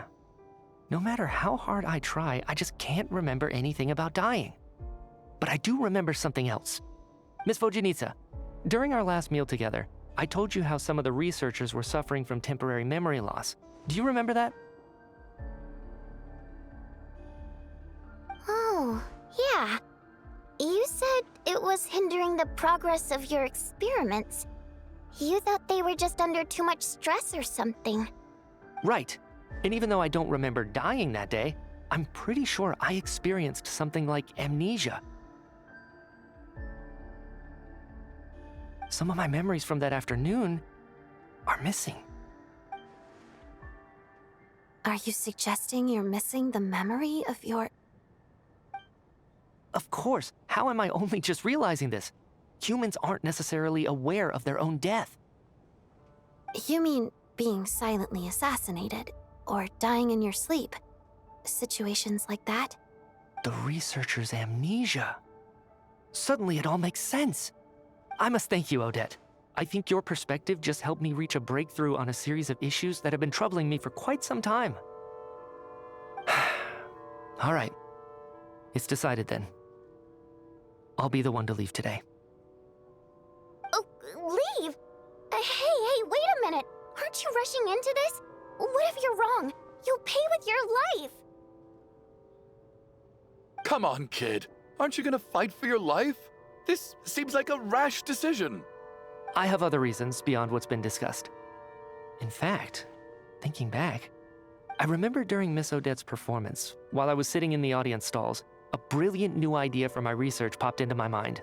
But then, my train of thought suddenly cut off. I can't remember it now at all, and I didn't take any notes. I guess that must be another instance of temporary amnesia. No. Hold on. I see where you're going with this. You're suggesting that each instance of temporary amnesia is a death, right? There's a glaringly obvious flaw in that idea, no? How can one person die so many times? I believe Miss Odette's account. During the period where my memory is blank, I must have been either dead or in a similar state.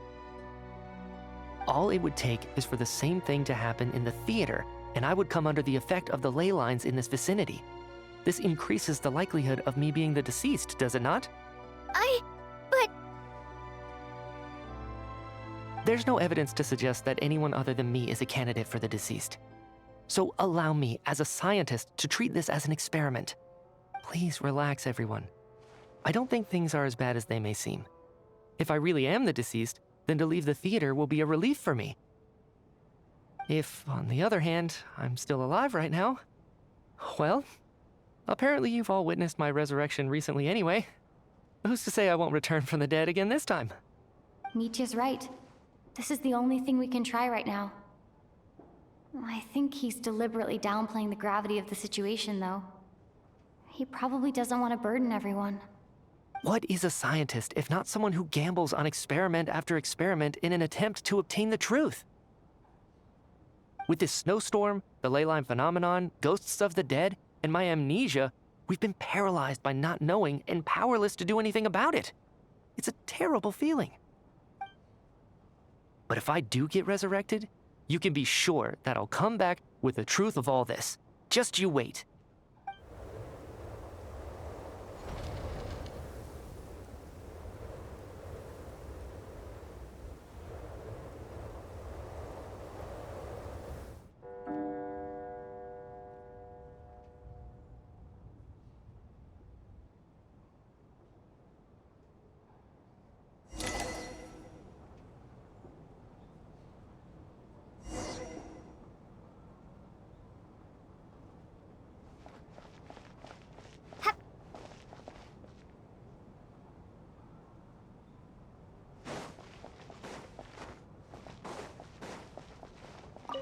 Oh, that Valeri guy was packing even more muscle than I thought.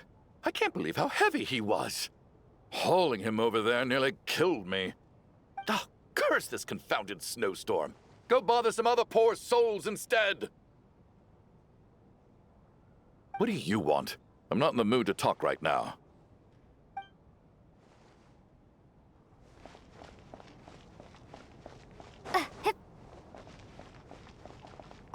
What's on your mind, Odette? You haven't said a word. I was thinking about Mitya. If he'd been unwilling to sacrifice himself by walking out into the snowstorm, that would have made more sense to me. After all, it seems like the dead don't perceive things any differently from the living. Mitya doesn't even remember dying. So, to hear the news that you're apparently dead, and simply choose to walk out that door without a second thought, I can't imagine all the things that must have been going through his head. But when Mitya left, his expression revealed absolutely nothing. Perhaps he is even better at disguising himself than I am.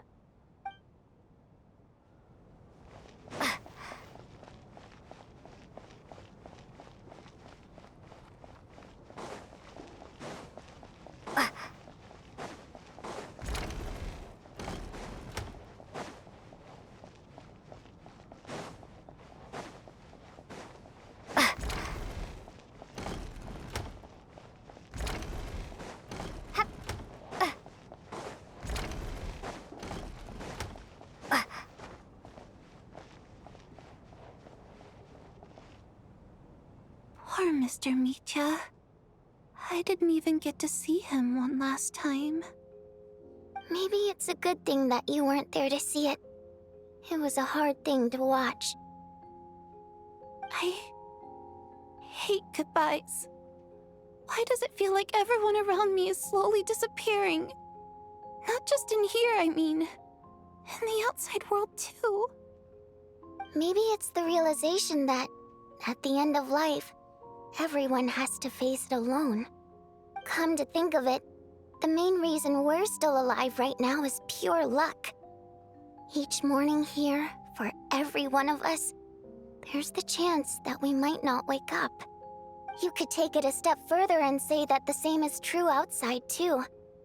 Who can ever be 100% sure when they drift off to sleep that they'll open their eyes again in the morning? If I make it out of here, I'm going to cherish every moment that I'm awake and live without any regrets. Without regrets? I feel like a strange sense of anxiety has been quietly growing inside me over the last 2 days.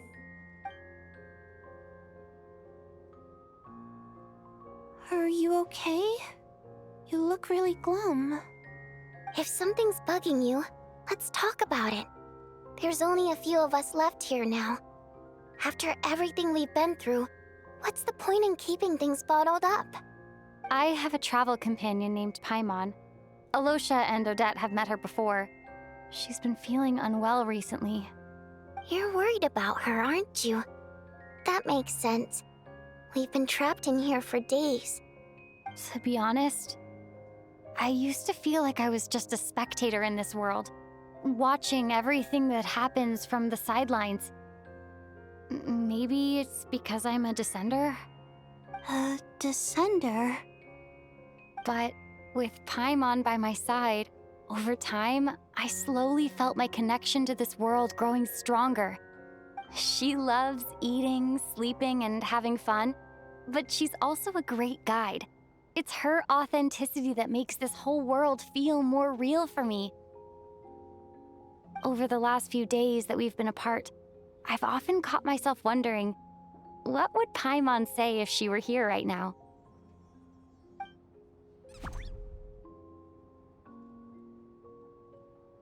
But by the time I snap out of it, the conversation has already moved on and I'm still in my own little world. I'm trying to overcome this sense of detachment, but I really miss Paimon. I guess, in a way, she means the whole world to me. I bet she misses you when you're not there as well. maybe you're her entire world too. I don't know if this will make you feel any better, but back when the water imps left Snezhnograd in droves, I also felt like the whole world was suddenly empty. I could be surrounded by people all smiling and having fun, and still feel completely separate from it. So, I totally understand how you feel. Later on, I started to think, maybe accepting the fact that our loved ones won't always be with us is something that takes a lifetime. All we can do is cherish their companionship from moment to moment. So, once we get out of here, you better hurry back to our side as fast as you can. You can't let your story end in regret. That's the trope I hate the most. Thank you. That's exactly what I needed to hear. But Vodyanitsa, if you hate goodbyes too, why didn't you leave with your people? That's just the choice I made. I used to regret it, but I don't anymore. Like I said before, singing is a water imp's primary mode of expression. It's how we convey our emotions. Our songs have echoed through this theater for hundreds of years, each one a story pieced together through moments of joy and sorrow. But does a story exist without someone to read it? To me, the answer is no. So I made the choice to stay. That way, there would still be someone left to sing these songs and listen to their stories. Otherwise, they could have been lost forever. Could you teach me how to understand your people's songs sometime? I want to be able to truly hear them, like Mr. Shram. A fan after my own heart. Thank you, Tonya. How about I sing something for you, and you tell me what you hear? Okay, I'll do my best.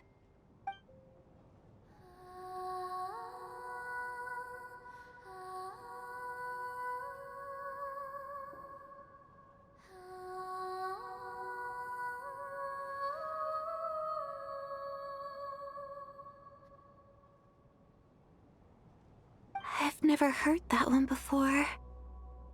I feel like I can hear a sense of longing somehow. I wonder why that is. Color me impressed, Tonya. You're a keen listener.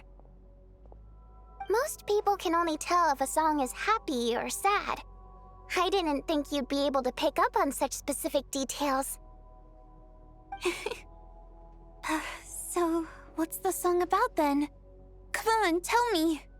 I've actually never performed this song in the theater before, because it has more of a ceremonial purpose for our people. It's not meant for the stage. It means something like, "May those we have lost watch over us, and follow this song back home in the night, so that we might be reunited once more."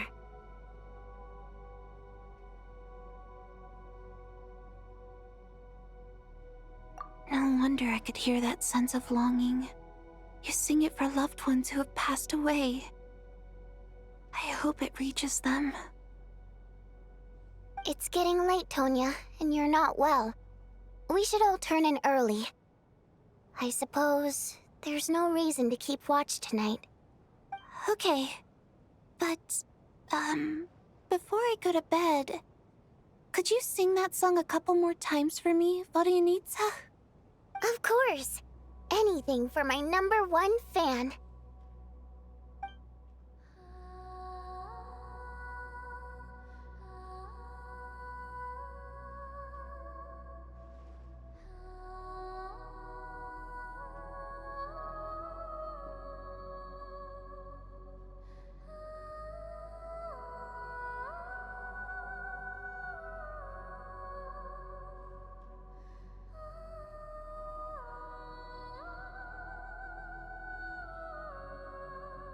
Once I get out of here, I definitely don't plan on ever coming back. But I guess that means I'll never get to hear Vodyanitsa sing again. That's a sad thought. Before I fall asleep, I should cherish this moment of companionship while it lasts.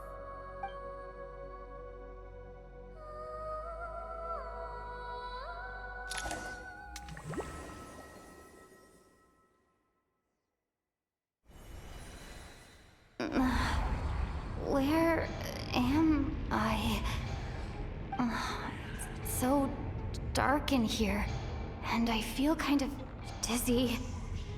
Am I alone? Huh? What was that noise?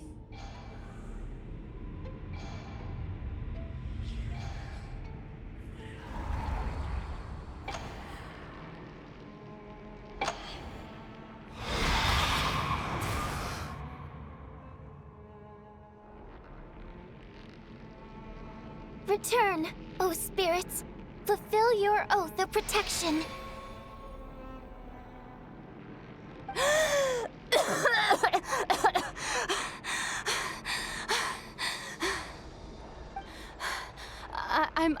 I'm alive? What just happened? No time for questions. Quick, over here. Turn on the switch. We need to bring back the light.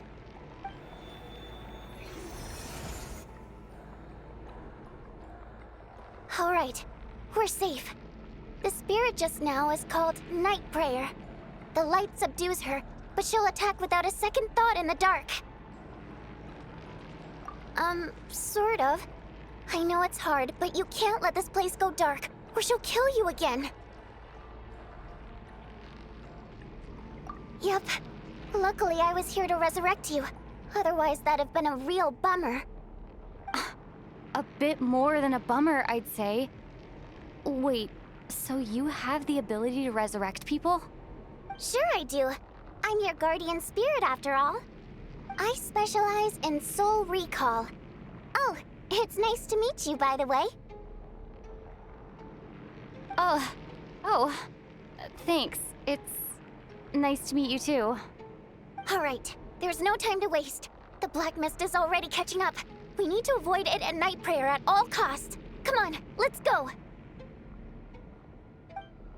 We need to reach the next switch before the place gets too dark. If we bring the light back, Night Prayer won't be able to get to us.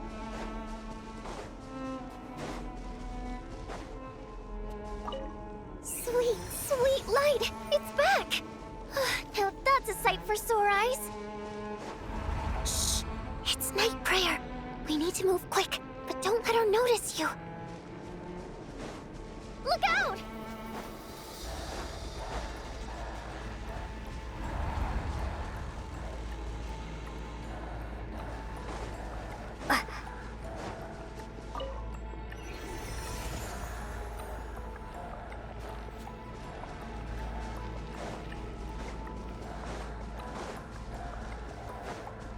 The next switch is over there.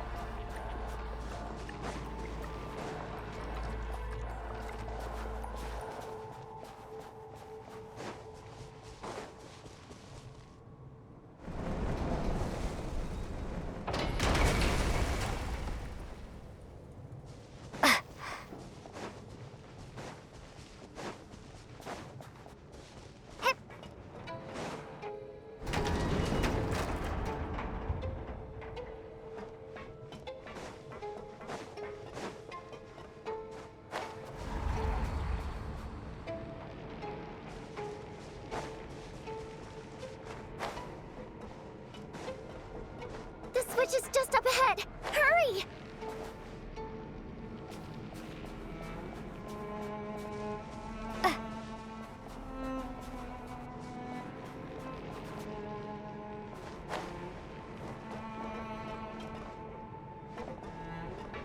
This is not the end. I won't let you die like this. Not on my watch. No. Night Prayer is here too. This can't be the only path. Let's head up there and take a look.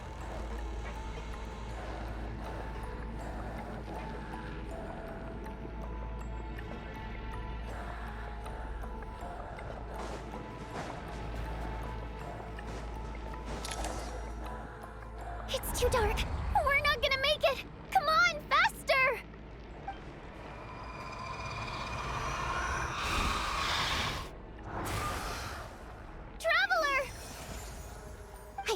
let you die like this. Not on my watch.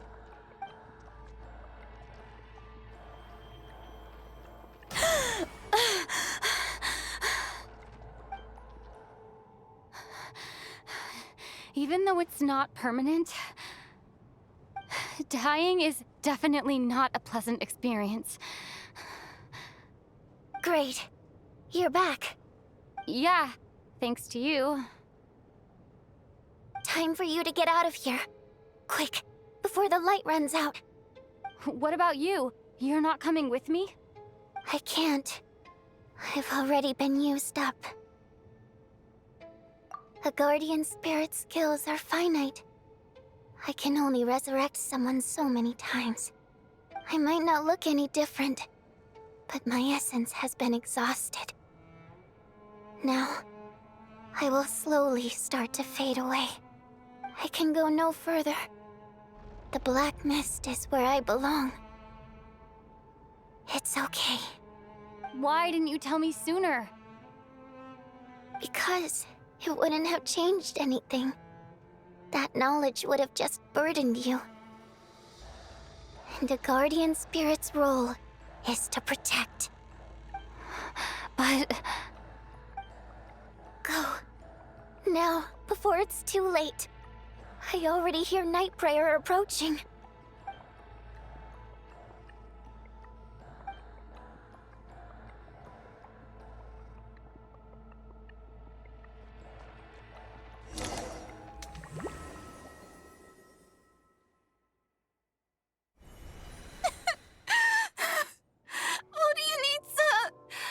How could this happen?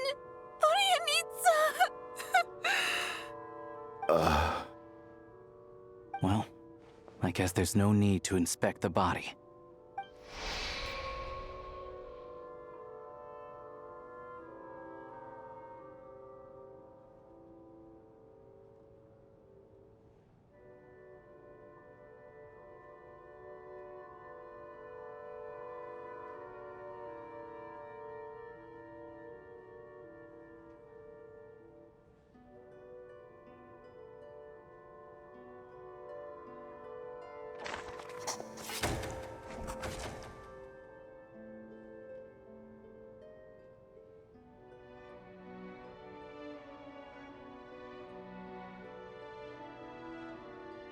This wasn't supposed to happen.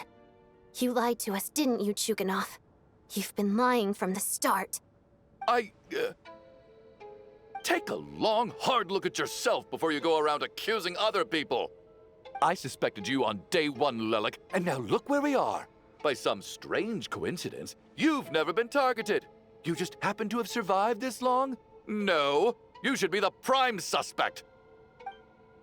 And you, little hunter, ever so content with staying on the sidelines. Yet, you were the one who stopped us from leaving from the start! Why are you trying to keep us here? Now you're just lashing out indiscriminately. That's either a sign of anxiety or a guilty conscience. Where was all this passion and bravado before? Decided to fight until the bitter end. Is that it? Is that a threat? Fine, bring it on. You think I'm afraid to die after all this? You want to kill me? Go ahead. I'd like to see you try. After all the trauma of the past few days, everyone's been pushed to the breaking point. Valeri and Mitya aren't here anymore. Someone else needs to step up and take charge. But first, I need to think this through. Considering everyone left, who's the most likely candidate for the deceased?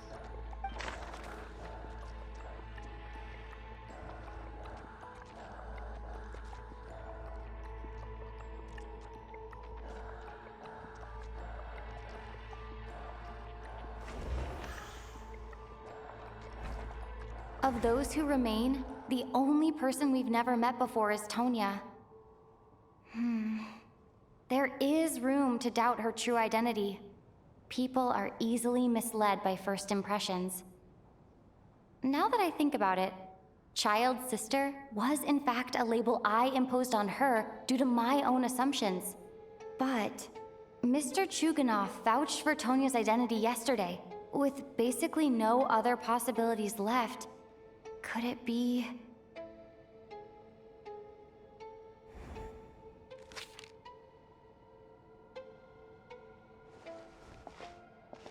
Tonya. How's Tusser been lately? Tusser? Your brother Ajax must have mentioned me in his letters home, right? Did he say anything about a blonde traveler? No. And my brother's name is Razik, not Ajax. Oh. Chuganov, looks like it's your turn to do some explaining. Yesterday you said you could vouch for Tonya. Why did you give us a false testimony? I knew you were behind this, Chuganov. You've been lying through your teeth from the start. Everything about you is fake, down to the wife and daughter you're always talking about. Your entire family man persona is a charade, isn't it? That night, when I infiltrated your place as Lelik, I noticed you were home alone. Didn't think much of it at the time, just thought everyone else was out. But thinking back on it now, that doesn't seem very likely. My guess is, you live alone, don't you? Even that was a lie? But why would he lie about having a family? Oh! Curses! Oh, why is there no end to this blasted snowstorm? If it would just stop! If it would just stop. I think I remember now. I know how I ended up here. It feels like a distant memory.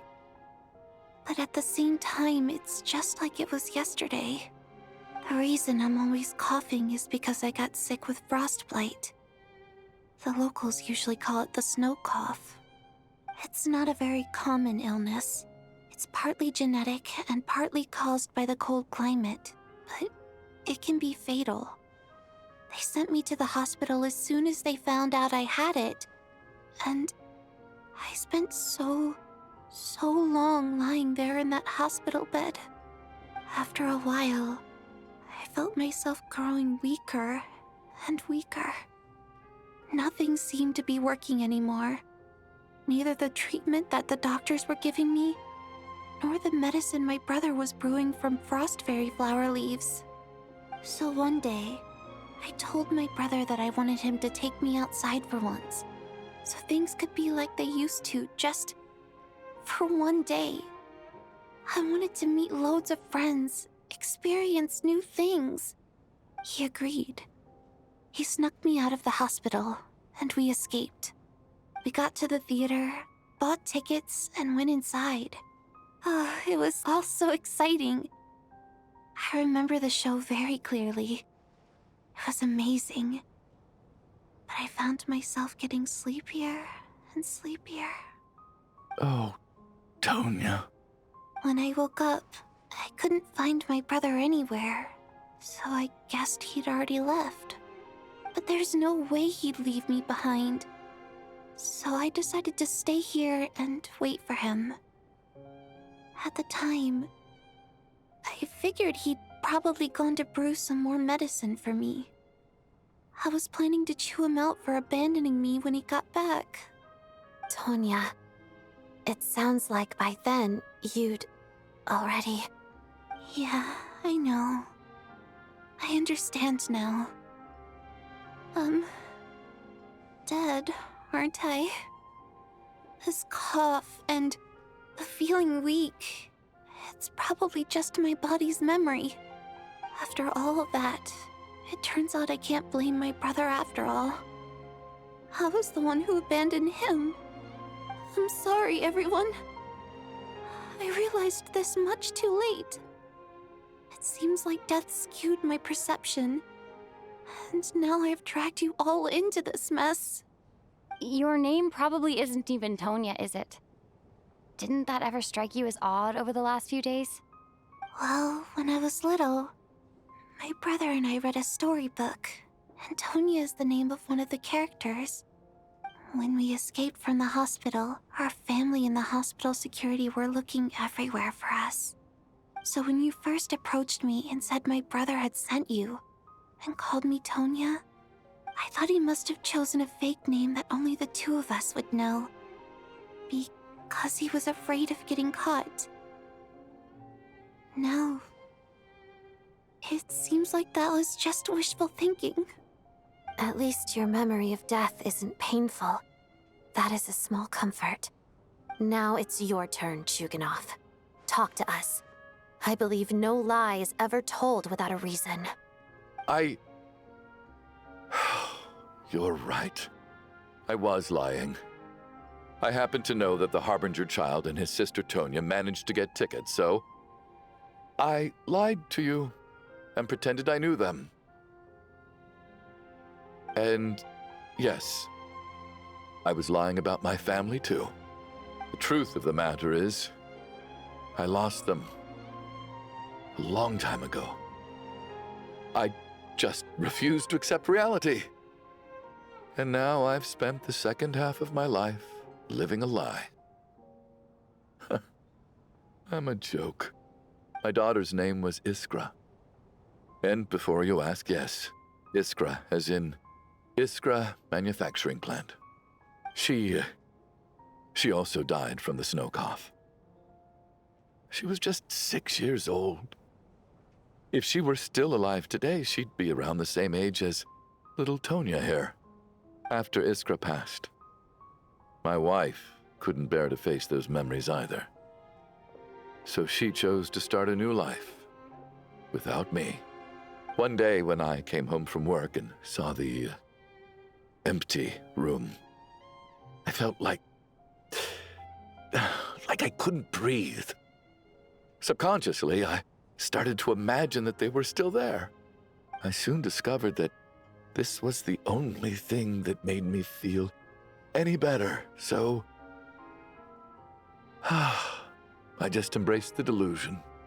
Nothing more than a pathetic means of escapism, I know.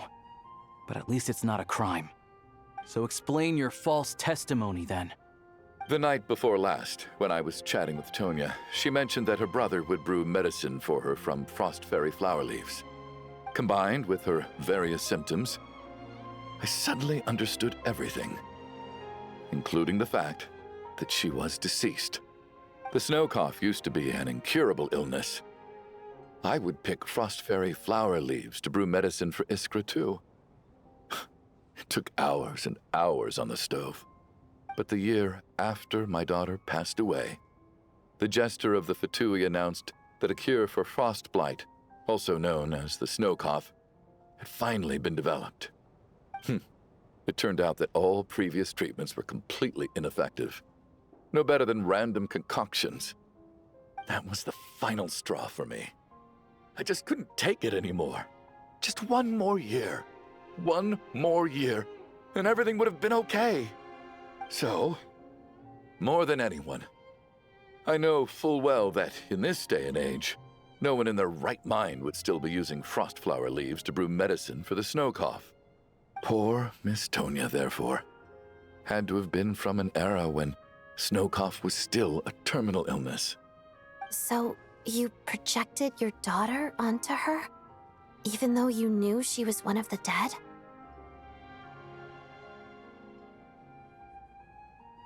That doesn't make any sense. You knew she was already dead.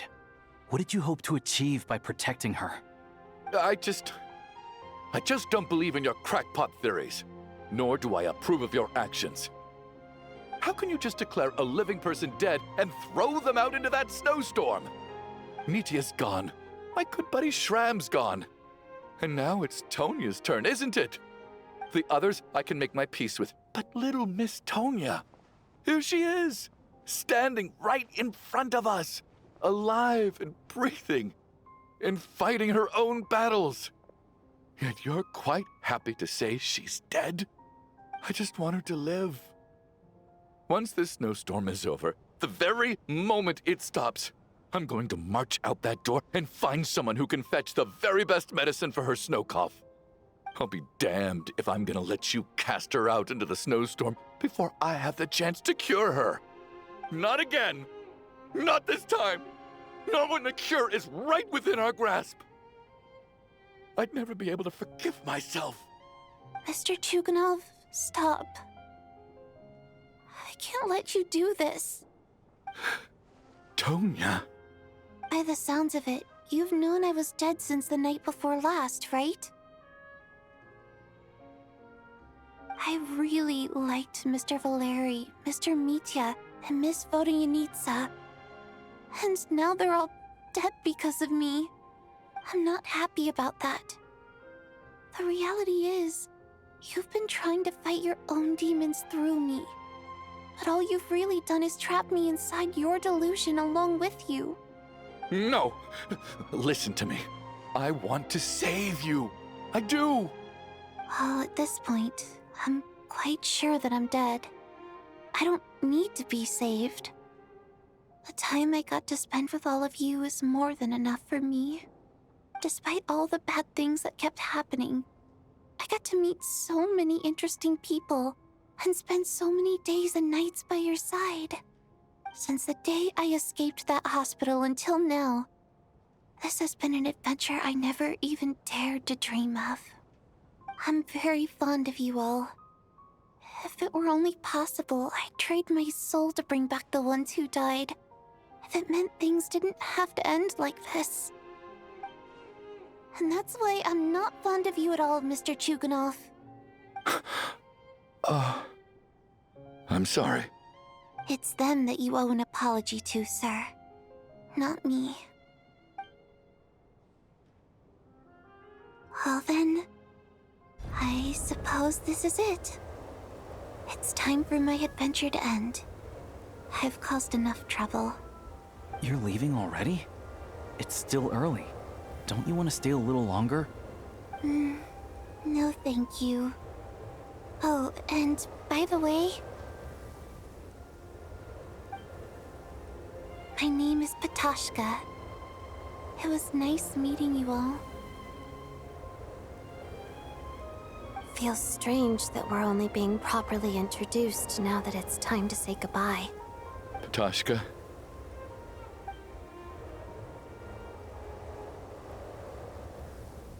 What are you doing, Chuganov? Are you crazy?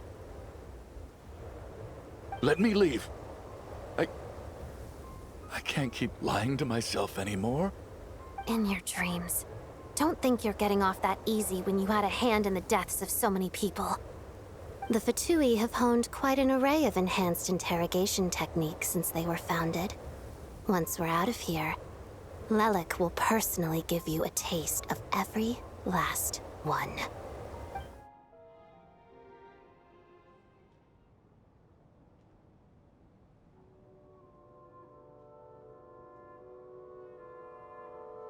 I think we should leave.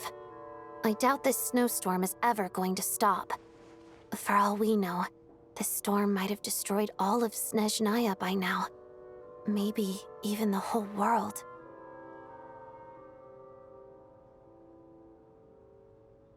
Wait, we finally solved the mystery of the haunted theater today. Maybe let's at least try to enjoy tonight? Fair enough. I don't particularly feel like dying in Chuganov's company anyway. And yet you won't let me die first. Hey, Chuganov, on a serious note, if we do make it out of here, you should close down that factory of yours. A lot of people are freezing thanks to you. Is this really the time to be discussing my factory? All right, fine. I'll shut it down. Doesn't matter to me anymore. Am I hearing things? Or was that a knock at the door?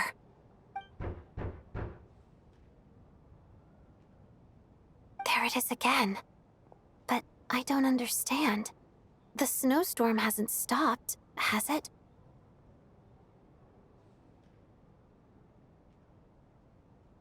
Should we open the door? Is this it? Is this nightmare finally over? If the last few days are anything to go by, I probably shouldn't be getting my hopes up. Whatever lies beyond that door at this moment, it could be something even more terrifying than everything we've been through so far.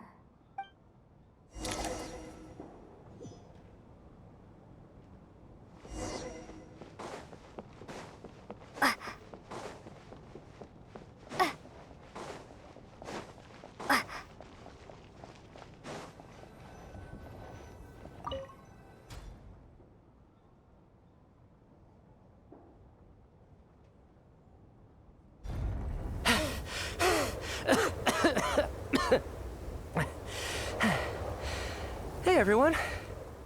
I'm back. How are you doing? Feeling any better?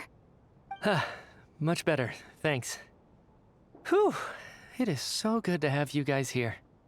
I was a little worried that the theater would be empty by the time I got back. Let me see. Tonya and Vodyanitsa are missing, which means... Vodyanitsa died last night. And then you discovered that Tonya was the other dead person. Am I right? Not Tonya. Pitashka.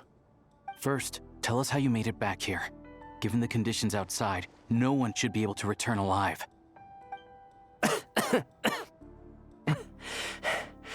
You're right. The thing that got me back safely was... a song. I heard someone singing. After walking into the snowstorm, my mind grew hazy. I don't know how long I walked through the storm before my mind completely slipped away. Then, suddenly, I heard the sound of singing. The voice instantly brought me back to my senses, and I regained consciousness. So I followed the voice, searching for the source of the singing. I searched and searched, until finally, just a few moments ago, there was the entrance to the theater, right in front of me. I've actually never performed this song in the theater before, because it has more of a ceremonial purpose for our people. It's not meant for the stage. It means something like, "May those we have lost watch over us, and follow this song back home in the night, so that we might be reunited once more." That must have been Vodyanitsa's requiem. Who knew it actually worked?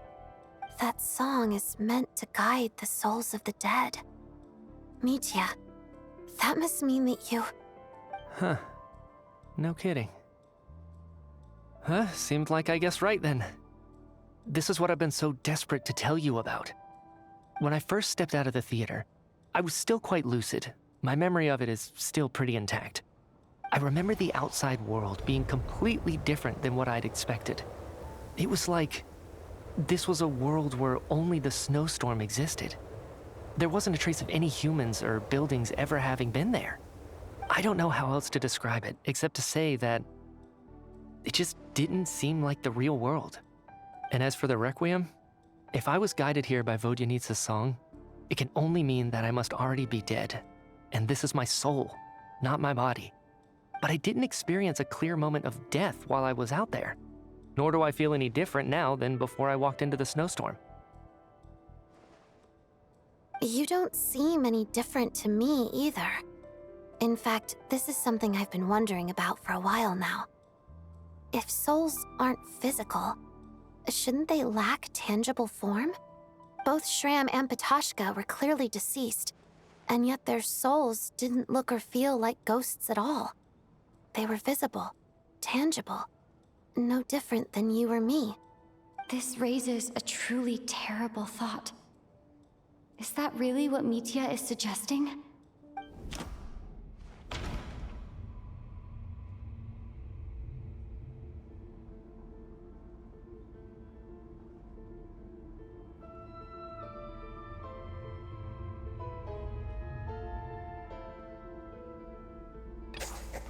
Mitya's soul was summoned back by the Requiem, confirming that he is indeed already dead. And yet, he looks no different from us. Of course, if even the long-deceased like Mr. Shram can blend in with us undetected, then maybe we've all been dead from the very start. And all of us are now souls wandering the theater.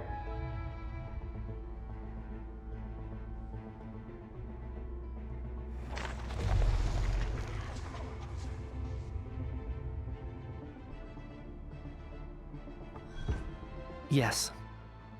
I think that this is probably the afterlife. What did you say?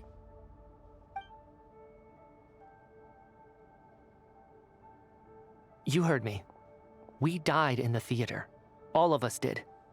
But due to an obstruction in the theater's ley lines, our souls are trapped here, while an endless, infinite snowstorm rages outside. It's ironic, really. All that time, we were working so hard to figure out who the deceased among us were, when the truth was, we were all deceased. The only difference being some of us died more recently than others. Do you remember that note, "Death is near"? Seems like we misunderstood what it meant after all.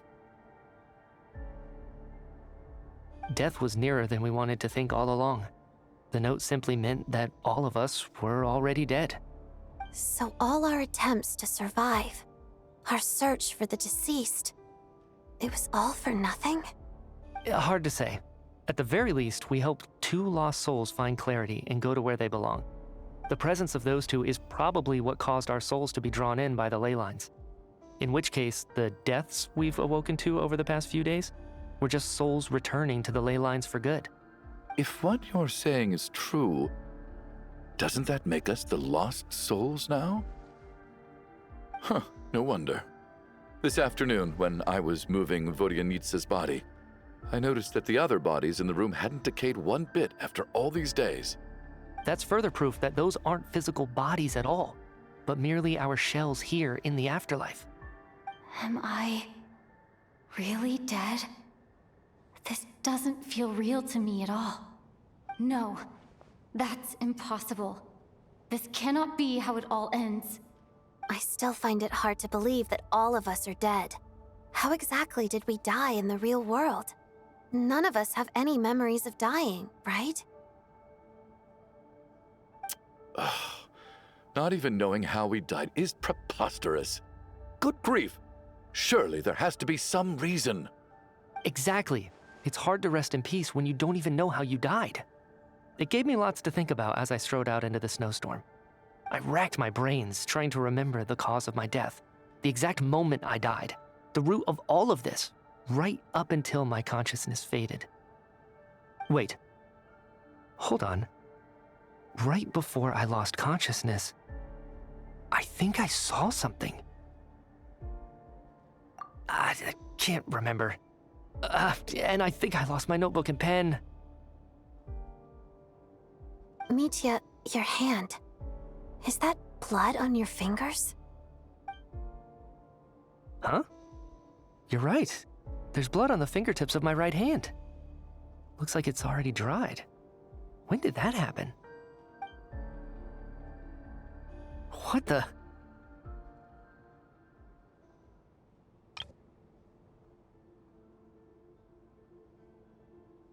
I guess this was what I saw. I must have desperately drawn it in my own blood right before losing consciousness. What's wrong? Do you recognize the symbol? It's Renova, the ruler of death. Alosha, do you still remember that Snezhnayan folktale you told me about? It was about the Grim Reaper. When someone's about to die, he appears as an incarnation of someone familiar to guide their soul into the afterlife. And as soon as you recognize his face, your life is over. I heard a similar tale when I was little. You think the Grim Reaper in this story refers to the ruler of death you mentioned? That's right. In which case, death is near could also mean that the Grim Reaper is here, disguised in a familiar form. Death, the deceased, and the Grim Reaper? So it's a triple entendre. When I first saw this note, I thought it contradicted the investigation report. But now it seems like that was the whole intention. So the Grim Reaper deliberately misled us. Then, we started suspecting each other and searched for the deceased while they hid in plain sight. By that logic, the one person most likely to be the Grim Reaper incarnate is...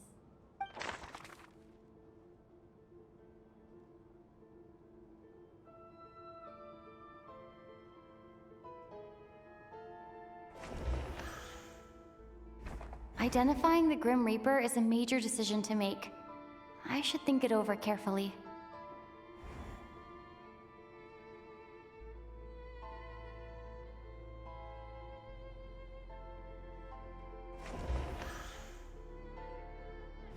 Identifying the Grim Reaper is a major decision to...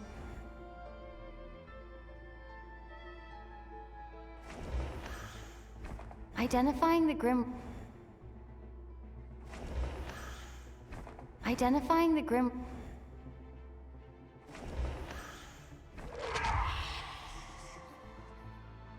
No doubt about it. It's Alosha. Looking back at how everyone has acted over the past few days, Alosha is most likely the Grim Reaper lurking among us.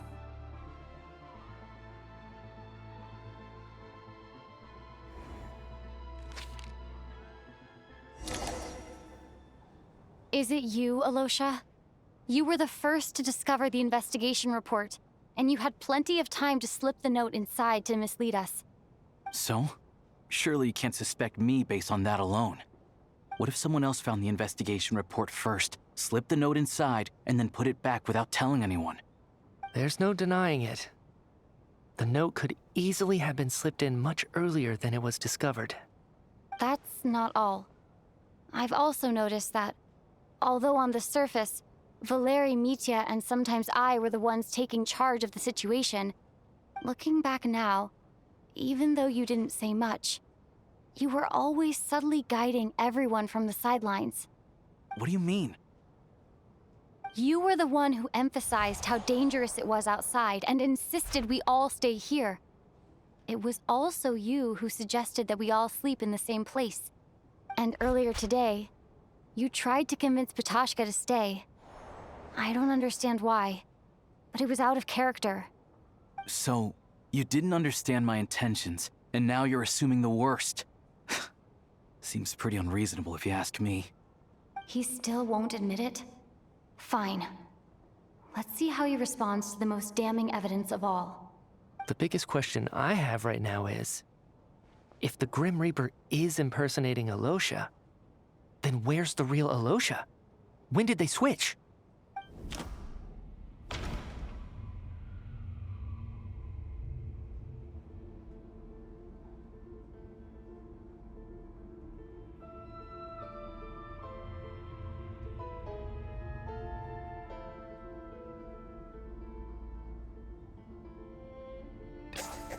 That's right. This was the moment. Right at the start, before any victims had even emerged, Alosha was switched with the Ruler of Death while everyone's guard was still down.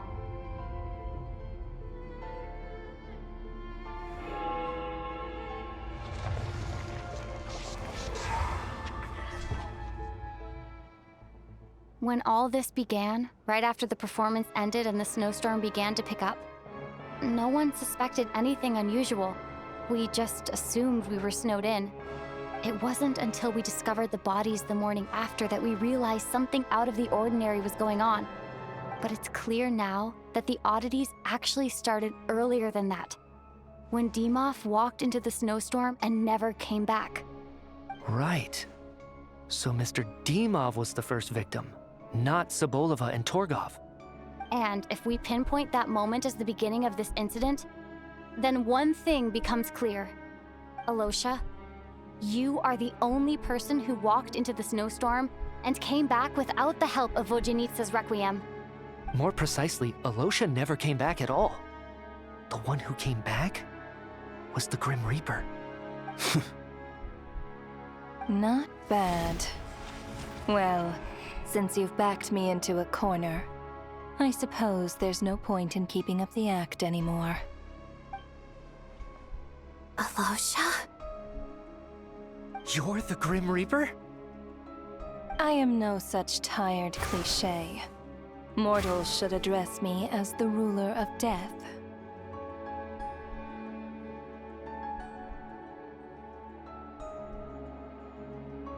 Before being wiped out for good, you identified the two deceased, and even sensed my presence. A commendable achievement. Far beyond what I expected. I heard you can ferry souls. Those deaths each night. Were they your doing? Your initial conclusion was correct. Due to the existence of the two deceased, the ley lines yearned to reclaim those long-lost souls. Every night they devoured an equal number of souls to fill the void. This required no intervention from me. Though, of course, ferrying souls is indeed my authority. Here, take a look.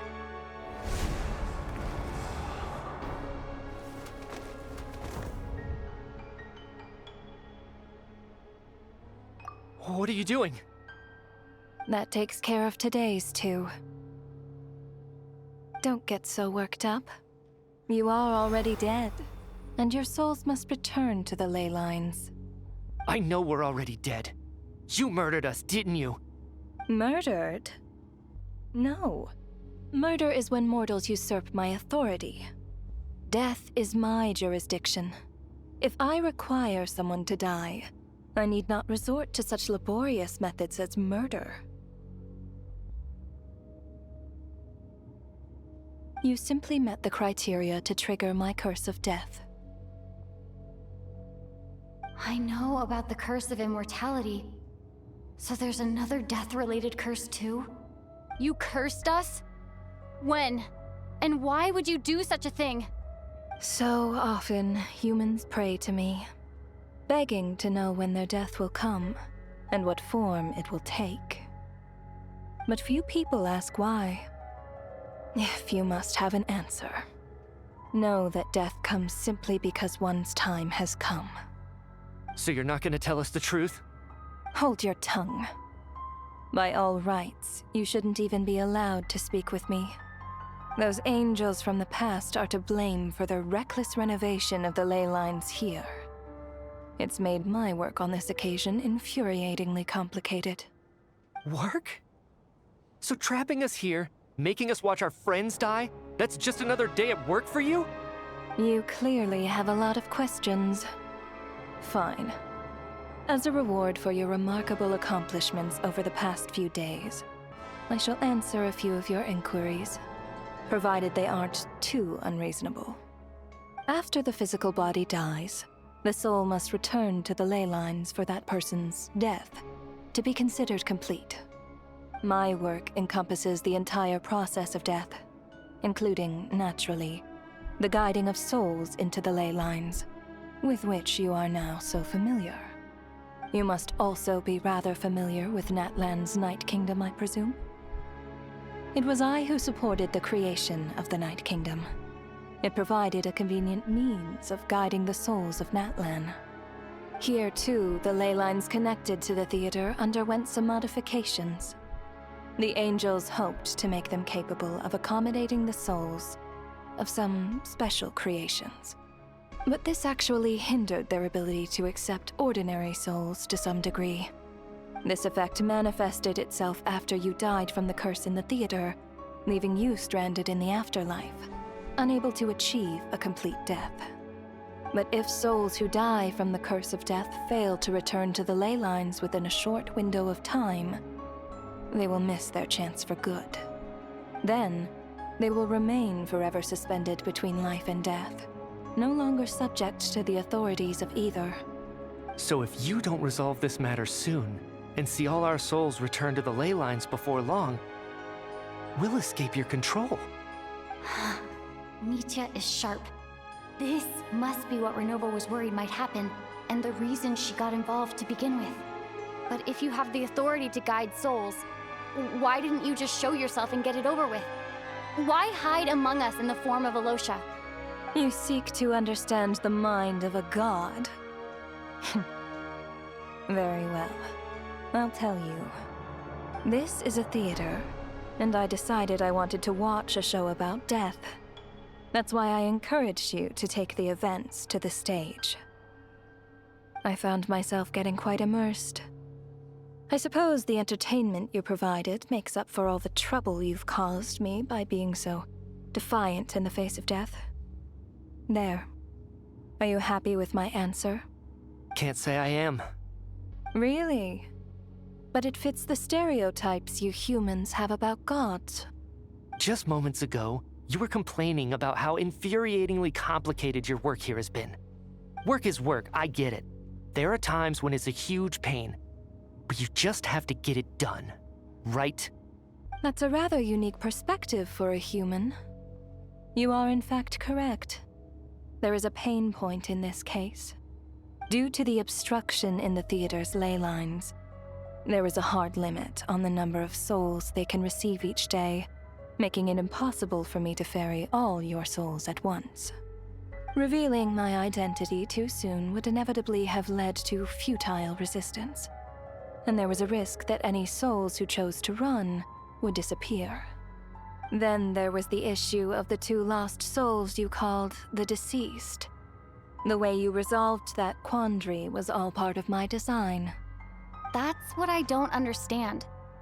If all of us were souls of the dead, what made their presence among us special? For centuries, they have refused to return to the ley lines, exploiting the issues created by the angel civilization to resist being drawn in. Centuries of obsession accumulated during this process. You may think of this obsession as the resentment of the dead, and in this quantity, it was a bomb that could have detonated at any moment. It reached the point where I could not afford to leave it unchecked. But the only way to fix it was to help them acknowledge their own deaths, make peace with their regrets, and willingly walk into the snowstorm. Only then, with my guidance, could they finally return to the ley lines. Otherwise, you would not like to know what the consequences would have been. I vaguely remember seeing Patoshka, but in the most terrifying form. Was that in a dream?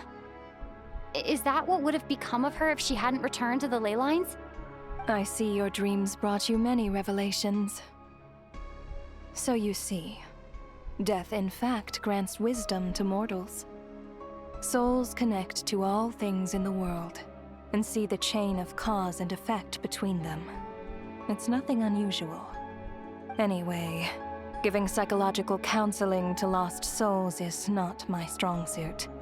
That is more of an angel's role. It was something I could not resolve directly using my authority, so I decided it was easier to leave the bomb defusal to you. Meanwhile, of course, their presence caused the souls of other members of your party to return to the ley lines each night. From where I stand, that was killing 2 birds with 1 stone. As both issues slowly resolved one another without me having to lift a finger, all I had to do was stay close by and keep the situation under control. Then use my authority to wrap things up at the end. And, of course, while I was at it, I thoroughly enjoyed watching this drama, dealing with death from a mortal perspective, play out on the stage. Sounds like you had it all figured out, Grim Reaper. I just did the math. You said there's a hard limit to the number of souls the ley lines here can receive each day. It's 2, isn't it? That much is obvious, even to a fool. It's time to review this whole affair. If the ley lines can only take in 2 people per day, I need to go over the deaths from these past few days again.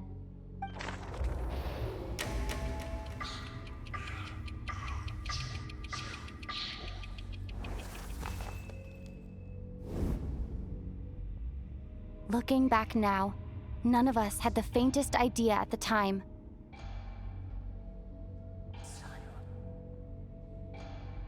From the moment the staff member named Dimov walked into the snowstorm, the incident had already begun.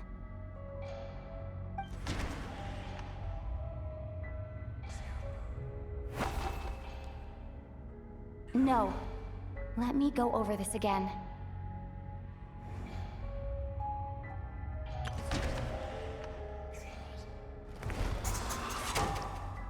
Alosha was the second to walk into the snowstorm after Dimov to investigate. During this process, the ruler of death assumed his identity, making him one of the victims.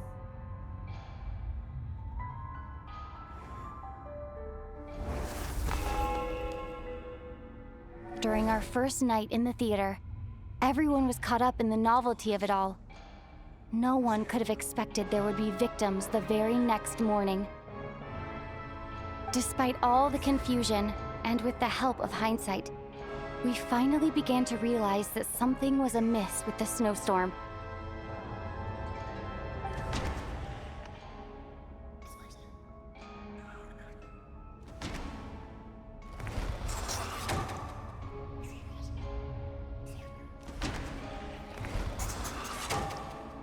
The ley lines devoured Torgov and Sobolova on the first night. At the time, we thought this might be a murder case connected to Lelek.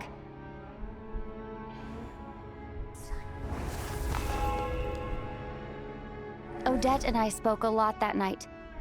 3 people were on watch, but in the morning, we discovered that someone had fallen victim all the same.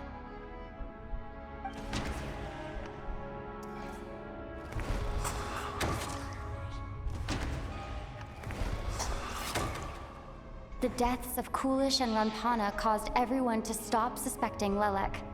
Unexplainable phenomena occurred one after another, leading Mitya to suspect that we were caught up in a supernatural event.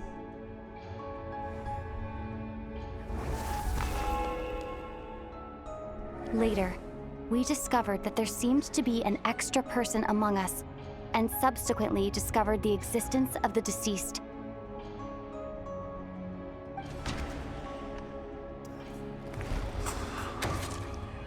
Mr. Schramm realized he was the deceased and walked into the snowstorm to return to the ley lines of his own accord. It turns out there really was a dead person among us.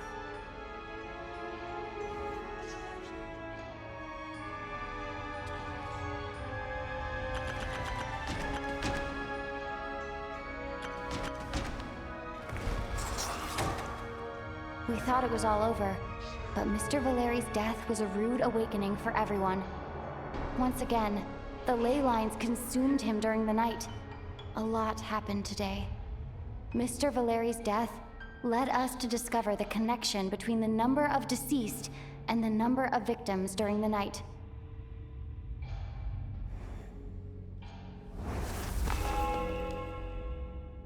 The fact that there was more than one deceased seemed to bring us back to square one.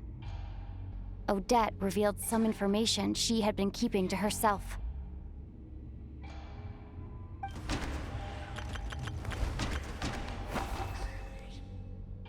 Although Mitya did indeed walk into the snowstorm that day, the void in the ley lines hasn't been filled. So, let's rule out Mitya for now.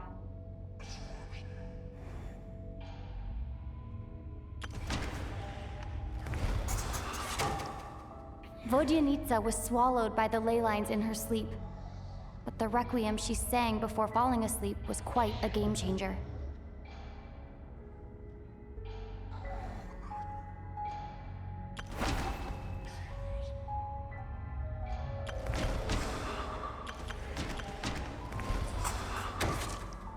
As it happened, Ptashka filled the void left by Mitya's return from the ley lines by walking into the snowstorm this morning. The girl I thought was Child's sister, Tonya, turned out to be another of the theater's deceased.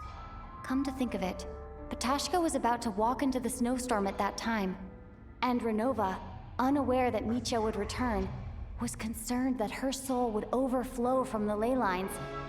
That's why she used Alosha's voice to try and persuade her to stay behind. Looking back, I suppose that was an early slip-up on her part.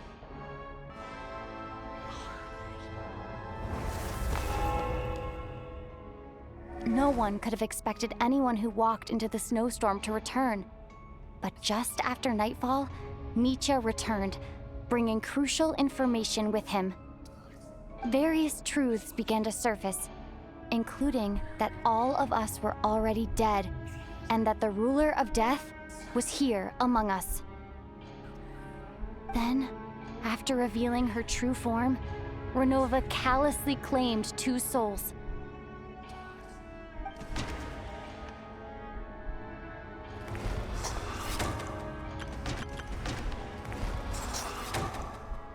In fact, everyone was already dead by the time we took the photo. And in the days since, we've experienced many more partings in the afterlife. Now, only Mitya and I remain, and the true culprit behind everything still stands before us. In Mitya's eyes, I see the same anger and frustration that I feel.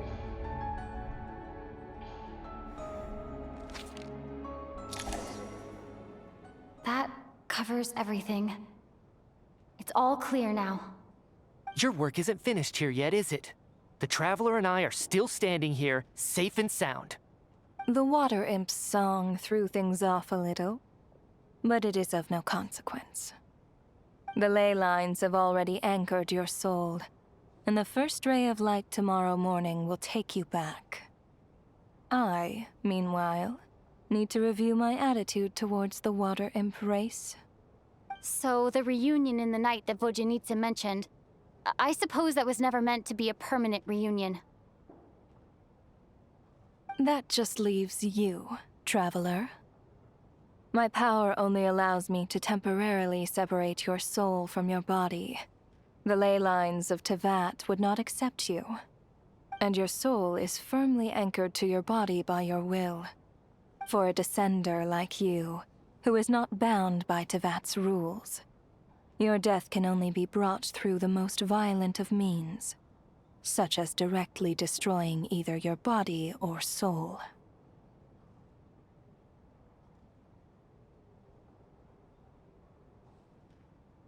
I have no interest in involving myself with Descenders, for now.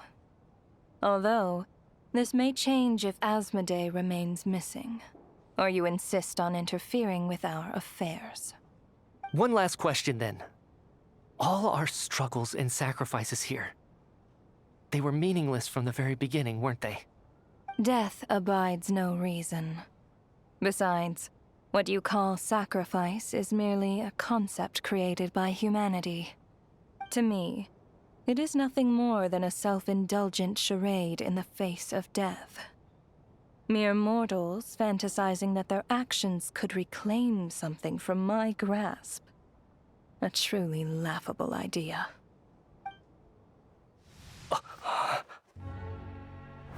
Grim Reaper, you really know how to get on my nerves. I'm not here to ingratiate myself with you. I kill merely because your deaths are necessary. Oh, you've made that quite clear. But humans don't take well to being scorned. Not even by the gods.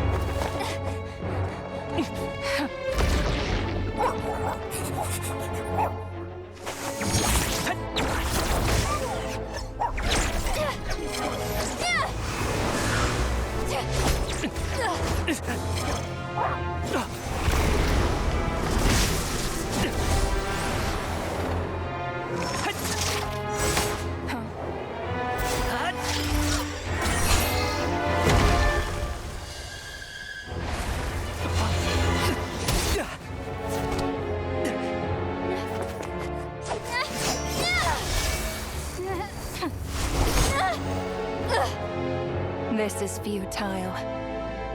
You must know that you are powerless against me in my own domain. I suggest that you save your strength. For what? Maybe we can't change it. But if nothing else, we can at least teach you to have some respect for the dead. Audacious.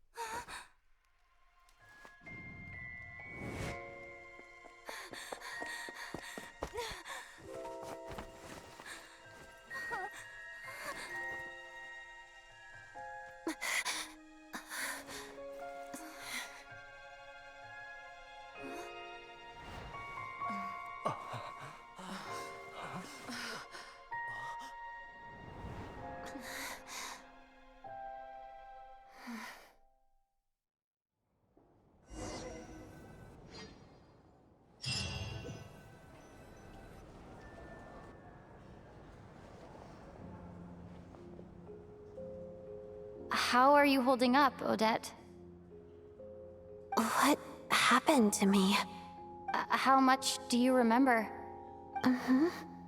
What do you mean? Is the performance over? I can't seem to recall what happened.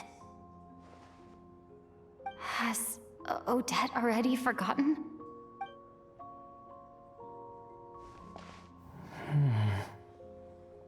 Mitya?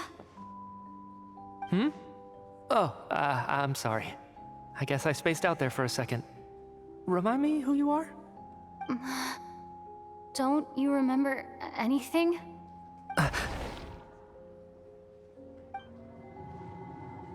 Yeah, I remember now, comrade. Looks like we guessed right. Just like me when Odette found me at the Armory Palace, for some reason, everyone killed by the Ruler of Death eventually came back to life. Just with one catch. They forgot what happened while they were dead. Odette and the others have already forgotten everything. Why were you able to remember this time? Could this be the reason? You said this is the Ruler of Death's symbol, right? I don't see anything there. You don't? Huh. Okay, I guess that makes sense. I carved this into my hand in the afterlife, so it's not visible in the physical world. Does that mean I carved this symbol into my soul? What an unsettling thought. Still, at least I get to remember what happened. I suppose it's a blessing in disguise. What about you, though? The Ruler of Death mentioned that you're a descender? Is that why you can remember? A full explanation would get complicated very quickly, but that's essentially it. Well then, now that it's all over, let's figure out what we've learned.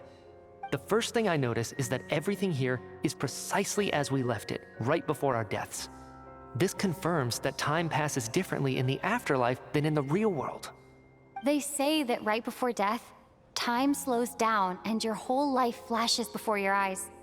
That must be how you know you have one foot in the afterlife by that point. Anyway, clearly the few days we spent in the afterlife probably only amounted to a few short minutes in the real world. This also aligns with previous reports of widespread temporary memory loss among the Armory Palace personnel. Now it seems likely that those were all brief deaths caused by the Grim Reaper's so-called curse of death. To those unaware of the truth, dying and coming back to life must feel similar to a short bout of catatonia.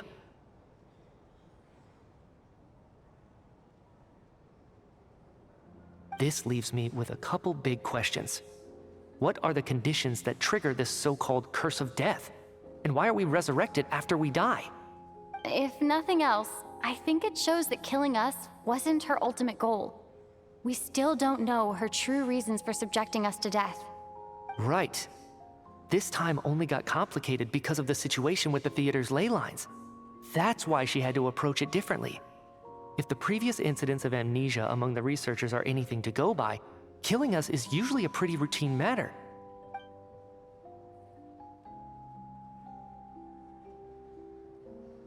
Come to think of it, wasn't I about to note something down before I died?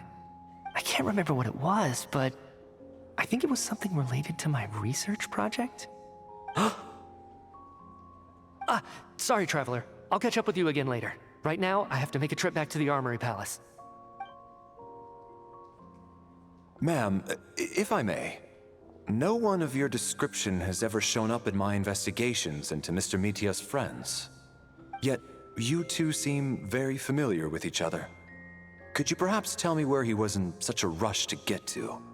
And, by the way, have we ever crossed paths? Forgive the presumptuousness, but I feel a vague and indescribable sense of familiarity about you. I can explain everything. Could you help me gather everyone in the theater in one place?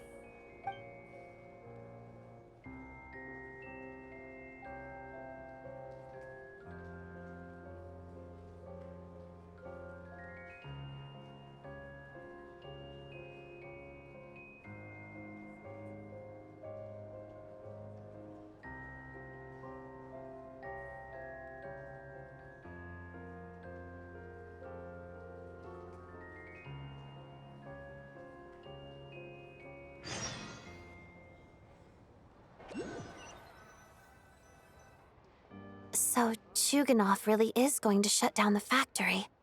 I guess this theater incident actually did us some good after all. So, you said I promised to take you to the Armory Palace while we were in the afterlife, yes? I believe you. I think I even have a vague memory of it. Agreed. Let's check in on her first. The whole reason for our trip to the Armory Palace anyway is to figure out what's going on with her health.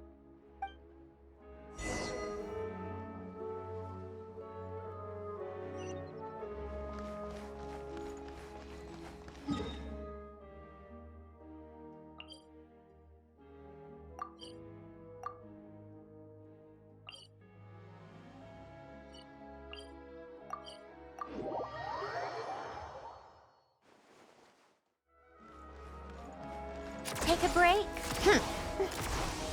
Pick up the pace.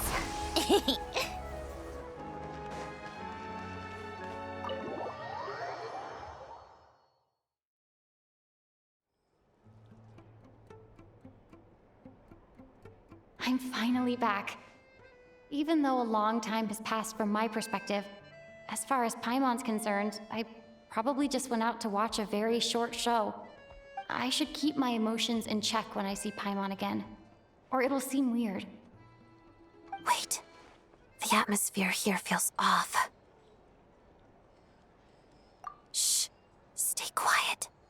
Let's go inside and take a look. Have we still not been able to notify Child yet? We need new orders. What if that person comes back again?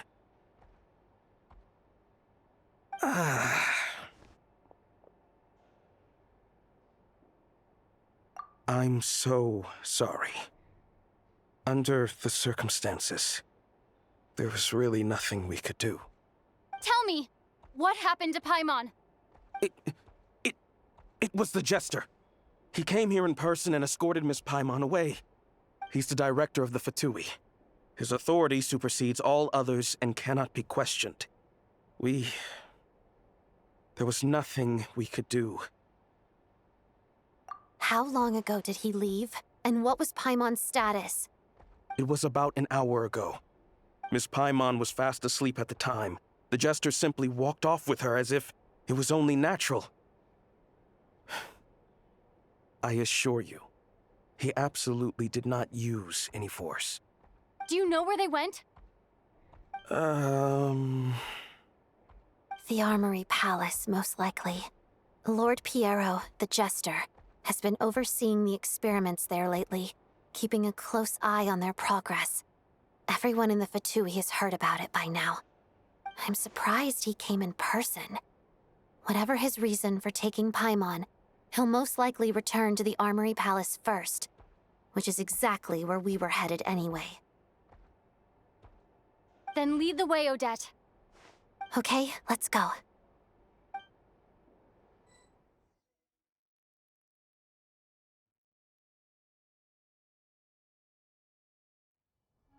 It's just up ahead. Quick, let's get inside. No, I'll go alone. You know I'm planning to force my way in. You're with the Fatui, so you should stay outside. I was hardly planning on taking you through the official channels anyway. I'm here to force my way in, just like you. I may be a Fatus, but I'm also Lelik, enemy of Project Stuja. Paimon's safety is paramount right now. With me around, you'll have an extra pair of hands. There might be devices inside that are easier for an insider to deal with. If you say so. Let's go. There's no time to hesitate.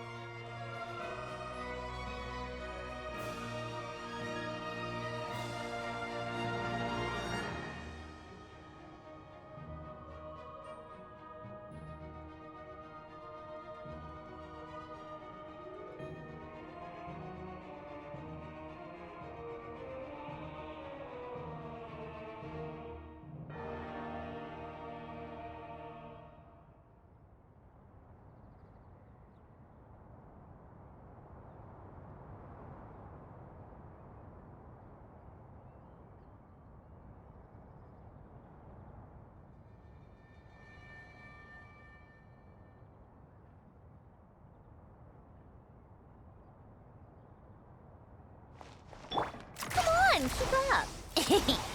Pick up the pace. Pick up the pace. Hey, who are you? This part of the Armory Palace isn't a restricted access. What do you think you're doing? No questions, please. We're short on time.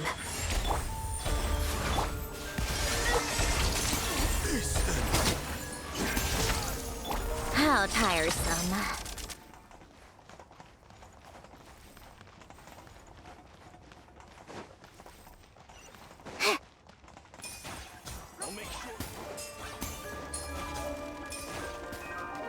Take a break. Pick up the Wheel of life. Where are you? Show no fear. Let's begin. Waltz of the snowflakes. Right here. I'm always watching.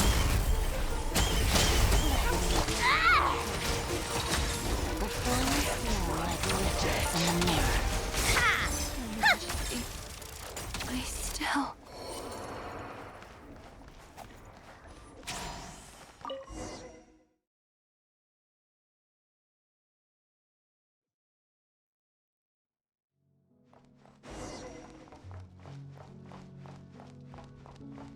Now, you have a pass? Where are you coming from? So, you're intruders, huh? Then don't blame me for what happens next!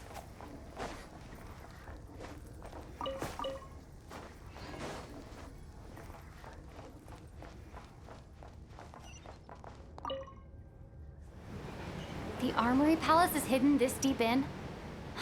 This place is much bigger than I imagined. They're conducting top-secret research, after all. The deeper it's hidden, the better, is standard Fatui logic. Pick up the pace. The style doesn't really look like the Fatui's handiwork, though. They must have requisitioned some structures from a past civilization.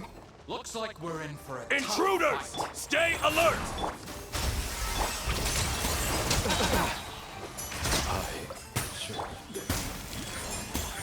A sight to behold.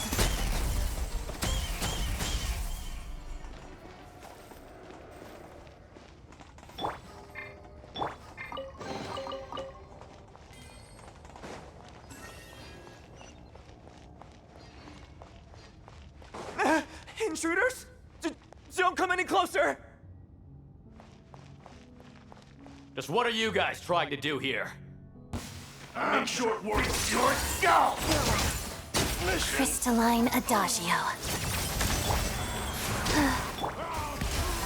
Emerge. Right here.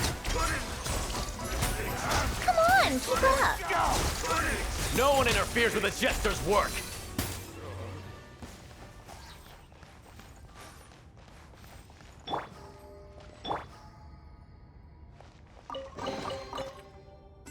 Right now.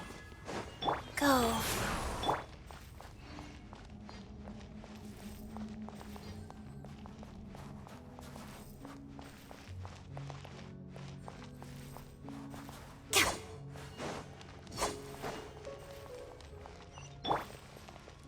Life goes on.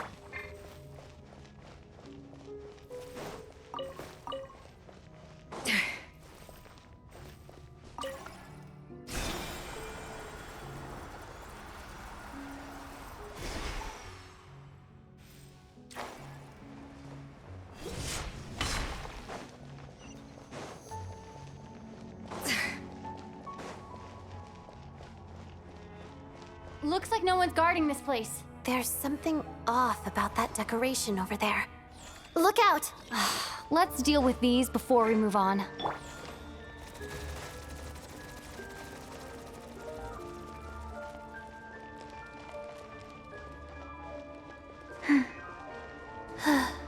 Faster?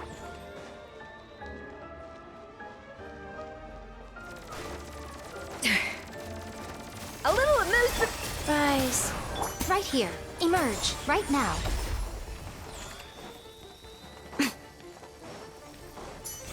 Nothing lasts forever. Right here. Emerge.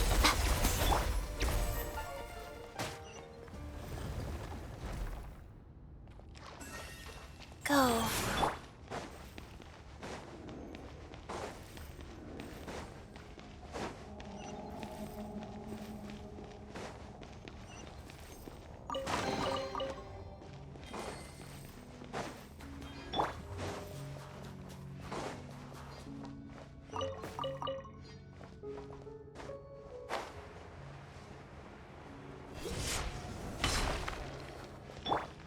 The researchers here probably don't know that we're uninvited guests. Let's try not to hurt them. What's the big star from the theater doing here? That's Miss Odette. She's a member of the Fatui. Don't tell me you didn't know that.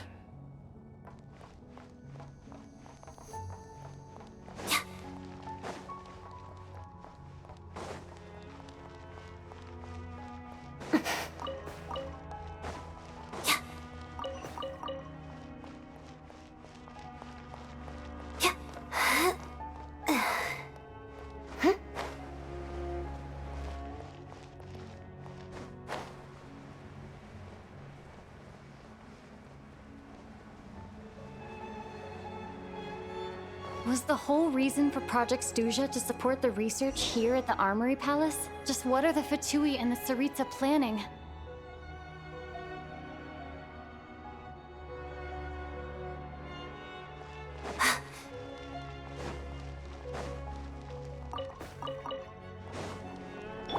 Take a break.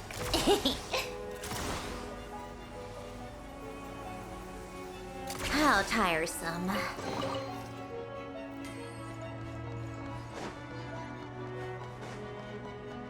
Whoa! Who are you? Never seen you around here before.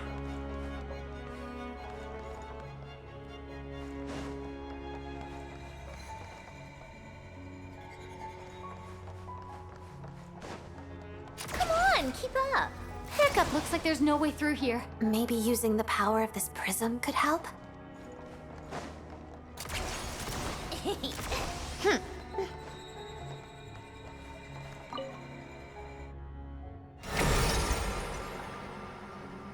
I think I see some images. It's the prism's power at play, causing images of the past to reappear, albeit only as illusions. Let's make our way through here. Paimon and the Jester? Is this another scene from the past? Yes. It looks quite old, though. I don't think it happened in the recent past.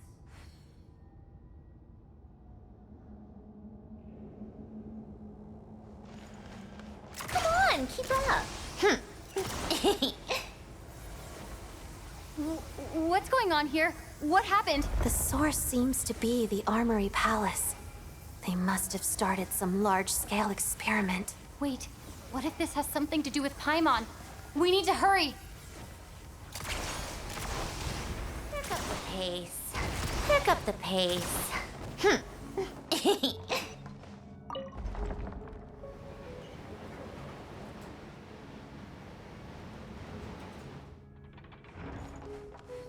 We're almost there. The Armory Palace is just up ahead. Paimon, please be okay. Life goes on. Up to the freezer! Right here. Let's begin. Waltz of the snowflakes. Take a break. You'll regret that! Mission. Ha!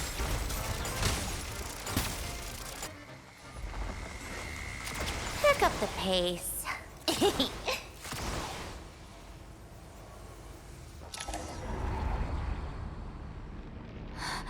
What's going on? Wait, I remember this feeling. It's the curse of death. No, not now. Why is the curse of death striking again already?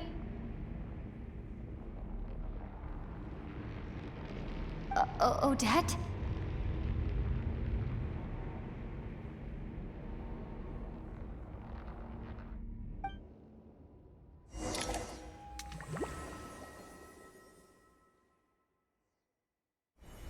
Is this the afterlife again? I need to find a way back to reality. Is that Odette's core Ignis? Could that be what just woke me up?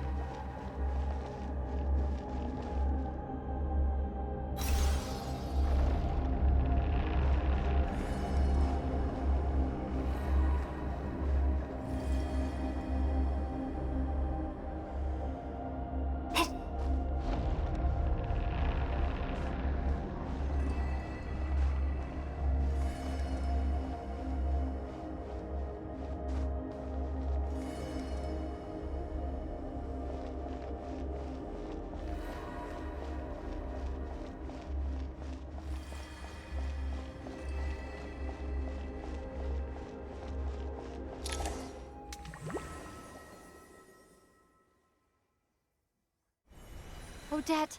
Odette!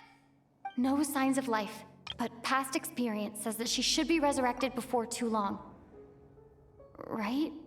Did Odette intentionally use her core Ignis to guide my soul? I feel like something similar happened in a dream I had before. Thank you, Odette.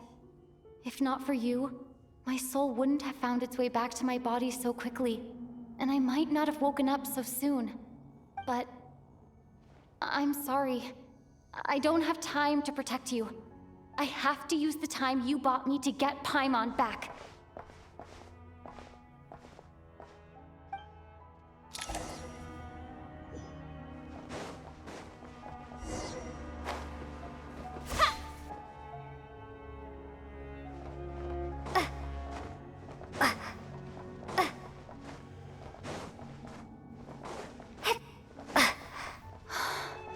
Sure enough, everyone here has been affected by the curse of death.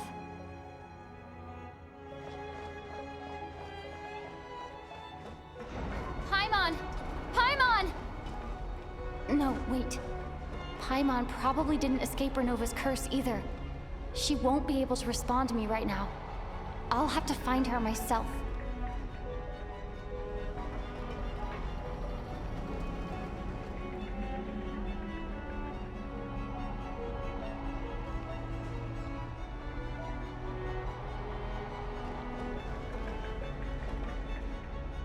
Mitya! Is this the laboratory he works in? What happened here to trigger the curse of death again so soon? I'll have to ask him when he wakes up. Finding Paimon has to take priority now.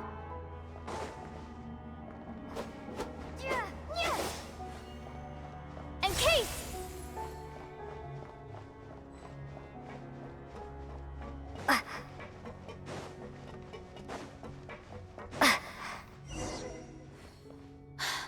Found her! Paimon really is here!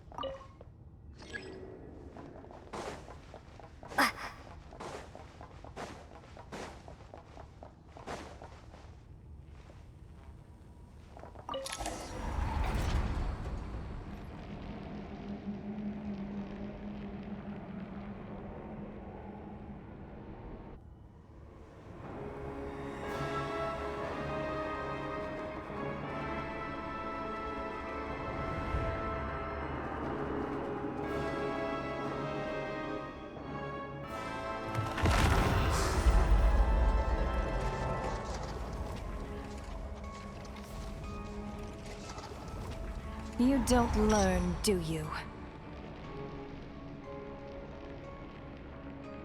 You've already been involved in one mass death, and now you show up at the scene of another. This might have passed for a coincidence the first time, but a second time? Am I to assume you are intentionally interfering in Snezhnaya's affairs? Judging by your expression, it seems that you understand little of what is going on here. In that case, a word to the wise. Do not interfere in Snezhnaya's affairs. A civilization that fails to learn its lesson constantly depletes its own worth. It will one day lose any reason for its existence.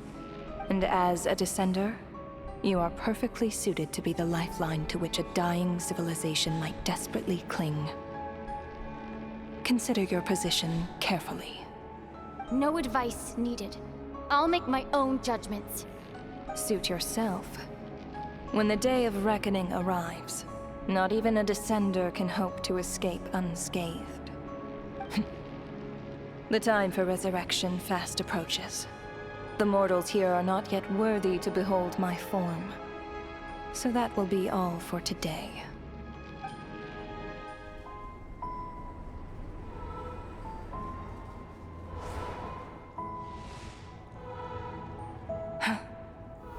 That thing is coming with me.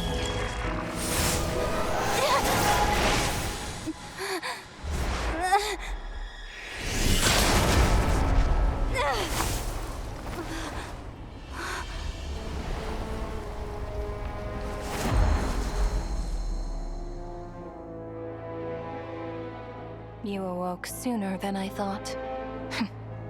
The curse of immortality is stubborn, unable to enter the ley lines, yet not content to remain a spirit.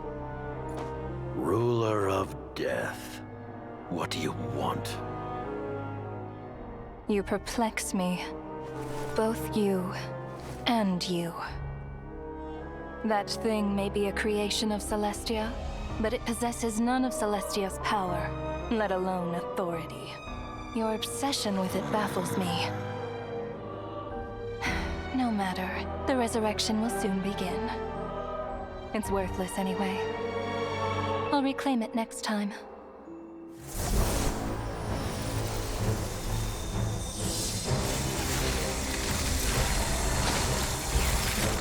Hey, who says there'll be a next time?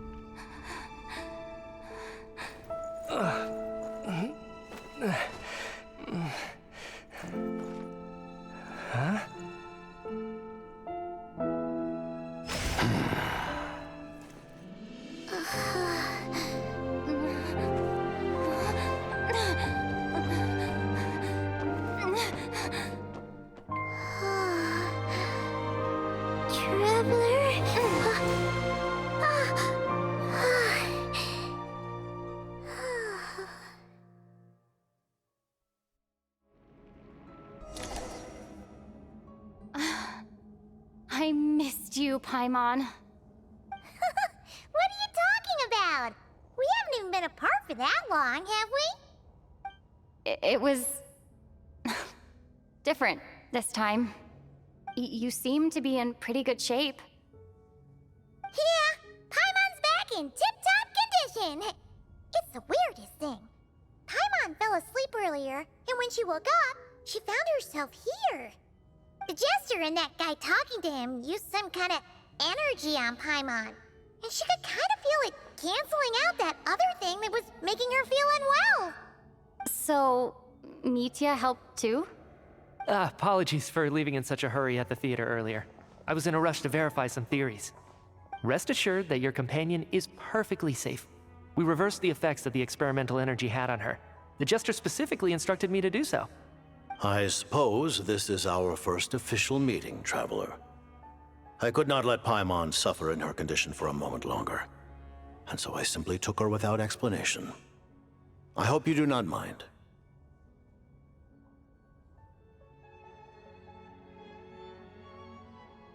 But why would a big shot like you care about what happens to Paimon? As I said when you first arrived in Snezhnaya, we once spent some time together in the distant past.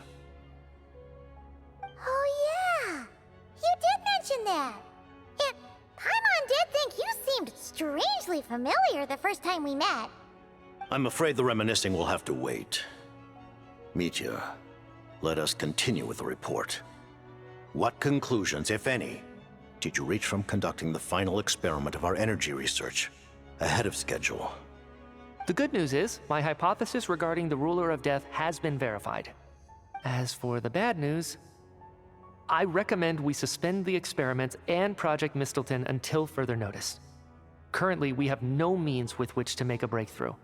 I say this purely as a scientist, guided by reason alone. I will trust your judgment. We shall put the project on hold until the Ruler of Death has been eliminated. Wait, what are you guys talking about? You want to get rid of Renova? Like, how?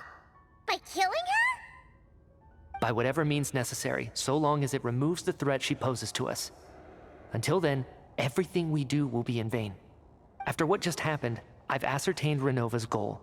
Or rather, the trigger condition for the Curse of Death. Okay, let's hear it. What she's doing is blocking Snezhnaya's technological progress, preventing us from possessing any means with which to threaten the heavenly principles. Just like the little lapdog she is.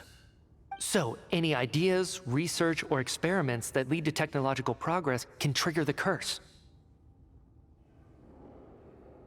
Just now, for instance, I was set to launch a final phase energy experiment ahead of schedule. If the experiment was successful, we could have achieved a crucial breakthrough. As expected, though, the moment the experiment began, all the researchers, technicians, and witnesses died from the curse. All that effort, not to mention the energy and materials we relied on Project Stuja to gather for us, went to waste. In the end, nothing was gained. Does that mean something similar happened when we were at the theater? That's right. During the performance, I thought of an important breakthrough regarding the experiment, and wound up dragging everyone into this. So the nature of the curse seems to be something like, when moments of technological progress occur, all life in the vicinity is taken away. What a violent method. Of course, that meant the curse was normally limited to the Armory Palace. Since outsiders are forbidden from entering, this mass death phenomenon went unnoticed, until Odette came along. I believe she was the first witness. The Curse of Death was triggered just before she infiltrated the Armory Palace that day. But you mentioned something about a final stage experiment. Doesn't that mean you've actually made some progress? That's right. Even with the gods locking certain key components out of reach, humanity can still advance technology in incremental steps accumulated over time. But, as I'm sure Renova anticipated, even incremental progress has its limits, a point where the truth you're seeking must be put to the test in an experiment. You mean the experiment you were just about to do? Yes, we were at a critical juncture, a moment where the quantitative was about to translate into fundamental qualitative change. With this single experiment, we could have brought everything we've worked for to fruition. But now, after already being forced to fumble around in the dark all this time, it feels like we've truly hit an impenetrable wall. As long as Renova's Curse of Death persists, we won't be able to advance the experiment or obtain any results. And with Project Stuja having been in effect all this time, at our nation's current strength, repeated trial and error is simply unsustainable. Only by eliminating Renova first will it be possible to continue advancing our plans. But she's the ruler of death! She can just kill whoever she wants, right? That's gotta be the scariest power ever! Is it even possible to beat her? We'll see. But one thing's for sure. She definitely can't just do whatever she wants.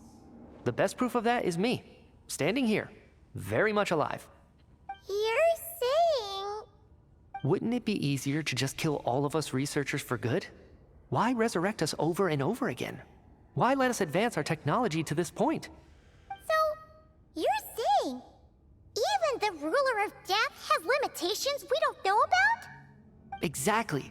And I think that's where the key to our breakthrough lies. Regardless, the ruler of death has always been an obstacle we must overcome.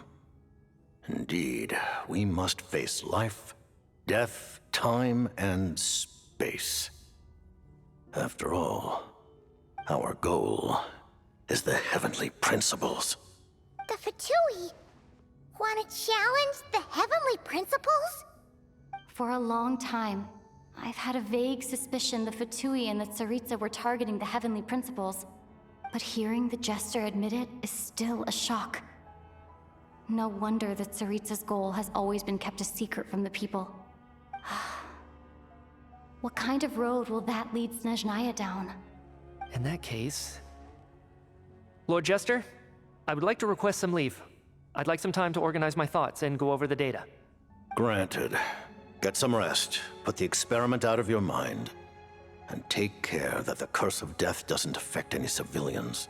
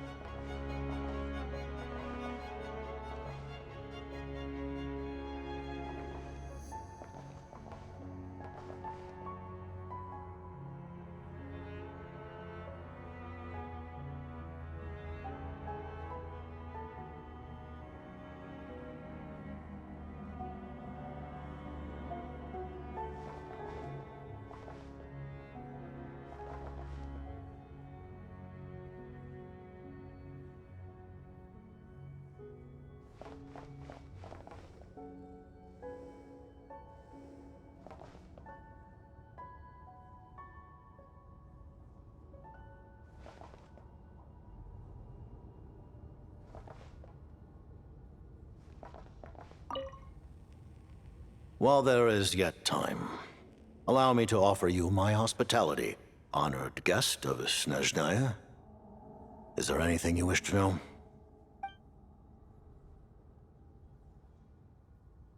I remember hearing the term Mistleton from Columbina. Yeah! Paimon wanted to ask about that when the name came up just now. What is it? Paimon's heard of Project Stuja, but not this one. As you know, Project Stuja is a series of measures enacted to consolidate our nation's resources, the greater purpose of which is to serve Project Mistleton. Many of the things you have encountered thus far are essentially for the advancement of that project. This includes the Kuvaki Experimental Design Bureau in Notdry. Researching Kuvaki was merely a facade. Its core objective was to use local resources and research findings to build Mistleton itself. And that's a weapon built for the final battle against the Heavenly Principles, isn't it? Huh? How did you know that? I was given some intel, and I made some deductions. Wait. You must mean that thing over there. Oh, Paimon's gotta take a closer look at this thing. Especially after you guys sent so many people to Notdry to work on it.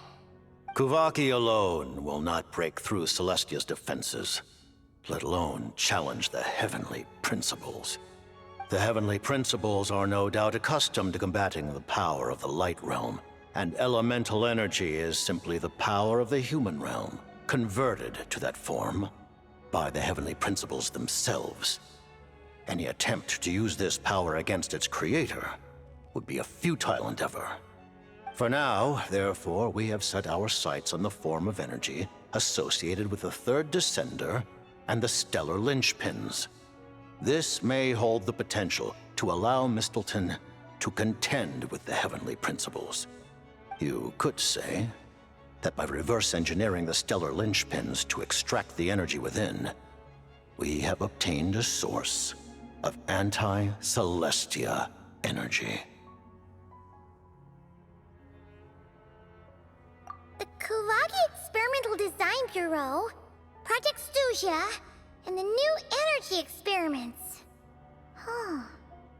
So, Project Mistleton is what ties it all together. And it looks like your plan is almost complete. No wonder the Ruler of Death came after you.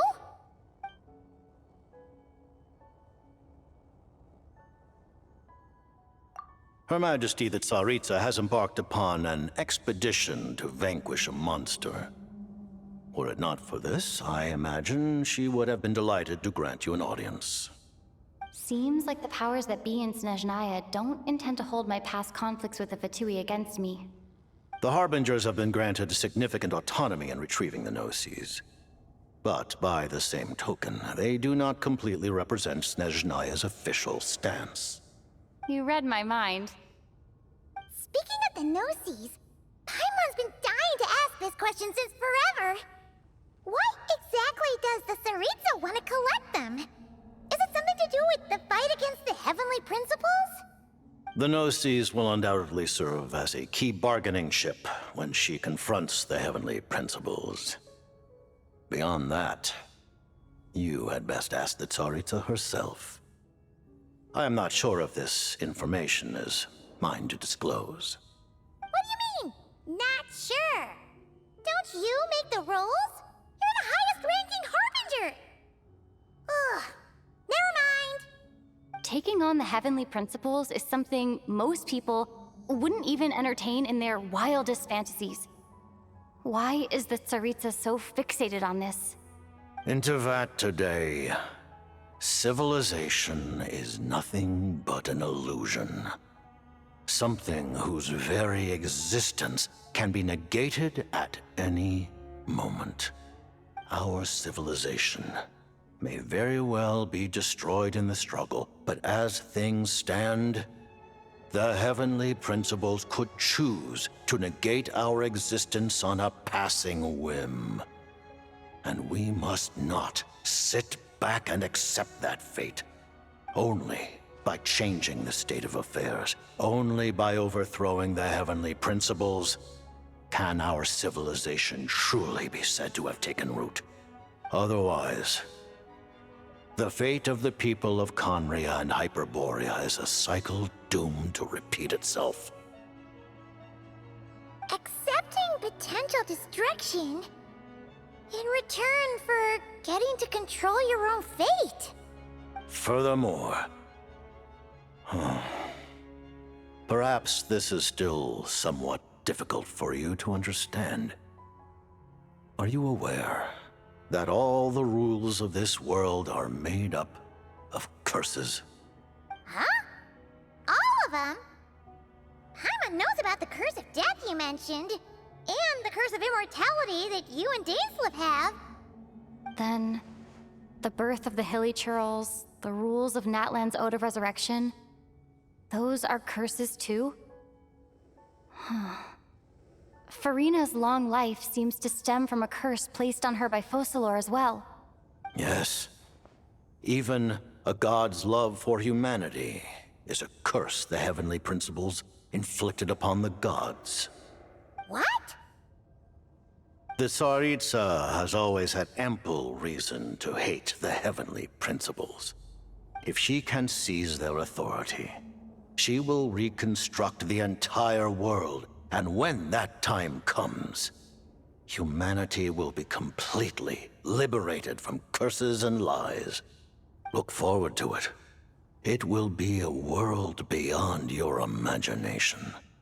Though the ordinary people of Snezhnaya may not understand these details, in this frigid land locked in a ceaseless struggle against the environment, in this nation to which the gods have never shown favor, we all believe that standing in solidarity with the Tsaritsa in our shared struggle will surely usher in a new and better world.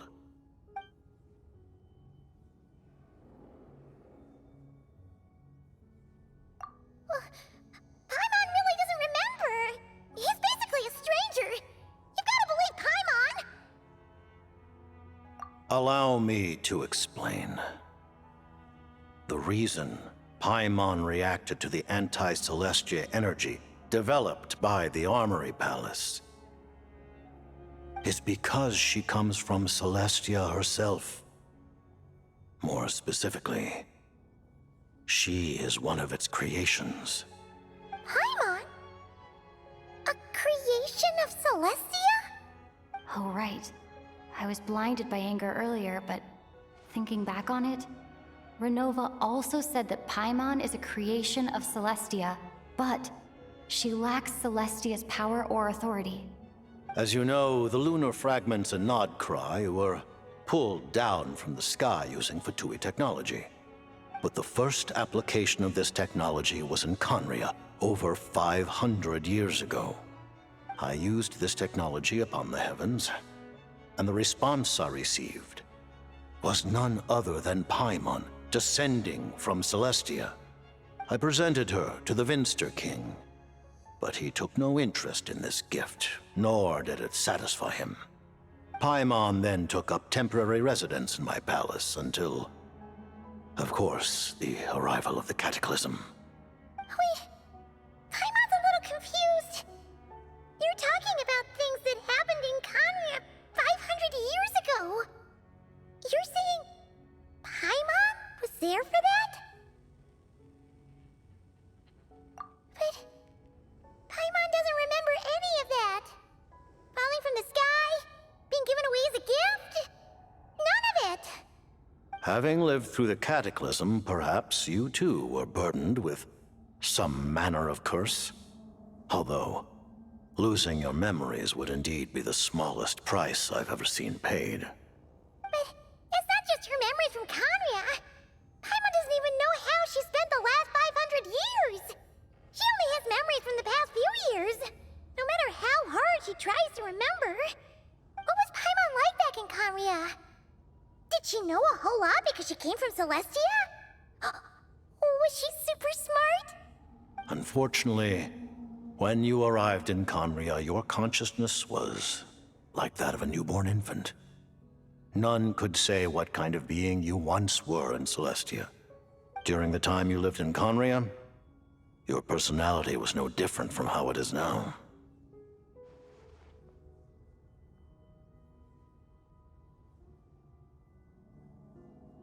Aw, man! Paimon's plan to get her memories back and become super smart is ruined before it could even start. You know, even though Paimon lost her memories, she still feels weirdly close to you for some reason. That must mean you took pretty good care of Paimon back then, huh? On the contrary, I completely ignored your existence. I was entirely focused on my struggle against Troptatir the Wise.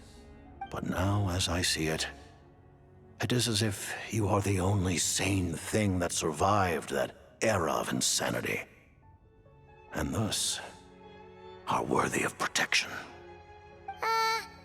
Noted. Man, Paimon's gotta stop projecting friendship on everyone she meets. But, Traveler? Even though you know Paimon's some creation of Celestia now, you still want her, right? You're not going to abandon her?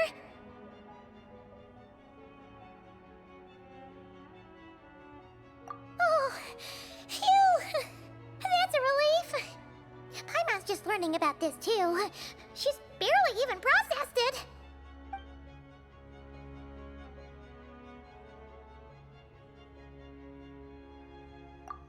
Thank you for telling me so much.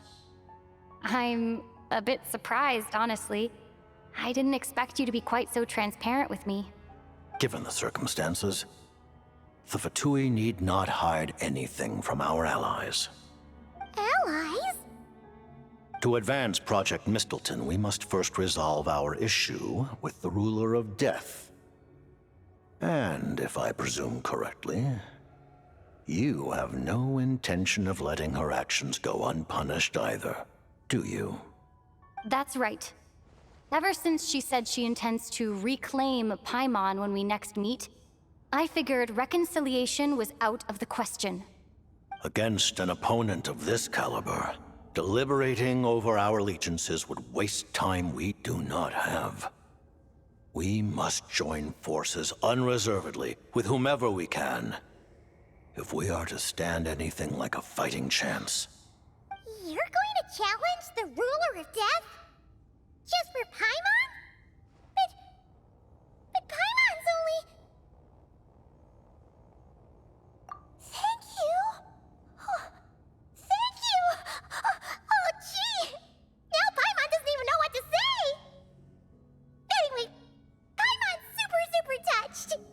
The Tsaritsa will return in triumph in short order, and the Fatui shall hold internal discussions regarding the enemy. The time for us to meet again will come very soon. Got it. Thanks for your help with Paimon. I'll be sure to look after her for you. There was just one other thing. Well, it's just a request, really. Paimon really wants to see what this Mistelton thingy you're gonna use against the Heavenly Principles looks like. Of course, Paimon knows it's top secret and stuff, but she just had to ask. It's okay if the answer's no. Certainly you may. Oh, for real? Actually, maybe it's best not to. What if Renova suddenly pops up again? She might take this chance to... While the technology is not yet fully developed, it has nevertheless reached the stage where Celestia's creations are unable to damage it. In that regard, you may rest assured. Oh. Wow. No wonder Paimon felt so out of sorts recently, even though it was super far away. Alright then! Paimon's ready to take a sneaky peek at this top secret super weapon!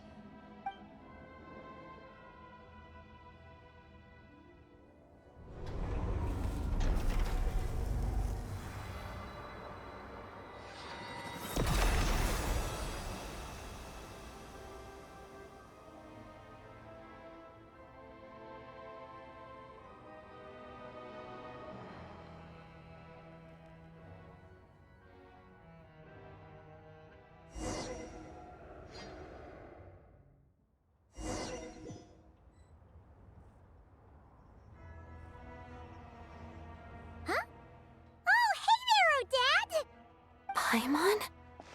You're okay. Thank goodness. You look well. Have you recovered? Long story short, yep, Paimon's all better. What are you doing here? Were you waiting for us? That's right. When I woke up, I wanted to go in after you, but the guards had woken up as well. It would have been tough to take them on alone, and there was no easy way to sneak past them. So I returned the way I came and waited for you here. It was thanks to you that my soul found its way back to my body so quickly. Thank you. Huh. That actually worked? Nice. I just figured I'd try my luck when that ominous feeling struck me. Really, you should be thanking this thing instead. Anyway, and now that things here are all taken care of, I have other things I should get back to.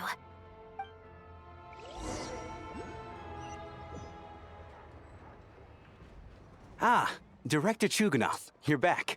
We just received notice that Project Stuja has been suspended, so we've convened an emergency meeting.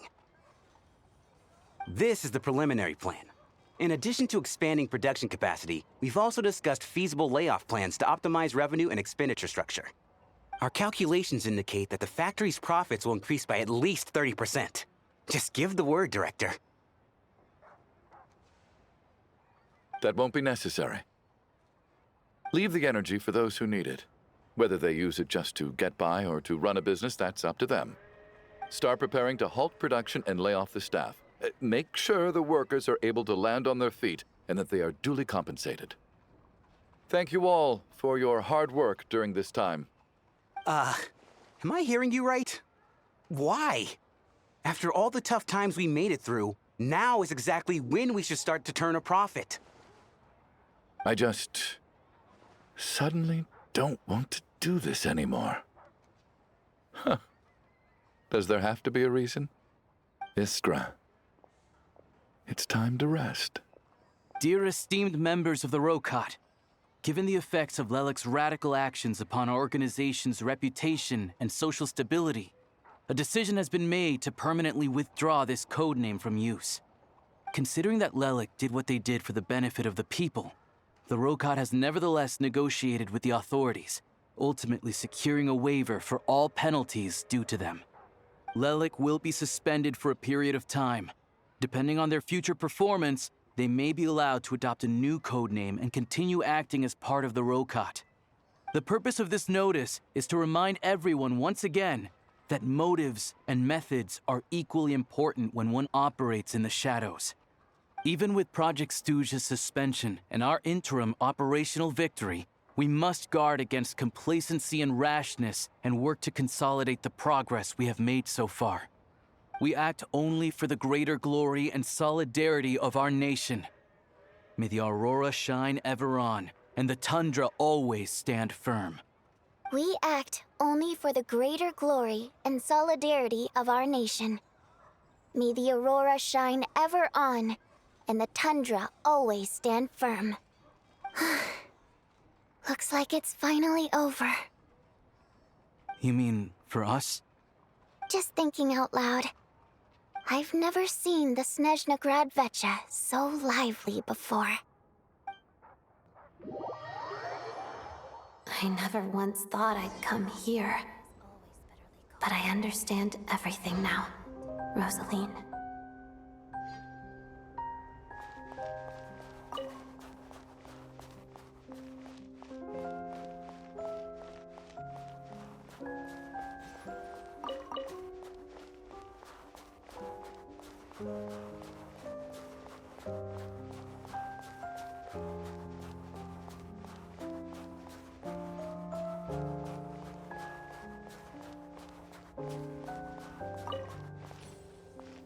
I've seen Spirit Seeker performed many times, including by your mother. Why do you bring that up all of a sudden? Even though the choreography is always identical, every dancer finds a way to make it her own.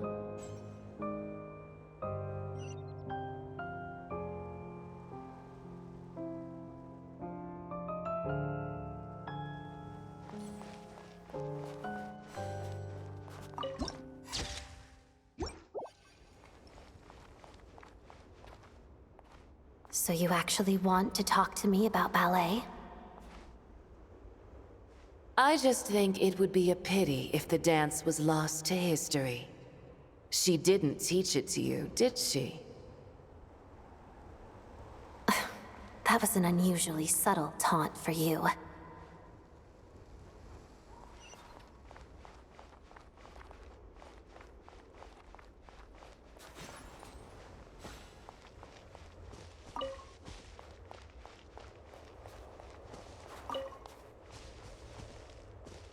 We embraced one another on the snow-swept plains, melting the ruthlessness of time.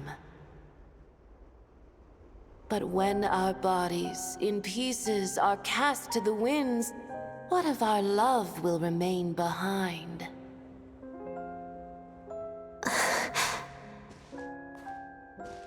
Don't tell me you can't sing. Shush.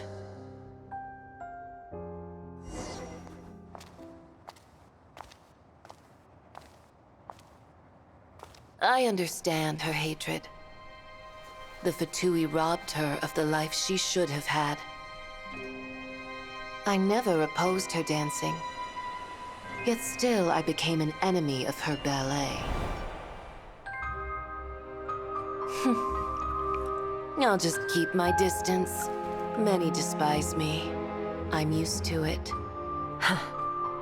You're certainly not one to shy away from confrontation. But children, they need a different approach. I'm hardly the most maternal figure.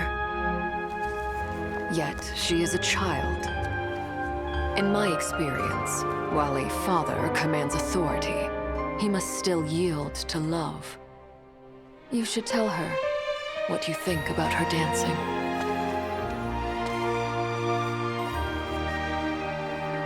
Odette will soon take the stage at the Koralyevsky Theater. This could be your chance. Geonosis secured. It went smoothly. I'll be there. Have them send me an invitation.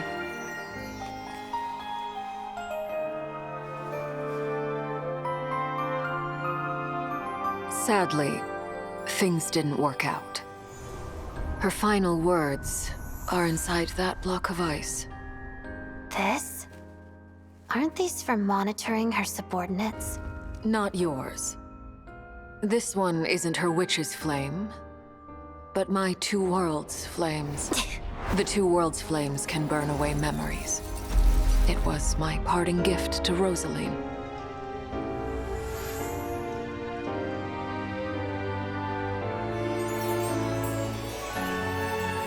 If all goes to plan, she and I will both live to see that Tsaritsa succeed. I believe she'll find peace. But if anything happens to me, she needn't follow in my footsteps. The cryo-energy will fade away in time. Then the two worlds' flames will burn away all memories of the Fatui. She'll be free to dance. She deserves this. I will handle the aftermath. The choice is yours, child.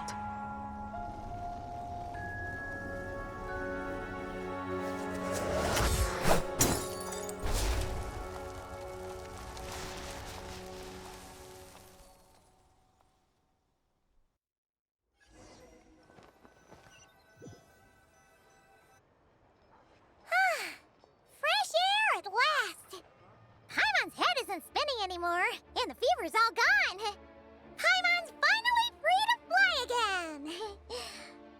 Oh, it's nice to finally know where Paimon came from, too. It did make Paimon a little nervous at first, but it's such a relief now.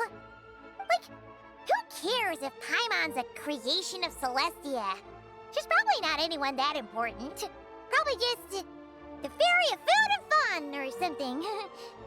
And like you said, this doesn't have to change anything between us. You're not gonna just... Hey!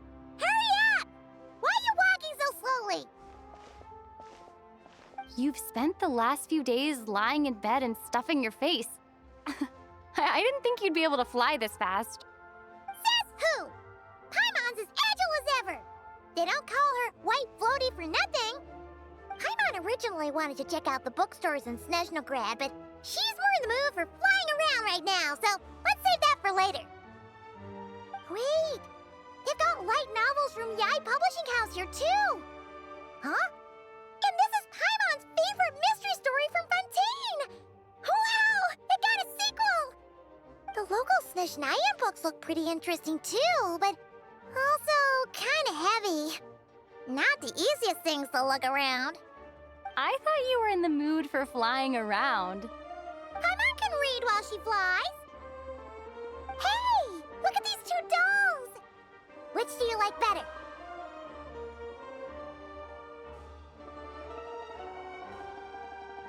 Alright! Boss, we'll take both. Paimon will have the other one. Oh, I thought we were only getting one. All right, fine, I'll pay. There you are. Thanks for visiting. Paimon will grab this and then... Huh? Huh? Huh?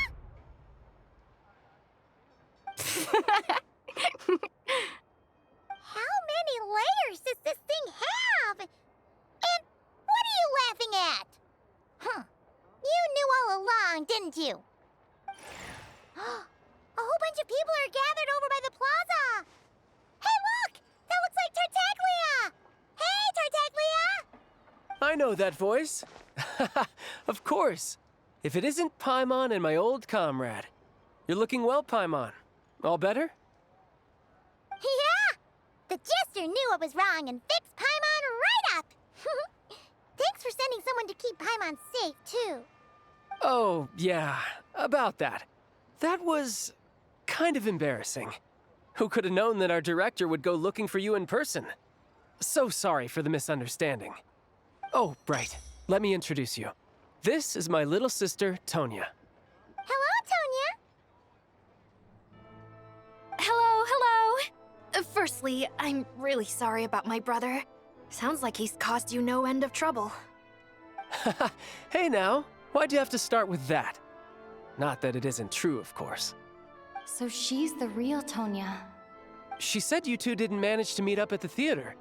She waited ages for me, and when I didn't show, she got a little worried and went outside. I know, right? He didn't bother to say a word to me. I searched up and down the city for him, and he only told me about it when I finally caught him at the gates of Glupov. I've been rushed off my feet lately, so I didn't get the chance to go home. I just figured the Traveler would fill you in when she got there. Well, the snow was bad, and you're never late, so I was really worried about you.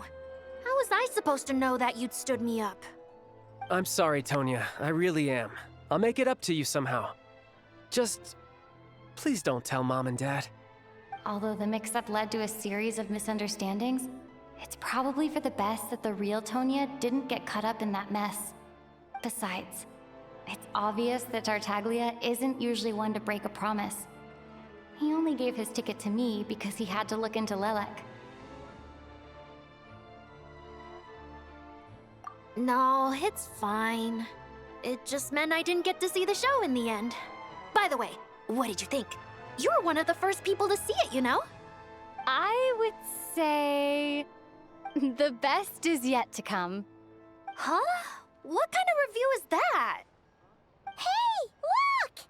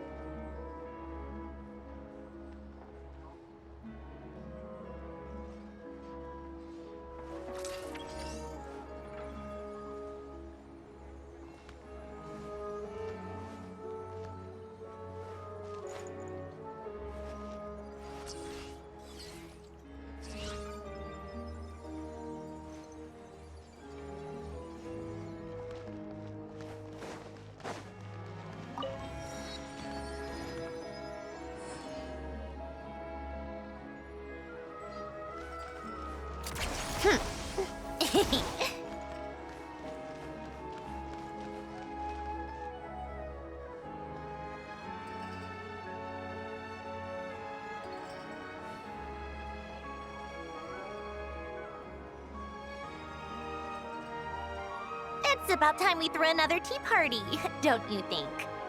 I wonder who else is free.